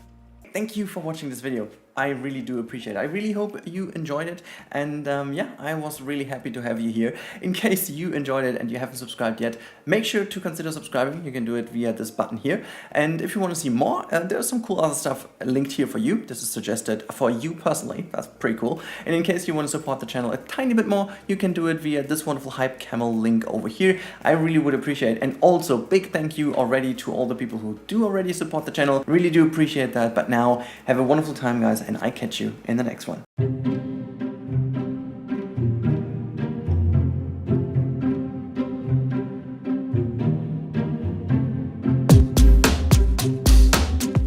Hello everyone, and welcome to another movie habitat. Yeah, it's Rudi again, and we are back in a Planet Zoo. Today we are going to build a habitat that is inspired by the movie The Emperor's New Groove, and I think it was the inevitable choice for this DLC. So as soon as this one dropped, I knew what to do. And I think we all can agree that this movie is very, very nice, and it's kind of a classic. And I think so many people commented lately under my other movie habitats that I should do this in the future. Now we are doing this, and I want to take this one a bit more structured today. And I want to guide you through the idea of this habitat by just explaining a little bit what my thoughts were. So we are starting off with one iconic scene of the movie, which is this little hanging bridge area. I'm doing the overall landscaping first, but you can see that this little bridge area over here is already done. It's kind of a V shape of the mountains that are leaning towards each other the lower you get. Mainly this is where Cusco and Pacha slide down, and then they got stuck in between of these two mountainsides when they are leaning back to back, and then they just need to climb up high again, which is one of the turning points of the movie, even though in the first glance it doesn't seem like that. However, I wanted to have some of the things of the movie brought into the movie habitat. Now, for those of you who are new here and who don't really know how I attempt the movie habitats, it's not about rebuilding one by one themes or areas from a movie. It's about bringing the essence of the movie, at least in my opinion, together in a habitat that is inspired by the movie. So the main idea is to bring in elements, buildings, areas, atmospheres, colors, whatever, from a certain movie and try to convert this in one coherent habitat idea. Now, you can imagine that in a way like you would be Disney and you have a whole bunch of money and you create a new attraction for your theme park. That would be the movie habitat over here. You take a movie as inspiration, you have, I wouldn't say unlimited, but a fair amount of money at hand, and you can build whatever you want. This is the idea about the movie habitats. Now, we're going to go and try to understand why I chose the different things I chose for this habitat over here. Now, I'm starting to build a little staircase, which I'm going to explain in a minute why I did this. But first, let me just quickly give you the final thoughts on the elements I take from the movie. So you're going to see obviously, as I said, the hanging bridge scene, which is already kind of pre-created by the landscaping. It will get a little bit of a wooden hanging bridge, which kind of actually works, which I'm pretty happy about. So staff members and the llamas do use that bridge. Then we will have Pacha's house on top of that little hill over here. We want to have also the actual summer house of Cusco, which is at the end of the movie. He has his little house next on the smaller hill next to the house of Pacha, where they're then just like storming into the swimming pool, which is in fact only a little lake at the very end of this movie. I found this so colorful and happy that I chose to go for these two ones. And you will also see some kind of reincarnation of the swimming pool, which is Cuscotopia, as the kind of guest viewing platform shelter, if you want to call it that way. So this is what I'm going to enter here. Now, this staircase over here, I used the stuff or like the queue path thing, because I figured that this is always the safest way to make sure that the animals and the staff members can traverse the area. And with this kind of steep hill, I wanted to ensure that staff and the llamas can reach the two shelters that are sitting on top of the mountains, and that makes the landscaping a lot more easy, because otherwise, if you're just doing the landscaping the whole time, you will definitely run into some issues with the traversable area in the end. This is also the reason why I have the llamas in the habitat already. You can see I have the game on pause, but mainly to make sure that I check how the traversable area is all of the times. I was trying to blend that in as easy as possible. The good thing though about the llamas is, as it is in real life, they can traverse some cool inclines. Like they have a very good sense of incline, so they can go very steep hillsides and stuff. So that is really cool, because that helps a lot with this habitat, because it has some hefty inclines, and you know, in general, for most of the animals in this game, it would not necessarily be easy to get there. But you can see this is now the little hanging bridge, the wooden hanging bridge, and I'm, as I said, a big fan of this scene in the movie, because it marks a little changing point, a little bit of a turning point, where Cusco the first time ever sees that, you know, he's not on his own the whole time, and he might be able to help people or just care for people, and you know, be not as selfish as he is at the beginning of the movie, even though he does not really have the feeling he is. However, the idea also today of giving you a bit of a more structured commentary, at least at the end, was also kind of brought in by some people giving me feedback. Now, my question, and therefore I do have a little poll to the right hand side top card now. So do you like this more structured approach, or do you like my commentary in general, or do you want to have some changes? So I've got some options for you up there, and I would be very happy if you guys could vote, because these little votings on the cards are actually working pretty well. I'm really happy that I tried this last time with our little giveaway, and so I'm very happy. I don't even know if I can put two polls in.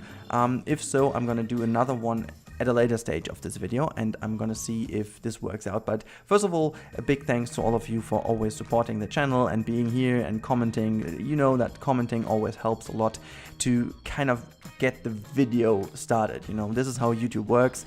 It always works around the first hour. The more interaction the video has in the first hour, the more it gets recognized, the more it gets recommended, and that at the end defines also the success of the video, I guess. Now, I want to go a little bit off topic here. So for those of you who do not like off topics, or off topics, is that how you call it? Anyways, for those of you who want to stay on topic, I'm trying to limit that to 2-3 minutes now. So in case you want to skip, just skip.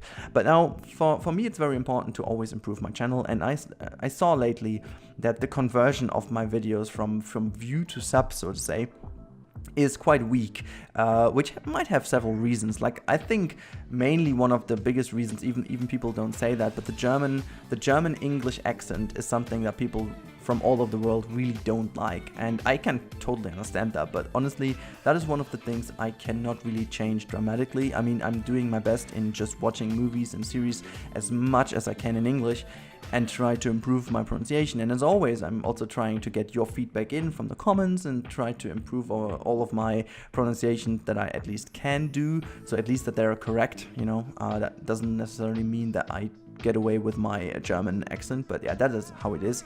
And also, I think, and this is why I asked you guys, I think my commentary, I'm trying to make my commentary as natural as possible, but that also means that I'm going some kind of off topic here and there. And I did ask in the past, obviously you guys been already on this channel for a while, if you like it. And obviously people that chose to stay at the channel do like it, because they potentially chose this for a reason. And so, I mean, that might not be at least representative for the rest of the people. So I want to know, and this is the second attempt now to have a little poll going on, I want to know now if you guys, are you watching this video? Is this the first video you're seeing from me? And if so, do you like it? So that's kind of what you can answer right now to the top right. I really hope that this is working. If not, you can just comment down below if you want to, because that will really help me out. I'm always like really curious how many people see the video who have not subscribed to the channel. And you know, it's not necessary, but it's just for me like a little bit to know, because obviously I'm happy to always have more people around, because I love the interaction, I love the feedback you guys give me, I love all of that, and I love doing creative stuff on this channel, you know, that kind of all ties together. Now let's talk about this habitat again, because the 2 and 3 minutes are gone. So now it's, as I promised, back to topic. You can see that I'm building right now Pacha's little home. And let me tell you, this game drives me nuts when it comes to traversable area. Now, I wanted to make this as a shelter for our lovely llamas. Now, that means that the llamas have to get in there, okay? So it is somewhat of a struggle, because this game has sometimes, and it's not always, some animals do have some very good traversable areas, but some other animals seem to just have an insanely big corridor in which they only work. So that said, you can see that the llama really needs that big of an entrance to this building to be able, and this is just the smallest possible entrance. So if I would move any of the pieces closer to the center of that home, it's not gonna work. It's not gonna work anymore. This is the smallest I can get. So sorry for not making Pacha's home as nice as it could be, because the game didn't let me, and I wanted to make this habitat still functional. This is a bit like the reasoning why it looks the way it does look. I really do hope that you guys can still appreciate this home, because as I said, it is kind of always the same with the movie habitats. I am somewhere in between making this habitat working and functioning and kind of a Planet Zoo habitat, and at the same time try to make it as good as possible, resembling elements of the movies I'm going to strike for. That said, my 2 movie habitats I was talking about lately are done now. So when I was doing the Lord of the Rings habitat, and if you haven't seen that one, make sure to check that out. I'll put the link for the movie habitat playlist now in the description, and it will remain there. So if you want to see more of the movie habitats, I've done plenty already, you can check them out down below in the description. Now for this habitat and for the last one that is the same, I basically am now finished with those 2. That means Lord of the Rings is done and Emperor's New Groove is done. So you can also now give me some new suggestions down below in the comments down what you like to see in the future, because I have some ideas, I have some serious ideas, but I'm always open to get some input from you guys. So for example, this movie habitat over here is actually one of the things that you guys changed, because I was planning on another one, which I'm not going to talk about because this might be in the future, so let's keep that a secret. And I have also some testing done for the other one already, so I might be able to use this in the future. However, there were so many people requesting this one even before the DLC was announced, so even before we knew that there will be llamas in here, people were requesting that like crazy, and I thought, okay, why not give it a shot? By the way, you can see me tackling the traversable area again like crazy in the background here, so I don't know, I got so frustrated at a certain time that I was always checking things in the background, how I can improve this, if there's a trick, if there's something to do, but it turned out there isn't.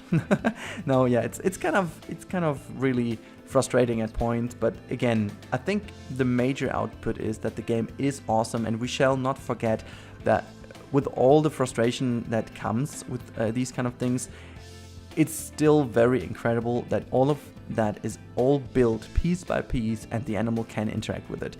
Like, the more I kind of complain, the more I want to point out also that this is complaining on the potentially highest level possible, because I mean, I built this bridge out of, I don't know, 100 pieces and some planks and stuff, and the animals and the staff members use it as a bridge. I mean, how cool is that? Okay, let's just focus on the fact how incredibly awesome that is. You can see this is insane. I just put some stuff down and the llama was just crossing over. That is just so good. It looks all super natural, super organic.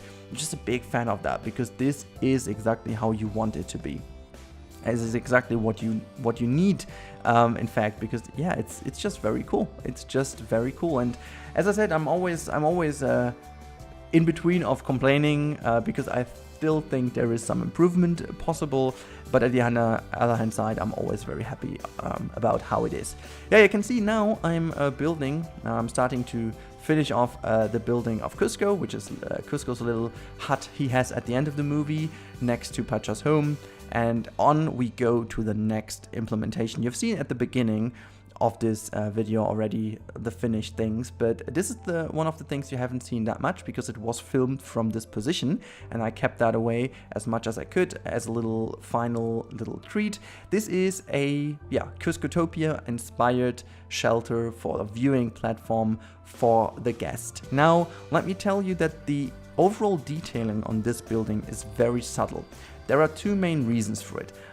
Reason number one is that I wanted to keep the piece count somewhat reasonable on that project, mainly because I figured people are so happy about this that they might want to throw that into their parks, and I don't want to destroy their frame rate like I did with the with the Lord of the Rings habitat, where the tower alone is I think it contained like over 8,000 pieces or whatever. So yeah, no, I'm not gonna do this here. It's gonna be very simple, it's gonna be very open, and you can even put a shop in if you want. You can put a few plants in yourself if you want. So there are some kind of little options left open for you to be used. I just wanted to make sure that it kind of gets the vibe across of Cuscotopia, but again, I kind of limited myself to not make a lot of details to this build. It's just that reason that I want to give you a function and habitat that looks cool and just doesn't suck your performance too much. And yeah, that's the only reason behind it. And I really hope that you guys appreciate that.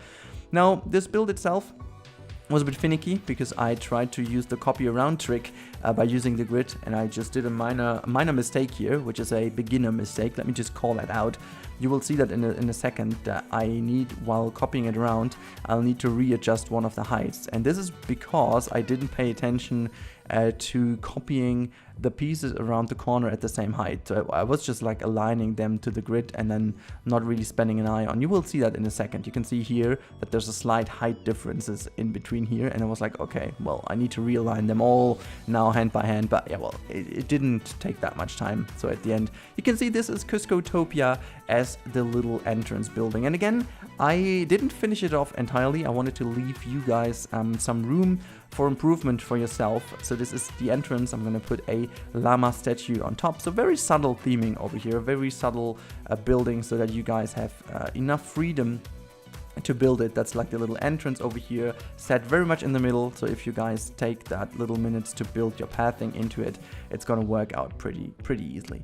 Now the rest of this time-lapse part, we have a real-time part at the end, a very short one though, but the rest of it is only doing the foliage work, and then there is some work off screen where I fixed the habitat so that it actually works. And yeah, I want to leave you alone now with the rest of it. It's gonna be just a minute or so before the real-time part hits, but yeah, I really hope you guys enjoyed today's episode of the movie habitats. And as a little reminder, let me know in the comments down below, what do you want to see as a movie habitat in the future? Always keep in mind it should be something with animals, so that would be good. But everything else is allowed. So let me know in the comments down below. Make sure to yeah, also give feedback to the episode if you like the commentary the way it was today. And yeah, just in general, enjoy your Sunday. Goodbye.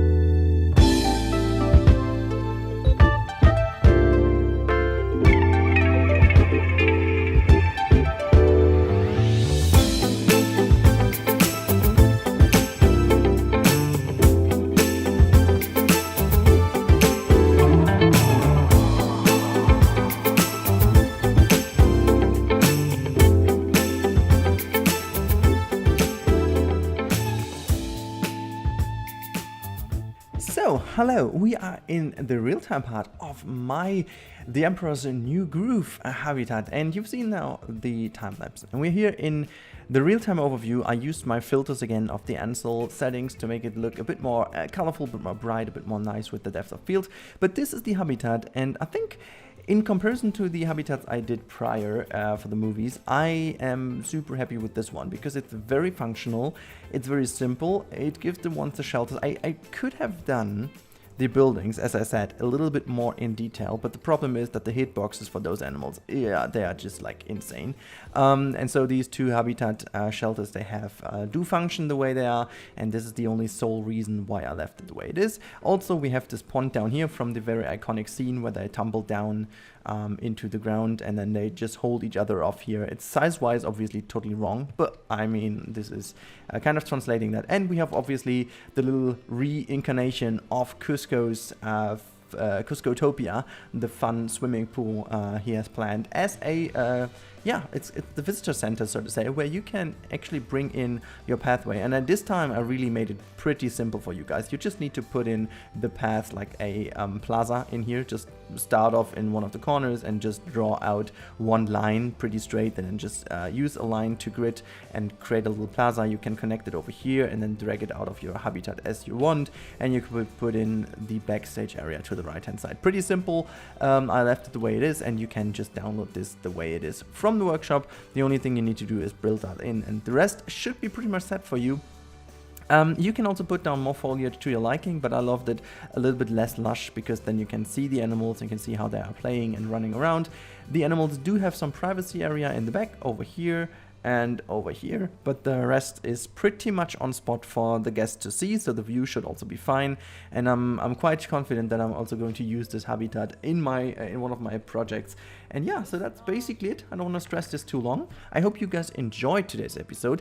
If you did enjoy, make sure to subscribe if you want, and obviously also to like the video or whatever. You know how that is working. And yeah, I can only wish you all a happy Sunday. We've got Sunday, right? A happy Easter Sunday, and I hope you all are safe and stay safe, everyone. See you in the next one, and goodbye.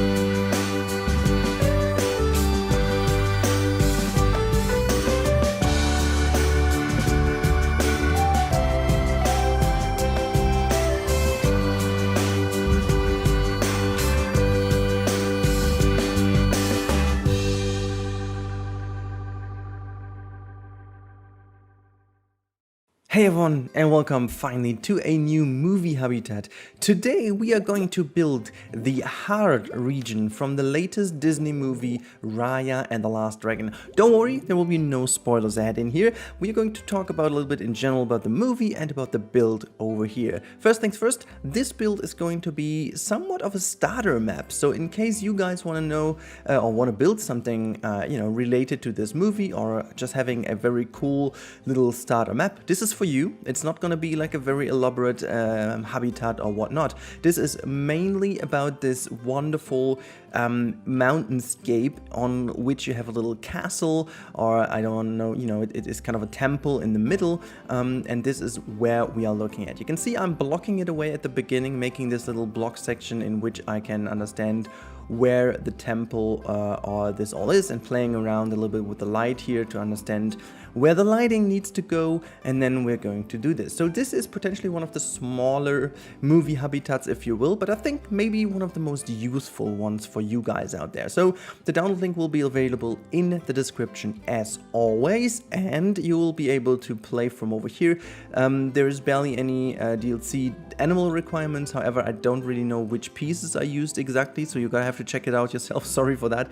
Simply, reason being, I have all the pieces available. I barely even check if there is anything for DLC available or not, but I think, potentially there is not every DLC included, because I use just a little amount of pieces. But yeah, you will see that later on. So first of all, we are going to do the landscaping, and oh boy, I love this. This is just so relaxing, so cozy, and so enjoyable to watch in a speed build. So this is also the reason why I sped it up a little bit more than usual, simply because landscaping takes a lot of time in this game. But now let's talk a little bit about the movie. I think, this movie fell a little bit victim to Disney's weird pricing policy. I'm not gonna hold back with it. The price of this movie is ridiculous. You're paying in Germany it was 21.99 euros. I think in dollars it's $30 in total, 29.99 as far as I've seen that. Which no, I wouldn't pay for that on my own, not at all. We did this in our family group. We've got a family account, and everyone, we put it together, so it was somewhat okay. I'm also not a big, I am kind of okay with paying a little bit extra in these times for a premiere or whatever. My problem is, it is a streaming service that you already subscribe to. You already pay, well, quite some money for the streaming service, and then they ask you to pay even more for one movie. Like, if, for example, if the VIP access would even be for, let's say, 3 or 4 or even a quarter of a year for all the movies being released in that section, fine, we could discuss about that. But oh boy, I don't know, Disney, I don't know. I mean, I get where they're coming from. If you go to cinema, you would, normally people watch it 2 people at a time, and then, this price would be kind of what you would pay for the tickets. I get it, but this is not how you do this, This is not, because people already pay the subscription. They are at home at the moment. They have different things in their mind than just paying a company like Disney so much money, which still is making a whole bunch of money. So yeah, I'm a little bit confused about the pricing policy. So I just want to get that rid at the very beginning. So if you guys can share that with a lot of friends, do it, or just wait until the movie is finally released for free to Disney Plus. Then you can watch it, because I think the movie is really good. Like, not gonna lie, it's maybe not the best movie ever Disney has done, and especially the animated ones have some really good ones, but I enjoyed it a lot, and I have to say it's definitely amongst the best ones since Moana. And I like the characters, I like the setting, I like the different worlds. I think the most, or the biggest criticism I would have, is that the movie feels a little bit too rushed, and I wouldn't even, they could have taken a couple of more minutes to build the characters and the worlds a little bit more, because the worlds they are in, they have a huge potential, and that's also why I got triggered building this movie habitat. So just for you, as a little, if you don't know what this is about, this is the section Heart. So this land in which they're living in is divided into some different lands, and in each and every land there is like a different focus. Some of them are living in a winterscape area, some others live in a Venice-like river city, you know, if you will. And this one over here is Heart, which is where the protagonist is living actually. And this is kind of this weird donut-shaped mountain on which there is the temple, and there is also something hidden in there in which they do secure the Dragon Stone, which is the big power that everyone wants to have and what the movie is about. But as I said, no spoilers ahead. If you guys are interested, watch the trailer of the movie. It's giving away the story quite well without spoiling too much, so that's kind of neat. But you know, this is where the action is happening. The little problem I had is there is really not that much footage available of this area. You see that quite a few times in an overarching aerial shot, and then you see it in the trailer, and you see it obviously because that's the shot for Disney, what they used for the castle. I don't know if you guys are Disney nerds, but you know, as I am, Disney always has a slight change to the Disney castle in before every movie. You see this shot where the Disney castle is, and then there's like Disney Pixar or Disney movie production or Disney production or whatever this is from at this point, and then you see the castle in which the little light glare is going from the left to the right over the castle, this little light arch which is happening, and then you have this little glimmer at the end which kind of brings you into the magic of Disney, which is the reasoning behind that. But for I think almost 2 decades already, Disney is changing this castle at the very beginning in each and every movie, so you will spot differences in the castle. Normally they do it just slightly, so you won't even be able to tell too much. For example, Pirates of the Caribbean, it was a little bit more of a haunted castle look. I think, you know, Toy Story had something which looked a bit more like the Toy Story element, like a bit more, you know, toy-ish and plastic-ish, and with every movie there is a slight change to the castle, sometimes very subtle, and you really have to look close. But in this case, they really went full in and took this mountain instead of the castle itself. You know, speaking in Sylph's words, this is a weenie in its own already, because that's just like a freaking huge thing in the middle here. And I have a little issue with the map I built this in, just to give you a little idea, because this mountain thing is, as I said, a weenie, and there's one very cool shot I actually wanted to do for the thumbnail, but it didn't work out. There's a brilliant shot in the movie where you have the sunset going behind the mountain and goes through the little hole of the, you know, punch hole of the donut, and that looks fantastic. The problem is though, on this particular map in Planet Zoo, you can't see the sunset really that nice because, well, in fact, there are too many mountains around it. They block it off. So I would have needed to use the temperate map. However, the temperate map wouldn't have worked because the texture of the ground is not really supporting my idea here. So, yeah, well, that's what it is. You know, we needed to die one time, and we did die here with the sunset, which is a little bit unfortunate, but this is what I needed to do.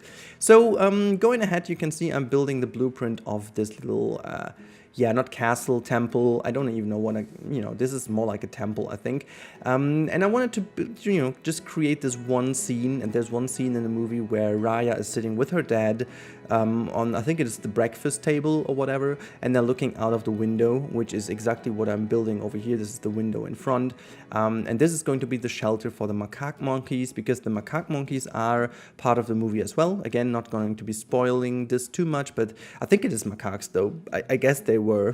Couldn't really tell, but I think they are macaque monkeys. So, I made this so that this could be the shelter for them. It worked out quite well in the end. I will show you in the real-time part, but again, this is all about making this one bigger appearance of the mountain and not going too much into detail. And there's also a reason why. Okay, so I think everything else I could have done in this build, it potentially wouldn't have even been worth the work.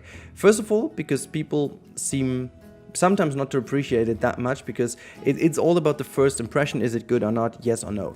But that shouldn't be too much of a deal for me, because I am doing what I love. However, in here, it starts to become so finicky with all the little builds and stuff, and I wanted to make like a starter map. So I want to leave it open to you guys what you do with this build. And so this is the reason why I stopped doing more than what I think is needed. And this is this base building on top here. There will be a connection by a pathway. There will be everything arranged. This is a working habitat in the end, and everything is connected. And I think this is, in terms of work, it was, again, way too much work already. So not gonna lie, this was already pretty much a lot of work. And I even, I did so many different iterations on this castle to make it somewhat look the way I wanted it to look. And again, not having too many reference images made me then go somewhat a little bit loose at some point.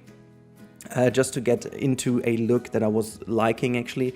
So you will see I'm doing this roof design now with the simple art shapes. I can already spoil you. I did not keep that. It just didn't grow on me. It didn't look good. I wanted to keep it simple and maybe reduce the amount of pieces we are using here. But then again, nah. It just never really grew on me that it looked good enough. So I decided to scrap it and just keep it a bit more detailed by using these same roof piece stones I used beforehand. I still kept it in to talk about the fact that sometimes, I mostly cut these things out of my builds. So sometimes people just come over and ask, hey, why are you so crazy creative and why is everything so good? And I want you guys to still know and remind you that not everything you see on the YouTube videos, not only from me, but also other creators. This is always the final version of what we build, okay? So you barely even see the testing, you barely even see all the things that didn't work out, because we tend to, either not record it or just cut it out because no one wants to see that. So, I just kept it in to remind you guys, not everything you see is the final version, or has been the final version from the beginning. So we do a lot of testing, we do a lot of trial and error, and honestly, we have a lot of stuff that looks just like crap. Maybe one day I have a lot of old save files of stuff that never got released, also in Planet Coaster. I should show you sometimes, because this really helps you to understand that it all comes with a lot of patience and time invested into the build. So not everything we build is good because we are so creative or we are so whatever. We are not. We just invest a lot of time and patience into these builds until they look the way they look. So just as a little hint of bravery for you, or whatever you want to call that, don't stop just there where you are right now, guys. If you're not happy with your builds, just go on and try something different until you are happy. This is what I'm doing over here. I just wasn't happy, and I know that for, let's say, 90% of the people, maybe it would have been even enough and they wouldn't even have mind the roof design, but I did, I wasn't happy with it. So I decided to do another one over here, and just to make it look better in fact, and in a way more suitable and fitting to the overall build. And this is what I just meant. Don't stop where you are. Just go on until you're happy, and then you will learn certain things. You will learn over time what works, what doesn't work. You will learn over time what you are pretty much capable of and what you're not. You will learn over time which skills you want to delve deeper into and develop, and which skills you already have and you can use to grow, to let them grow on you and just explore more than what you've already had, which I will always suggest. Go with what you can do already at the very beginning, because that helps you to build confidence, and confidence is very important when it comes to these things, because the more confidence you develop in this game and with the building, the more trial and error you will do, because you have certain things that already work, and this gives you a strong foundation for what you want to do in the future. So don't stop where you are, just go a step further and develop the things you can actually do quite well, and then you can just basically go on from there. Anyways, let's talk about a little bit more about this build heart over here from the movie. So now we are starting to bring in a lot of foliage, and if you will put in Raya and the Last Dragon as a search item on YouTube, you will get this promotion shot on which I think Raya is standing on the left with her little animal thingy. I think it's an armadillo or something like that. And then you see on the right hand side, you see the big mountain of heart, which is exactly what I wanted to do over here. And I think I really succeeded in making it really look good at the end. It was a little bit more work than I thought it was, because putting all these mountains down, these plants down and trees down, made me realize that this thing wasn't even as huge as I thought it was. So I kind of had the feeling that I was building freaking huge at the beginning, but then I figured, well, it's not really that big, because The trees in the game are also kind of huge, so for the most part they are huge AF, and so I needed to just kind of realize something, that I have to make something a bit more tricky and a bit more fake over here to make sure that it looks bigger than it actually is. So you can see I'm sinking down a lot of trees and then using some smaller trees to make them appear as if they stick out, so that in total the mountain looks bigger than it actually is. This is kind of a forced perspective thing here, using some bigger trees down there on the ground to make sure that you have the feeling, okay, this is the size of a tree, so this thing has to be even more huge.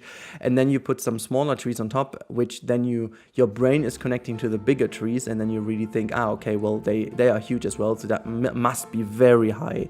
But yeah, so at the end of the day, it worked out somehow, and I think it looks very cool, and you can do a lot with it if you guys want to build in this zoo file. I think it's pretty cool. You can do a lot of stuff with it.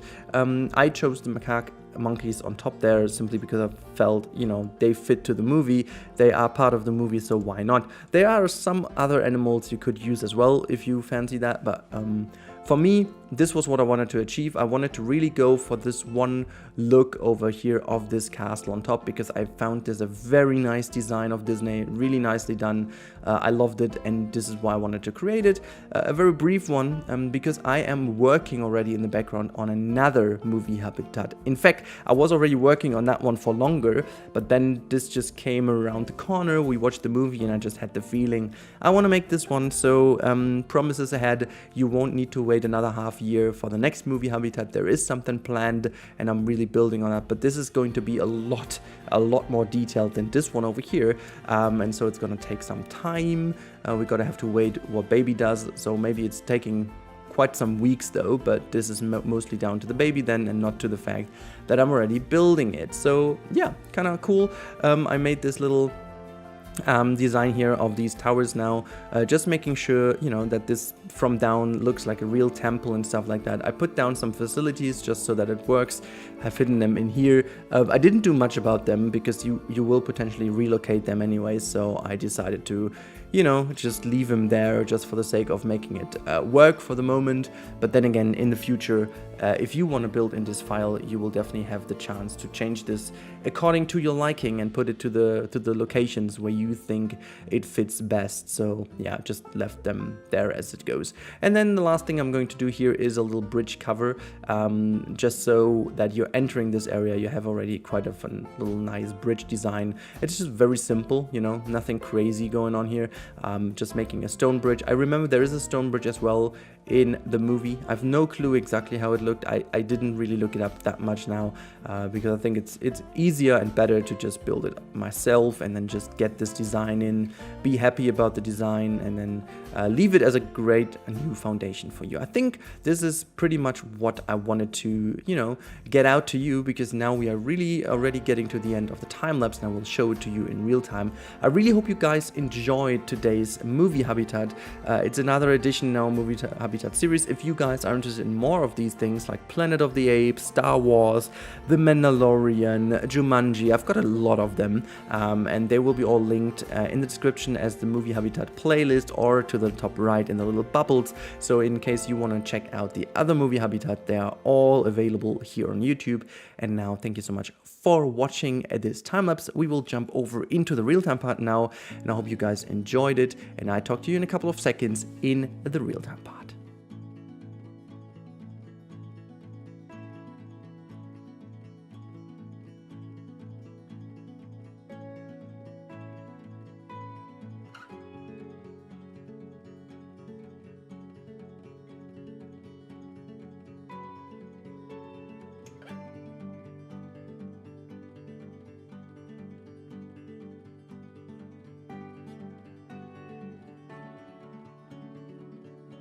Alright, hey everyone, here we are in the real-time part, and you can see I'm zoomed in quite a little bit because there's a reason why. Let me just zoom out a little bit more.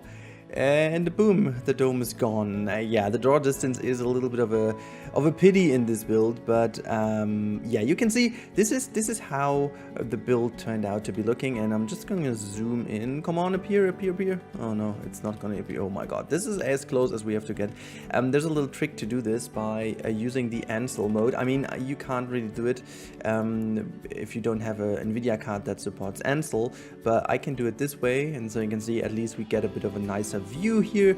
This looks kind of cool, to be honest, not gonna lie. This is kind of cool, almost like the thumbnail is, but I'm pretty happy with how this turned out to be looking. So let me just give you a quick tour. So this is the mountainscape, as you can see. This is the heart thing, like I don't even know if the mountain is called Heart or if it's just the region, but this is definitely the little mountain thing, which is in fact in the center of a river in the actual movie and not in a pond like I did over here.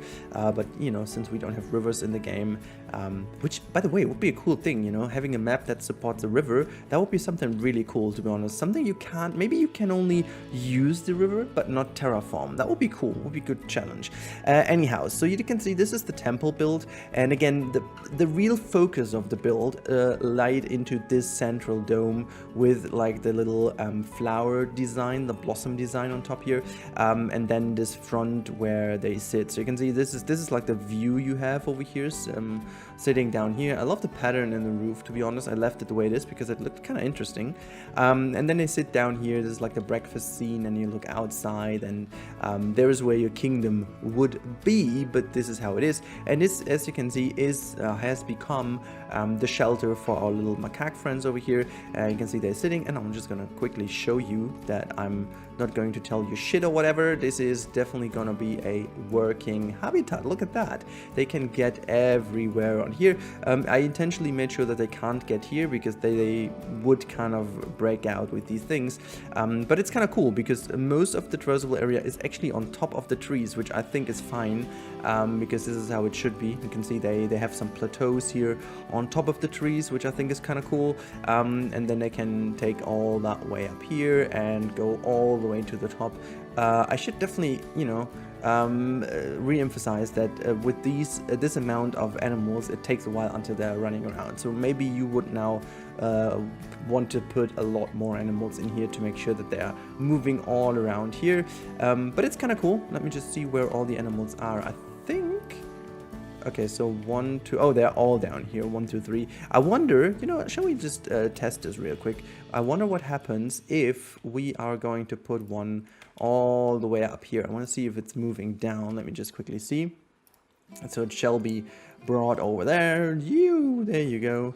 Fly that thing over. And I'm just gonna see if this one is going to... Oops, no. Yeah, it's nearly impossible to click that one. Look, it's gonna go into the bush. I love the fact that, you know, if you put things into the ground, they really don't act as a barrier, and then animals really go through bushes, which I think is cool. Keep that in mind. It always helps. It's actually just very hard then to click the animal because you basically click the bushes all of the time. But I like the fact how animals then just move through bushes as it is in real life. This is specifically great for big cats, by the way. If you want to make some big cat stuff and have some cool shots of animals go through bushes, make sure to not use normal bushes, but use like trees that you sink into the ground, because the hitbox is very much lower down, and then they go through this one on top like through a bush. I think this is phenomenal and looks kind of cool. Now this one is running around here. Let's see where it's going. It's kind of cool though. I'm not gonna lie. I love the fact that they can move up here. Can I just click it? Not really though. I like so many. Oh boy, what a jump. What a jump. Now run down. Let's see if you... all around. All the way down. All the way down.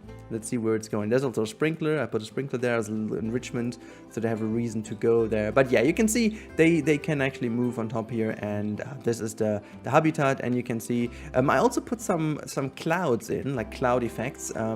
If the performance is not as good for you, you can basically go here. This is a group. and then just delete the group. That's also kind of helpful because it takes a lot of FPS for some people, just as a little hint. But I like the fact that we have a cloud there. In real life there is one as well, like in the movie, but yeah, so this should be it. There's not really that much more to talk about because, as I said, this is just a starter map. If you guys want to build like a little zoo on this wonderfully created terraformed area, and by the way, the emphasis on the front, there is not much done on the back side, so if you guys want to do this, also fine, but this is the star of the show. This is what I wanted to create, and we can also see, just like turning around the light a little, you can see this is the front light, very nice, but if you turn this all the way around, you can see this is where the sun goes down, the sunset thing I talked about in the speed build, and it's kind of impossible to bring this down here. Look, this is the closest I can get. Oops. But then again, the light is really not doing what it should. So it looks okay, you know, it's looking really okay, but it's definitely too dark already here in the front. Whoops. And you can't really do much about it. So if I do it back, you can see it's taking a while until you have the sun like it should be, and it's not reddish enough for having these like afternoon. This is the one you would need, you know, the afternoon glimmering light. That would be cool, but then again, you just cannot get the sun in between this opening hole here, which is just a pity. But yeah, so let's not talk too much about it. Let's keep it in this lighting. It looks kind of cool though. And I hope you guys enjoyed today's video, the movie habitat. If you did enjoy it, let me know by clicking the like button or subscribe to the channel if you haven't already. And also, if you want to see more movie habitats, put your ideas down below in the comments what you would love to see realized as a movie habitat. I always love the inspiration, and maybe we see this build in the future. Thank you so much for your support, and have a nice day. Stay safe, everyone, and I'll talk to you in the next one. Goodbye.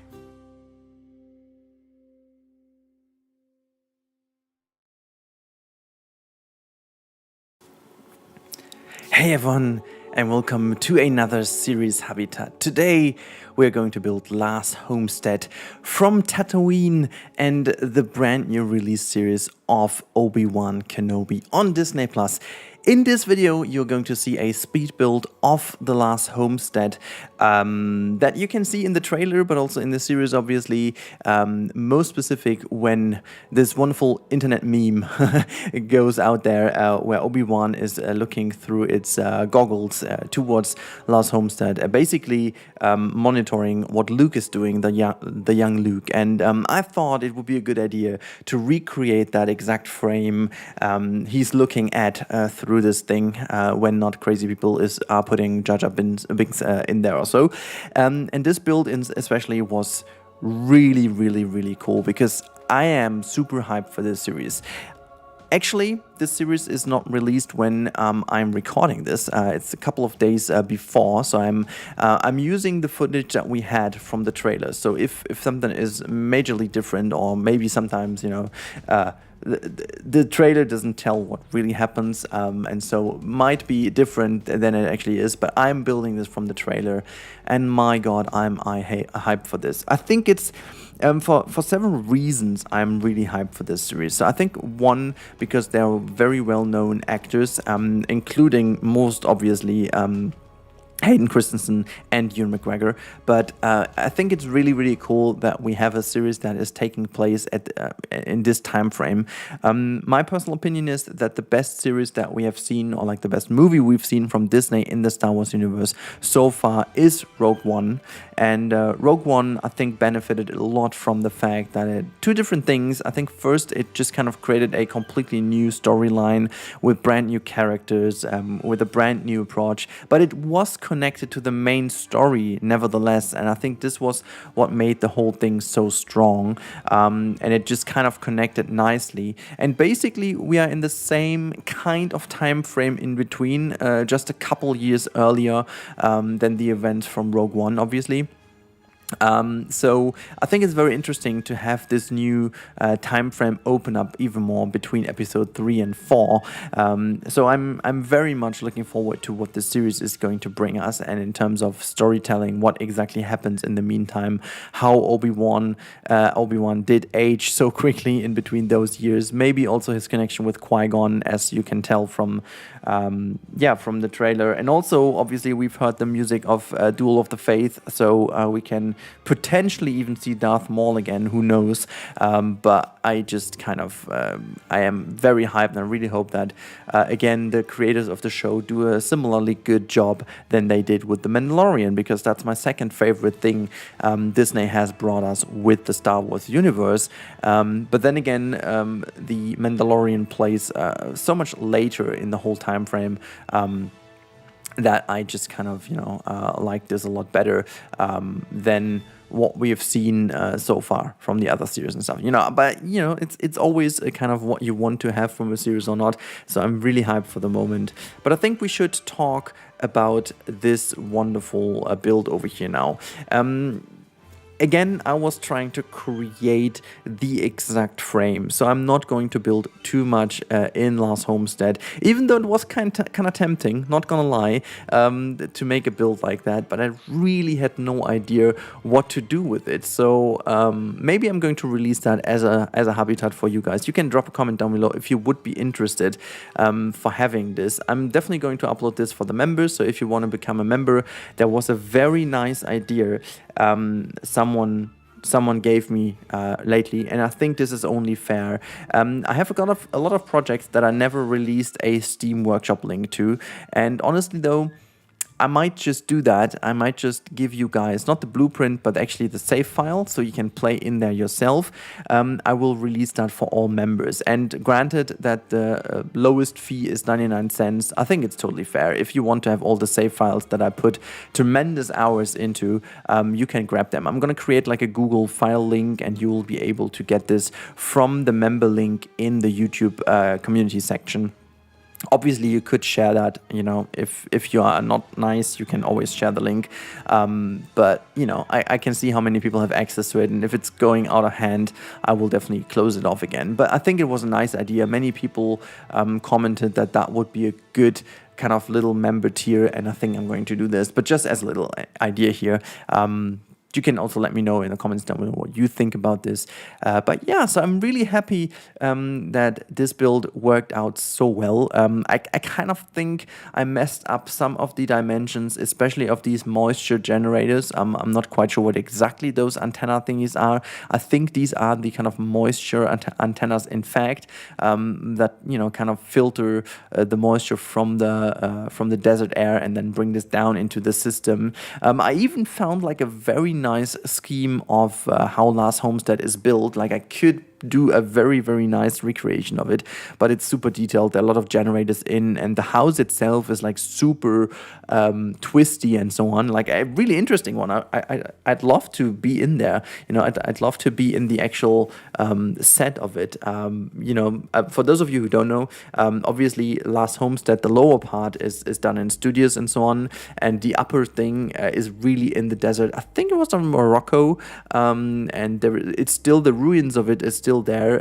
Fans have kind of recreated that, and it still is there, but the real coulisses, or like the real set, is gone for 40 years. So I'm not quite sure how they did this for the series now, if they used the same one or if they rebuilt this in their fancy Disney studios, which would make a lot of sense. Granted, they do quite a lot there, but yeah, so it's really good. It's really good. I'm looking a lot forward to it. Looking a lot forward to looking and watching the series, and also playing a lot more with this build in the future. Because I put this in the same build where I also did the Mandalorian build, which was again on Tatooine, so the same set at least, and I could recreate some of the, or like reuse some of the assets I had. And I'm also going to do another build, which I will tease you in the real-time part a little bit later into the video. So yeah, that's it. But for the moment, just as the video tells you to subscribe if you haven't already, which would be really nice. I will let you alone for the rest, I think 5-ish minutes of Speedbuild, and then we will see each other again in the real-time part. And I really hope you liked the build so far. I had a blast building this, and once you guys see the video, I'll actually be watching the series, in fact, I guess. So it's going to be released on Friday. Again, there's going to be another one on Saturday maybe as well. So hopefully you guys are as excited as I am. And now enjoy the rest of the time-lapse. I talk to you in the real-time part. Thank you so much for watching for this until now, and enjoy the last of it.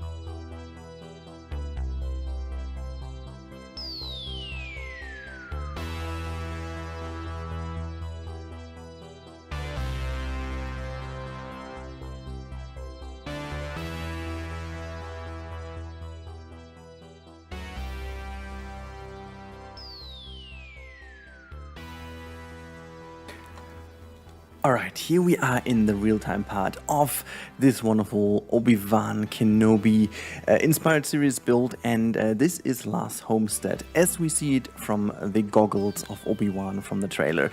And yeah, as I said already in the voiceover, this is most likely inspired obviously by this one frame, so it's really meant to be like a frame perfect rebuild and nothing else crazy. I kind of like the fact that we have a kind of nice mixed habitat for these kind of deserty animals, and you know, they can just roam around as they wish, and I needed to kind of, you know, break apart certain things so to make them go down in here to kind of maintain the idea of having them down in a kind of little area down here as well. I just, you know, took some inspiration, like very briefly, nothing too crazy and major, because actually I have no idea what I would use it for, so this was really meant to be built as for this one shot, and I really do think it worked out pretty well. I kind of dig the style, you know, the Star Wars style, the original trilogy style. I think it really fits this sci-fi vibe really cool, but it still has this super outskirt deserty moisture farm in this situation vibe, and I really do like it. I also am a big fan of the way how we can interact with the different textures and stuff, and also with the decals. That makes the build so much more alive and so much more real. Like for example with that one over here with the tank, I believe it was the tank, it just looks so much more better with like some details and dirt and, you know, all this kind of stuff. It really makes this whole build so much more interesting looking. And in fact also, I'm not gonna lie, but the meerkats do help as well in digging some of the little holes. Are they also different size by now? Oh, this is not a hole, this is poop. Okay, never mind. Yeah, poop is smaller than holes. I got that. But other than that, I'm really happy. I'm really happy with how it looks when you just look inside of here. You know, this is basically, this would be the kind of backyard, or like the inner courtyard in which you know, in Last Homestead they invite in the first movie, like in actually episode 4 it is by now, but you know, this is really cool where you can see that. And also in episode, I think it was 1, where Obi-Wan and Qui-Gon are invited, so that's pretty cool, and I really do love it a lot because it just resembles the build there, and you know, I think it really fits well in the frame.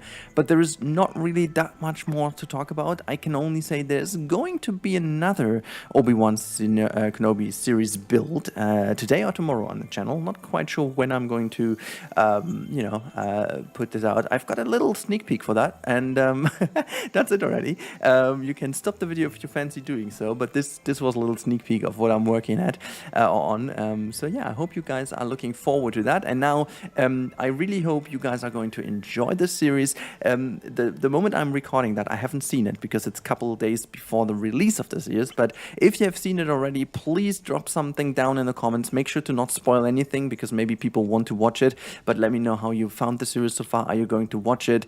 Are you planning to watch it? What's your favorite character of Star Wars in general? And you know, just get the discussion starting. And other than that, thank you so much for watching, and I hope to talk to you in the next one. Until then, have a good time. And oh yeah, by the way, if you haven't subscribed yet and you want to see more of this content, crazy Planet Zoo build, movie inspired, series inspired stuff, make sure to subscribe. There's more coming in the future. So yeah, thank you so much, and I'll talk to you in the next one.